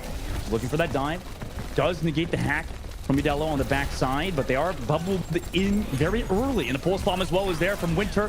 Dive does come through still, even after he took that pulse bomb damage, but a counter pulse bomb from Aranas, and it connects onto both Winter and WedTube. What a pulse bomb from him. And the rest of Guatemala come through on this point. Udillo surely has to back up as well. Benji does find a kill onto Aranas. He could somehow clutch it if he's mechanically skilled enough. They pop the rally, but they lose Udillo. It's just that IMAX Brigitte alone in the 1v3. Three-man stun, but still falls to the orb, the skill orb from the Moira there to give Guatemala at that point. They came so close to rolling a strike. They managed to shield bash everyone so close to that well and just bop them off. Hats off to Benji. He tries it. They at least will be able to stall 45% of the point because of it, but Richie setting up in position for this EMP. Has passed the spy check of the break in front of him, trying to connect onto both of them at the same time. Does manage to find it. Where's the follow-up? It's not there. He gets bashed and flailed by Benji with the nano. Baru also came back for the peel, and you can see where that mentality is for Costa Rica. Just able to take a lot of these ultimates from Guatemala because they're just far too split. Costa Rica control that point. It's back in their favor. Tracer Sombra dive is not just as simple as locking those heroes in. It really does require a lot of coordination. That's why we see top tier teams play it, but some other teams just like to go for other compositions which have far less communication required but can still find the same amount of insane value with just mechanical individual carry potential. Guatemala just not able to coordinate the Tracer Sombra well enough to take this backline down. And sadly for Bended, it doesn't seem like that really, he's not really a Winston player, right? Winter's already found Richie. EMP comes through as well to counter that dive. WedTube hits the anti-grenade. The Primal Rage eventually comes through. Aranas does find Udillo on the backside, but that's just one kill. It doesn't seem to be enough for them. And so, okay, they found WedTube. Aranas has been a standout player for Guatemala to find those two kills. Also drops the pulse bomb too. Oh my God, he's trying to put Guatemala on his back, but Winter will shut him down. 92% hack comes through onto Baru back at the point. Doesn't even Primal Rage in time. So Richie's there with the hack. They have that opening kill. They have a Moira here for the heals, but as long as Winter's here, it might be tough. They got to shut Winter down, or at least force him off for now, and they do so, reclaiming that point. Got Sign Barrier. They don't have to worry about jumping through the hoops of avoiding EMP. Richie's going to be far closer to having one of his own in comparison to Yodella, but Costa Rica's dives have been so potent. Guatemala cannot afford to lose a player early. Indeed, Baru now sitting towards that main of the point. Hack comes through onto Bennett. Gets that beat though from Binzi, perfectly timed. EMP is being built up. Costa Rica don't want to commit any ultimates just yet. Winter goes incredibly low. They're sustaining the dive for now. Baru now goes in with the Primal Rage after using the jump. Didn't time it exactly where he gets two jumps right after another, but comes back after the recall of the Tracer. Benji also eventually will find Bandit on the front line, and he also gets rid of Vinci. Fantastic brick play from him to give them that 2K on their opening. Will control that point again. Winter has found Aranas on the backside, and EMP in desperation from Richie. It's far too late. Winter collects the 3K, drops the pulse bomb in celebration, and Costa Rica will take map number 1. That dives just looked so strong. Even the primals coming through. That last primal from Baru just entirely separates the backline and the front line. Goes straight for the Lucio to make sure that that speed is just not there to be able to make sure that the tank stays alive long enough. And from there, it is just an absolute hunting gallery for the team of Costa Rica. They look so put together compared to what we saw from them yesterday. And this is what I told you about, Dustin. Some of these teams started off on the back foot, had a couple of days now to be able to acclimatize, figure out how they want to play, how their opponent is going to play, and they're looking so much better because of it. Yeah, Costa Rica is looking way better than Guatemala at the moment. Really, their dives are coordinated, like you said. I mean, there's not much else I can say about it. I mean, it's going into this next one and this next map, obviously up a map. I personally thought the series would be close. I was dead wrong. You're right. I think that overall, it seems like Costa Rica's in the driving seat at the moment, Moxie. And I mean, why do you think that is? It's just because of their dives necessarily? It's because they have the mechanical skill, or is it the combination of those two? I think a lot of teams fall into the trap that is a meta composition. This is something that we talked about, right? It's not just as simple as putting the heroes into the map. You have to know the ins and outs and how to coordinate and communicate and work around each other. And that was something we weren't seeing. And it can work, a Sombra going in solo with something like an EMP, if that backline is not coordinated and you're able to take the breakdown before the saving nano boost comes through, and then you're contesting that sparked up Brigitte, who has all of the damage reduction and all of the ability of just being able to bop you around. But what we saw from Costa Rica was that that backline was coordinated, that they were able to use things like those saving nano boosts, and then you need the backing support of either your Tracer or your Winston. But the dive just looked so much more disconnected, and I think it cycles back, like you said, to maybe this team not having that Winston player. They started off on the Junker Queen, they wanted to push that Junker Queen, but they had to swap off of it so soon because of the composition that they ran into, and it just didn't work out for them in the long run. Yeah, I'm really curious to see what they do on this this upcoming map. But yeah, in this one in particular, it was very rough. I mean, they found some opening picks. They had some success with the counter dive. I mean, hell, it might be a decent idea to try to run it again. Obviously, I think you just got to come back, maybe peel a bit better. You know, I mean, times... Junker Queen's not a peel. Junker Queen is not a peel tank. I definitely don't mean just the Junker Queen, but it's like Vinzi not staying near Marleo and stuff. And it's like, you know, it's a bit of a disconnect. It seems like the DPS player, I'm going, maybe I'm like assuming things here, Moxie, but I would assume it's like Arenas and Richie calling a lot of the dives, being that leader for their team, and then everybody else trying to kind of blindly follow them. But it results in a bit of a disconnect at times, right? With Bennett really just constantly just going for those dives with them instead of maybe thinking before they go. Yeah, and again, it comes down to how hard that vein of communication is for this composition, because it's not one person calling all of the shots. It's not just like your main tank saying, okay, we go here, we take this space, we move on this player. It is literally a sort of moving, breathing animal, a live vein of communication that goes between the tank but also the Tracer and the Sombra, who are in those scouting positions and calling out those targets who are maybe a little bit out of position or easier to be able to kite out of position that you can then capitalize on. And the big telltale sign for me that we were seeing that disconnect was that when either Richie or Arenas were moving into positions to try to just chip those players down, Bendit on the Winston was not just a couple of seconds behind, but sometimes 10, 15 seconds late in jumping in. And that does go to show that that communication with this composition is not quite fully figured out. Yeah, exactly. And, you know, maybe like just looking for, you know, into Guatemala a bit more. I mean, I was on a team previously with like a long time ago when I made a role swap to Lucio temporarily, and I played on a team called Citizen 7. Citizen 0 and 7, by the way. We went 0 and 7 versus a lot of pro teams. We had a tank player that just wasn't very good. So I literally microed him all the time. Like I was telling him when to shatter, when to hold shield, when to push forward and stuff like that. And, you know, it seems like that's what Guatemala is doing. I would assume maybe like Arenas or Richie are kind of like the star players of this team and could potentially be trying to tell what that tank player to do because maybe he's lagging behind in terms of the rake department. I obviously don't really know, but I would assume maybe it's on that same trajectory where you're trying to micro, which, I mean, Mox, you know more than anybody, whenever we play rank together, you're trying to tell me what to do, where to position and stuff. Not all the time will you have somebody that that can listen and actually do exactly what you're thinking at every single moment. Yeah, unfortunately, playing Winston is not as simple as a monkey see, monkey do.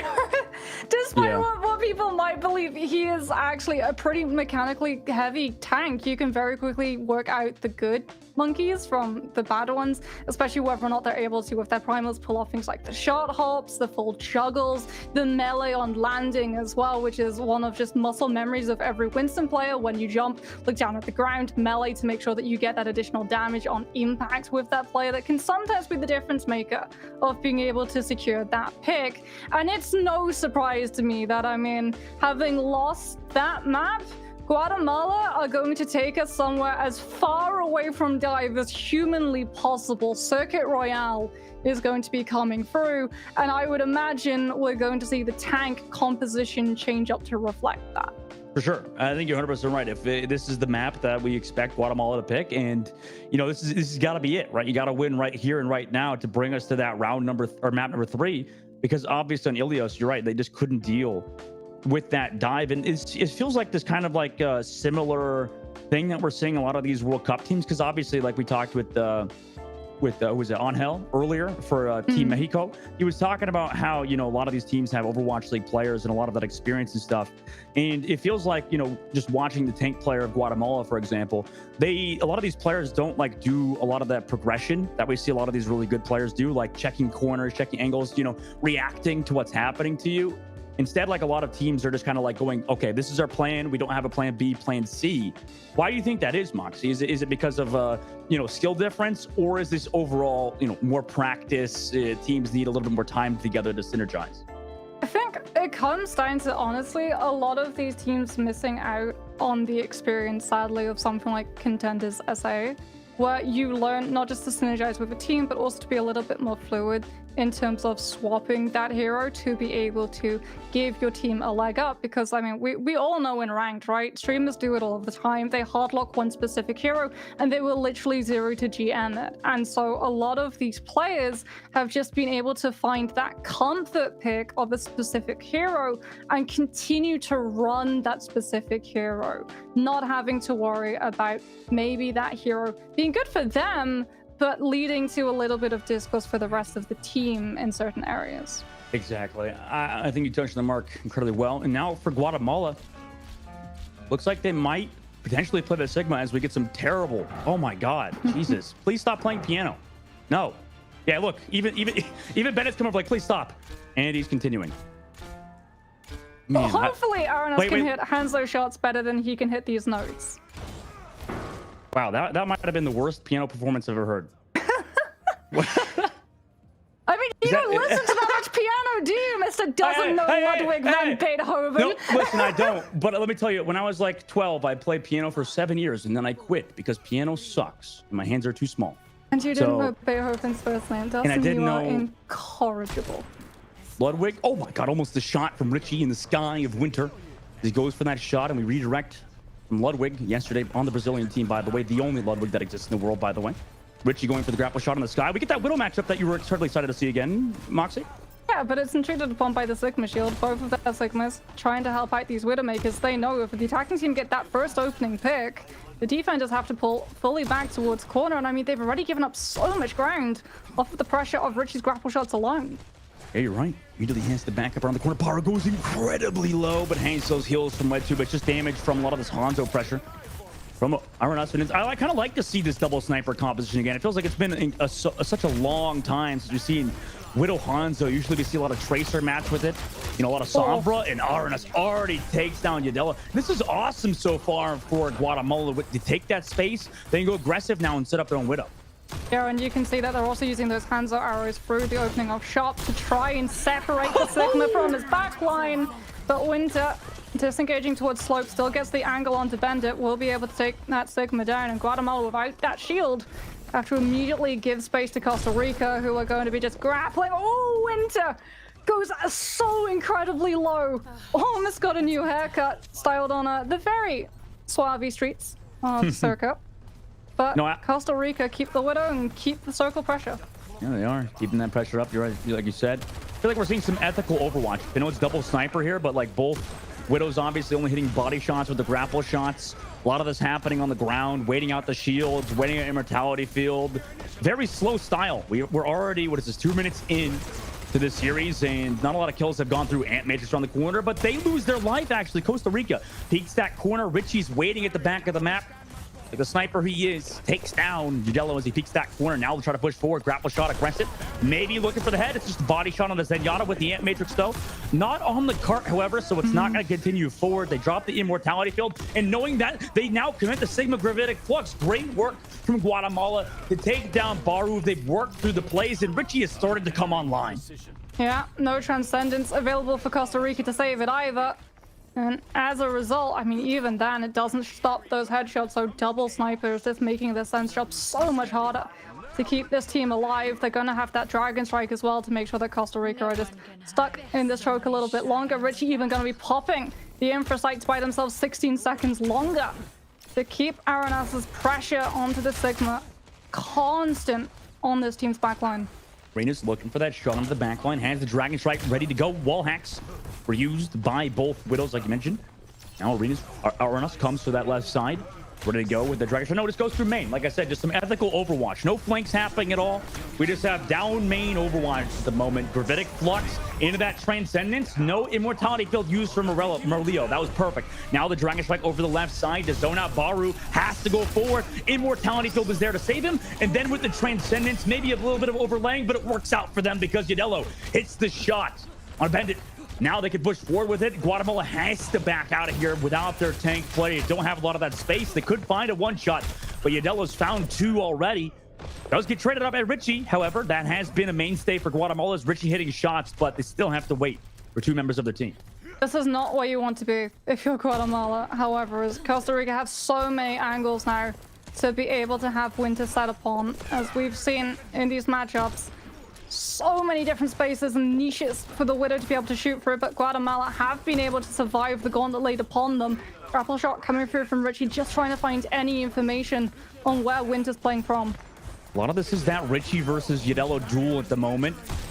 It's that Venom Mine amplification matrix towards that cart. Wed 2 pops it, but no direct kills, just force him to the right side. Winter has those wall hacks, could hit the shot, but really doesn't want to over peek it. It's a body shot into Arenas, who barely gets healed up by Vinzi's Harmony Orb. It's perfect for them so far. Also takes another body shot. Winter now has to back up because the Ant Matrix from Melo was used. And by the way, it was also used not on the cart again, so it can't push forward. They don't really get a lot of that space, though. Although Bendit's on the cart, still pushing it, gets that Gravitic Flux incredibly soon. Grapple shot to the sky. Richie almost hits the headshot. Gravitic Flux so close for Bendit. It's the only ultimate. Arenas hits that shot onto Winter. Log across the map. Fantastic work for him. It's on the Yellow. The onus is on him to hit these shots, bring it back for his team that's then so low, and he takes him out with just the last Storm Arrow. Now goes aggressive with Benji against the Gravitic Flux of Bendit, which does not find value. And Costa Rica will hold last second, get Richie as well. Nice shots from Yadello on that push, and also a 3K for him. Why not? Costa Rica will hold so far. Potentially even hold in next fight as well. They've got the ultimate economy advantage. They've got that Sigma Flux, which is going to force Vinzi into holding onto that Transcendence, which means even more power in Yadello's Dragon Strike. As you can see, this is the angle that you're able to just shoot through. Really harkens back to old school Eichenwald on point A, where you can just go into castle and shoot through those walls and windows. All right, Moxie, now explain to me how that's skillful. How spamming logs across the map, praying somebody walks into it is skillful. No comment? It's Hanzo. What do you expect me to say? Well, Yadella's still waiting with the Dragon Strike. The amplifications this time on the cart. Goes for that shot onto the Widow. Nice job avoiding with the hitbox manipulation, but Richie is not missing today. Gets Wed Tube in the back. Dragon Strike as well lands, forcing that immortality field from Marleo.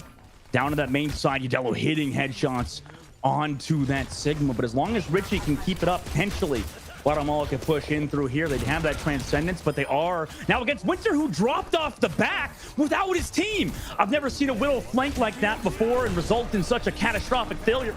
Costa Rica now gets pushed on. Has the Transcendence's Benji into that Gravitic Flux, but there's a Transcendence from Vinci. Perfectly timed to counter that Gravitic Flux. They still have the Immortality Field advantage to walk forward with that Matrix from Marleo, but Baru trades it back. Bendit does get Baru. Guatemala in overtime are trying to push through at the very last bit. They just have the Widowmaker, which gets sniped by Richie. What a shot from him. And Marleo also takes out Yadello, who has been the carry player for Costa Rica on the Hanzo so far. Guatemala will push us in the third thing. No Sigma Shield in the way. Richie finally unleashed, is able to find those kills and put Guatemala into point C. Barrow off the Hammond was only using it to try and tap and keep it contested. Now back onto that Sigma for the shield. Try to just give any advantage to their DPS players to be able to win this 1v1. Except it's not a 1v1. The Sigma shield has to be broken by the Hanzo. The Widowmaker has to be alive and keep that angle to keep the other in check. This is a full team effort to control this high ground spacing. Yeah, you're right. And I'm liking this match so far, Moxie. It feels like compared to USA's match, it's been in slow motion in comparison.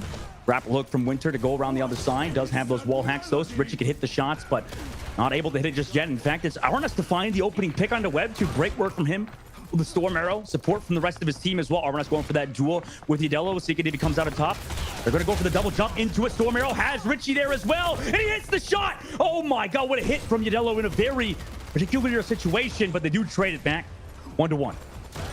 Yeah, Venomine takes that Hanzo down, but without Richie's pressure from the Widowmaker, he has now come back in to the fight on the Sombra, and that unleashes Winter.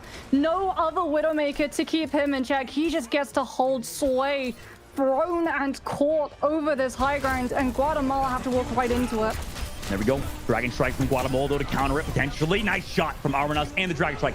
Kill Baru as well. Winter's traded back Richie, but it's a 3K so far for us. Meanwhile, counter Dragon Strike over the top angle. Benji's there on the flank. All they have to take out is Bendit, who's trying to push the card in with 3 meters. It's a 2 versus 1 on the card, but the Hanzo has the Suzu because Kariko can teleport back to a spot with no cooldowns, and they come through to kill Vinci. In overtime, Guatemala are stopped. Right in the fight and able to just instantly contribute the healing, the iframe of the Suzu, and win it out for you. However, the push, the distance that was picked up, definitely nothing to slouch at. That is a lot of distance when we look in the broader term of Circuit Royale's attacks. Yeah. The longer this map goes, the more potential that Richie has to pop off. And, you know, after that Suzu play with the Kuriko, you know, maybe this begs the question, Moxie. Should we do like, you know, with Wrecking Ball where they get rid of the cooldown don't let of it spawn? TP until she's out of spawn. Yeah. I would honestly love to see it, because I'm not gonna lie, it's something I've taken advantage of.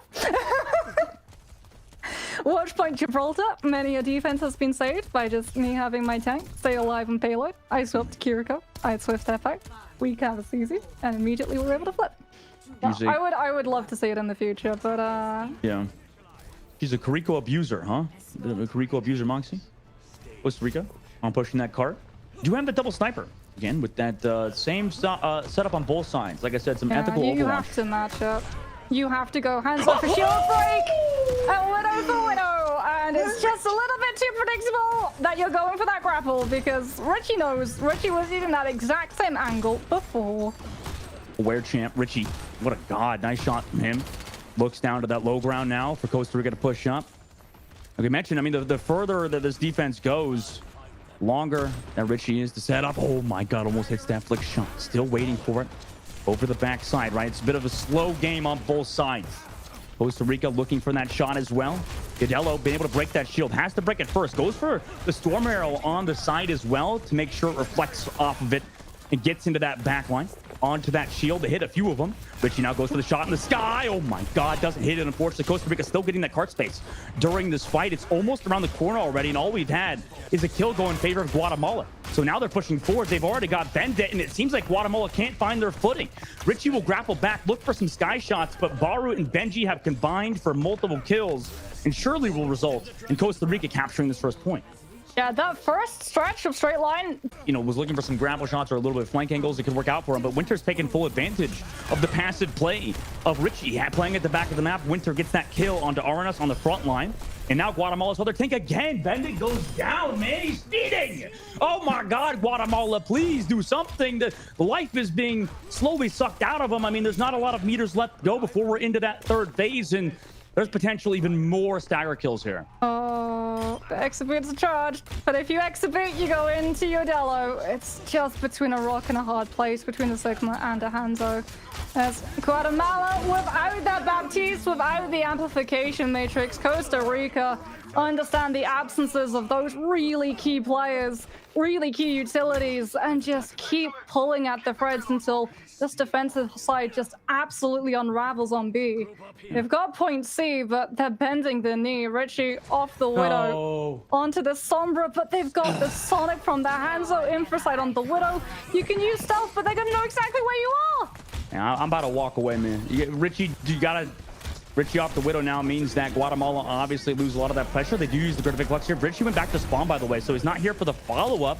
Interesting here on the Tracer. He's looking like a different player. RNS on the low ground does have that Dragon Strike waiting for that Transcendence to end. And now in the room, it might be hard to avoid it. Eventually, he kills Benji and the Immortality Field runs out. Ydello does trade it back, though. Gets that 2K on DeMar Leo and RNS, and Winters finds Vinzi. So even though it was a bit of a weird situation, Costa Rica will control that bot again, or card again. That rock saved Costa Rica inside that small room. Dragon Strike doesn't entirely fill it. They're able to just cluster up in the corner, and then when Guatemala try and push in, Accretion connects onto them, and they're able to survive and regroup with the rest of their team. Ydello on that Hanzo, just making sure that he's not flanked by Richie on the Tracer. He just has not been able to find an in with just so much range pressure coming through from all of these players on Costa Rica's side. 3 minutes and 30 seconds left. If Arnas comes online, that could be the difference maker for Guatemala. Is like I said, only have that pulse bomb ready to go. Costa Rica sitting with double DPS ults in a second. Same with that Gravitic Flux. They take that right angle. Nobody pushing the cart, by the way. Winter could easily get some cart pressure at the moment. Arenas knowing that. Looking for the body shot underneath the cart. As that cart is off the ground, Richie went for the pulse bomb, but it's immediately countered by the Immortality Field on that top right angle. Costa Rica has that top angle now. Tries to take some space away from Guatemala, but they're not really taking full advantage of it. They give it up, come back to the main, look to break Bandit's shield, force him out of it. Guatemala's backing off on that right side, but no picks really here either because Baru's sitting at the back of the map. Winter has taken out RNS, also Richie. There goes both of the DPSs of Guatemala. Bandit falls as well as the DPSs for Costa Rica come online. Guatemala are stuck in the respawn room, and unfortunately for them, will be going down 2-0 Costa Rica. Yeah, that Tracer swap really doesn't work out when you're playing up against a team that's running both the Hanzo and the Widowmaker. They're just waiting for that Tracer to make herself known, make her position given away, and then you're going to be sniped out before you're even to close up the distance. And unfortunately, what it also does puts even more pressure onto Aranas. He's out there playing a game of singles as opposed to Costa Rica, who are playing a game of doubles with that double hit scan sniper duel, and it's just devastating. Well, we bring up back our host, Ash. Welcome back, Ash. What a series that was. 2-0 for Costa Rica. Ooh, heartbreak for Guatemala as well, just with how close that last matchup was there over on Circuit Royale. But at the end of the day, it is going to be Costa Rica that find themselves at that 1-1. But walk me through it a bit more, Moxie, as far as why you think Costa Rica really just had that slight edge up today. So again, it all comes down to just controlling the space of Circuit Royale. This is a map that is heavily defensively favored. I would be very unsurprised if we do see a couple of changes come through, especially onto point B, with just how much room the defenders get of being able to look into those spawns with things like the grapple Widow shot, being able to connect onto all of those players as they come straight out of that 30-second respawn timer. But they never really allowed Guatemala control of that space, because every single time they want a team fight, they just continue to push aggressively forward and make sure that Guatemala had to back off and give up what should be hallowed sanctuary grounds to hold on to Circuit Royale. Very quickly became a footnote in the map. Okay, so when it comes down to it, that's something that Guatemala are going to have to look towards, I guess, going into day number 3 there, Dustin. The adjustments, I need you to talk about maybe what you're expecting or hoping to see out of them, since they are now down 0-2. Yeah, I mean, obviously, I want to see a bit more Richie Widowmaker. I think that was a big reason that they were able to really get anything done. I mean, he seemed like, to be honest, like the best player on the team by far. Like, it's not even close, but obviously a bit of a Widow one trick's not always a great idea because he had to swap over to Tracer, and at points in Sombra too, it just wasn't really the play. I think you just got to lock Richie on the Widowmaker, and that's got to be their way to success, is just have him carry you. And then I just want to talk about a couple of the plays that we also even saw earlier on. Circuit Royale. We saw that Dragon Strike coming out from Yodelo. It was a near attempt to completely zone the side of Costa Rica off, but Moxie, then you're talking about the Kiriko coming in and the difference maker that Suzu and Swift Step does make. I mean, the fact that you literally just get that support so quickly back into the fight, because you saw how low all of those players were getting in that engagement, right? And with the cart being so close to that checkpoint, if the Kiriko doesn't come through and you're not able to, as a defensive team, keep it stalled out, the attacking side is going to be able to just get that full push. And on Circuit Royale, full pushes don't happen often. So being able to just TP straight from spawn to the team and immediately give that iframe to be able to win the duel is massive for the team. And then I also want to talk a little bit about how Ilios ended up panning out there, Dustin. Yeah, I think for them, obviously, you know, for the side of Guatemala, they kind of just got team diffed, honestly. I mean, there's a lot of Baru going for those dives, just constant DPS setup, and the support's looking a lot better as well on their side. And that also was a map, like we mentioned with Richie, he just couldn't play that Widowmaker, was stuck on a character that he's maybe not as familiar with, so it didn't really result in them having a successful map. It was a lot of things, but honestly, you know, at the end of the day, Costa Rica, you know, they're looking like a decent team after Ilios, and then after also, you know, being able to shut out Richie on the Widow. No, that is for sure Richie, the player to look at over there on the side of Guatemala, but it's just not quite enough to have only one player really standing out for his squad, especially on this world stage here. But before we even get to the player card to come up for that MVP, I'm curious, Moxie, to see who maybe you've put your bets on. Yodelo, honestly, really impressed, especially when we saw that Tracer swap come through from Guatemala, because especially in one of those replays, he literally waits for the recall animation to come out from the Tracer, knows that she's going to be appearing in front of him, and that he just has to be able to hit one of those shots, because if she recalls, she's probably going to be in Guatemala's defenses. Absolutely, but we actually have to take a look over at our match results here for day 2 of the Overwatch World Cup here of 2023. We have Group B occurred earlier on today, then we just wrapped up Group A just now, and looking at the standings right now, mostly 2-0s across the board, aside from that matchup for the United States versus Mexico that we saw earlier on just beforehand. And Dustin, I guess with how both Group A and Group B are currently shaping out, what are you looking towards going into tomorrow? I mean, you talked about it earlier too, by the way. It's like every team kind of just goes for those 2-0s, and that's just kind of how it goes in World Cup with all these teams obviously being over the place. But for tomorrow, I mean, I don't know. I'm just looking forward to everything, I guess, tomorrow. Like, tomorrow's going to be exciting. Day 3, obviously. I know it's tough to give such a vague answer in particular, but I think, obviously, Brazil, seeing them again tomorrow will be exciting. Also, in USA playing again, obviously. Really, you're just kind of looking for those standout players. I always just want to look for 1 or 2 standouts from each team. Obviously, for Guatemala, it's got to be Richie, even though the goal Cup. But Moxie, Dustin, I'm going to let you guys get your final words in as we head into tomorrow. Moxie, why don't you kick us off? I mean, I'm just excited, like Dustin said, to be able to see tomorrow's games, because it is all about these players making a name for themselves, especially since they haven't had this platform that a lot of these other players do. Things like collegiate and contenders aren't really available for the SA region. And hopefully one thing that this tournament is going to show, that this conference is going to show, is that the talent is very much still here and alive in this region. And these players that do make a name for themselves are going to find their history and future being a whole lot brighter because of it. And I 100% agree with you, Moxie. I think that I'm really looking forward to that tomorrow. And then also looking forward to continuing these storylines. I mean, obviously, after today's match with USA and Mexico, I think that was a matchup that was super fun. I don't think we expected it to have, you know, such a enticing situation with that. And obviously, USA's kind of put a target on their back. I think they're public enemy number 1 now.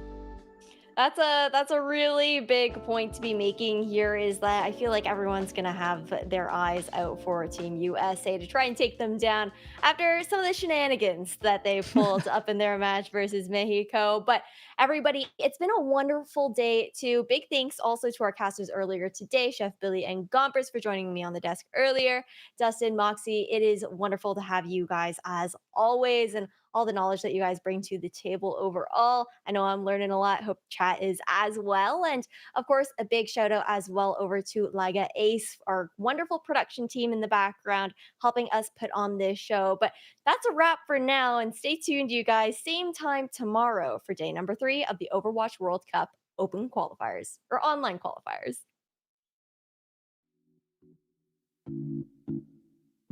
You don't need to fade in front of your team.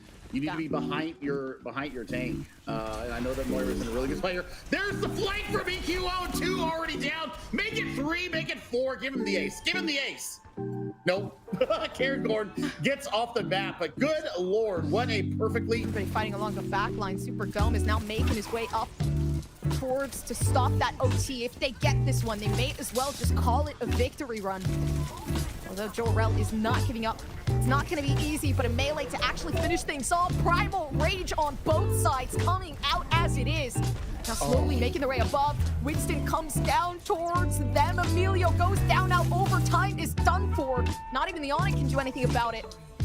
You got Colombia winning things out. So, I mean, hopefully they'll be able to get away, because Persona, I think, is going to have to turn this map around here on Ruins. Oh, yay. Wow. Depau was not playing around. And listen, Couldn't get anything done because Frack hasn't put out the self-destruct yet. So they know self-destruct is on the line. If you go into that small little room and get self-destructed, I mean, it's going to be almost done. What a shot from Depau once again. oh, he's keeping it. Right now, oh, a beautiful shot again. Barrage is ready. They're ready. They're going to eat it up. Ready, up above, finding the high ground. Barrage coming out a bit too early. Not the perfect time to pull it out.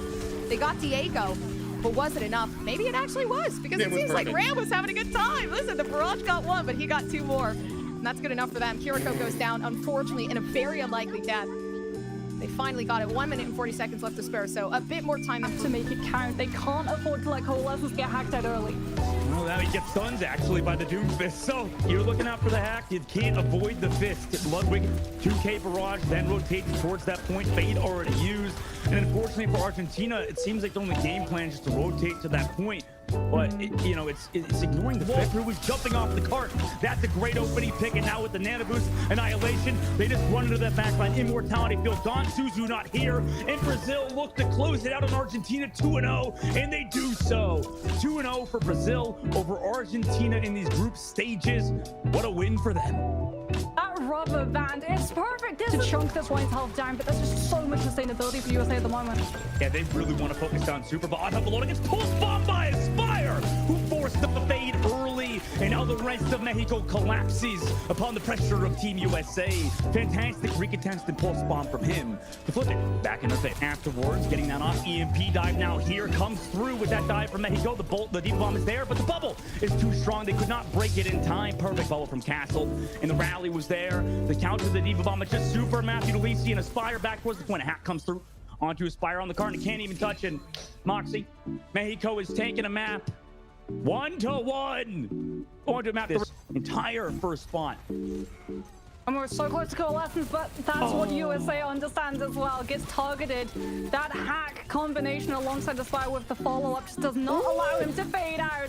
That Hevalido is actually going to be upstream, and he gets the stick onto Ultraviolet as well. USA down that Ana, now moving on to the Zen. If he can take down Ripple at the same time, Guatemala have to walk right into it. There we go. Dragon Strike from Guatemala, though, to counter it potentially. Nice shot from Arenas and the Dragon Strike. Killed Baru as well. Winter's traded back quickly, but it's a 3K so far for us. Meanwhile, counter Dragon Strike over the top angle. Benji's there on the flank. All they have to take out is Benton, who's trying to push the cart in with 3 meters. It's a 2 versus 1 on the cart, but the Hanzo has the Suzu because Kariko can teleport back to a spot with no cooldowns, and they come through to You kill. don't need to fade in front of your